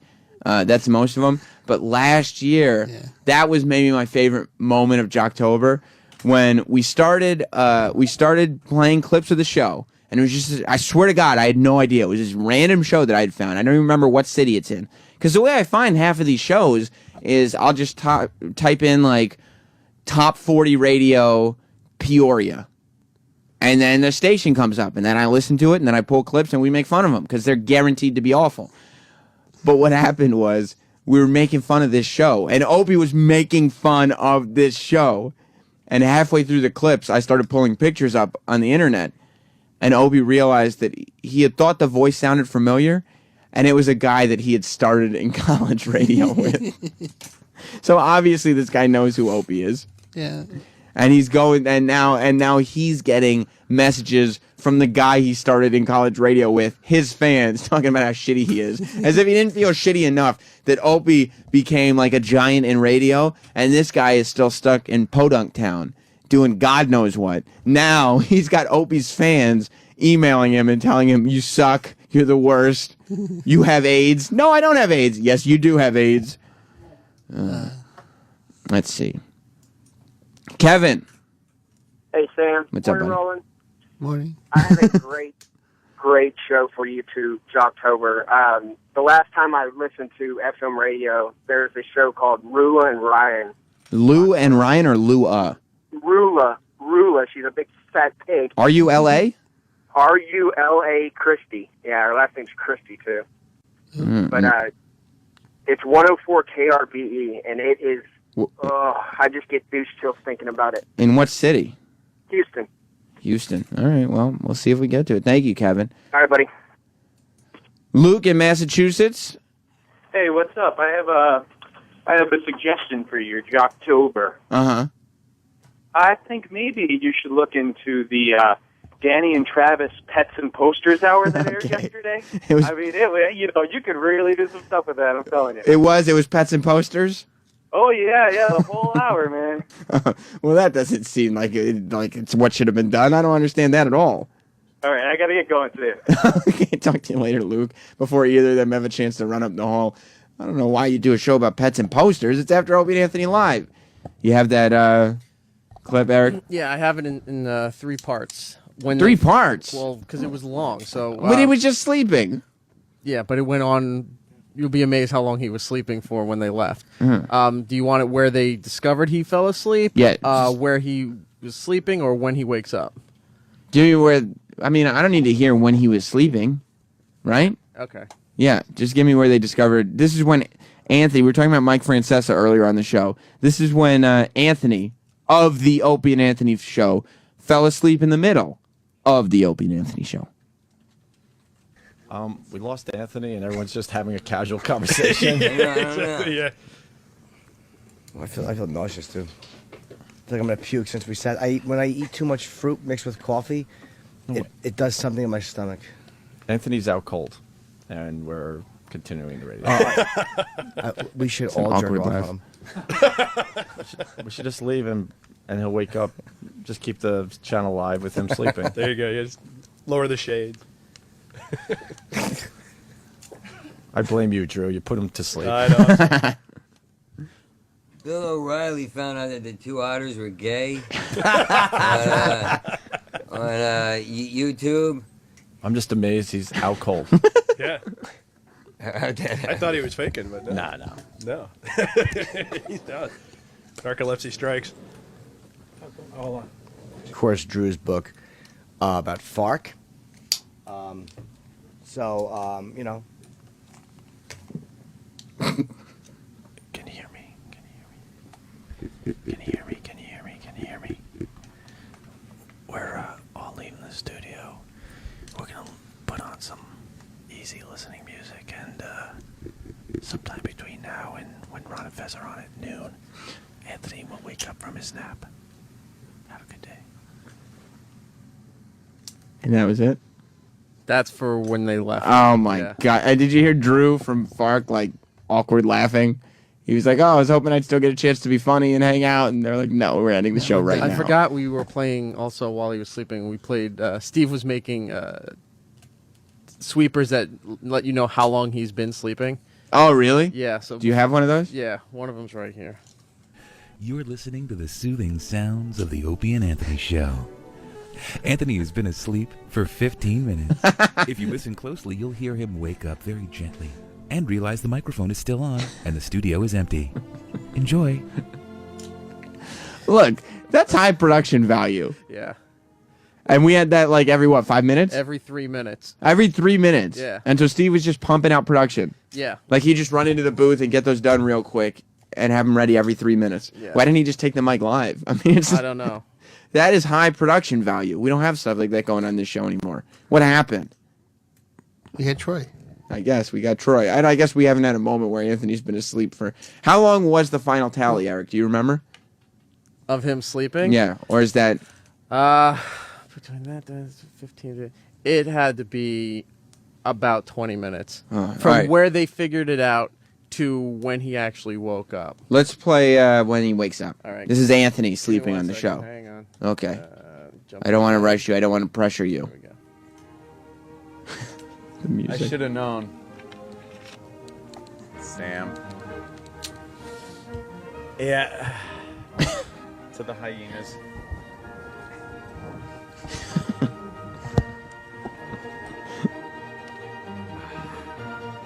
Yeah, I thought they were. I saw. Hi, how you doing? Yeah. I knew from the music.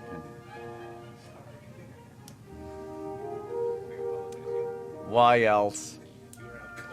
I'm sleepy. Leave me alone. Uh-oh. Great.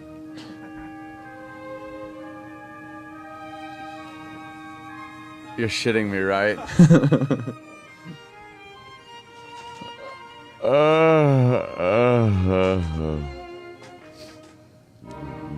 Line of the day is... I should have went to sleep when Danny left. I was up too late. I made it in, but I couldn't make it to the finish line. All right. Well, he's just getting... He's so groggy. Groggy and disoriented. I mean, keep in mind, don't think about it like you doze off for 5 minutes, like one of those things, then you wake up surprised. Think about it like you stayed up all night, and then you just slept for 40 minutes, and your body hates you because it wants to keep sleeping so badly. You stayed up all night, and your body is just so mad at you for waking up, and you cannot gain your bearings back. We've all been there. Just most of us aren't on a national radio show when it happens to us. Poor Anthony. I can't believe that was 5 years. Is that right, Eric? 5 years ago? Yeah, 2007. 8, 9, 10, 11, 12. 5 years ago. Lots happened since then. And Anthony has not fallen asleep since then. Something that Mike Francesa cannot say. It's a small studio. Back then you could stretch a little bit out more and everything. That's true. You had a little more room to stretch. Put your feet up. Plus, it was a very intimate studio in the sense that it was bigger than this one, but there was nobody around us. It was our own space. Like here, you can't fall asleep on the air because the curtains are always open, and there's always like management or something walking around, so you feel uneasy. You don't want, management to catch you sleeping. But over there, it was like, we're just hanging out. It's only us. It's only a matter of time.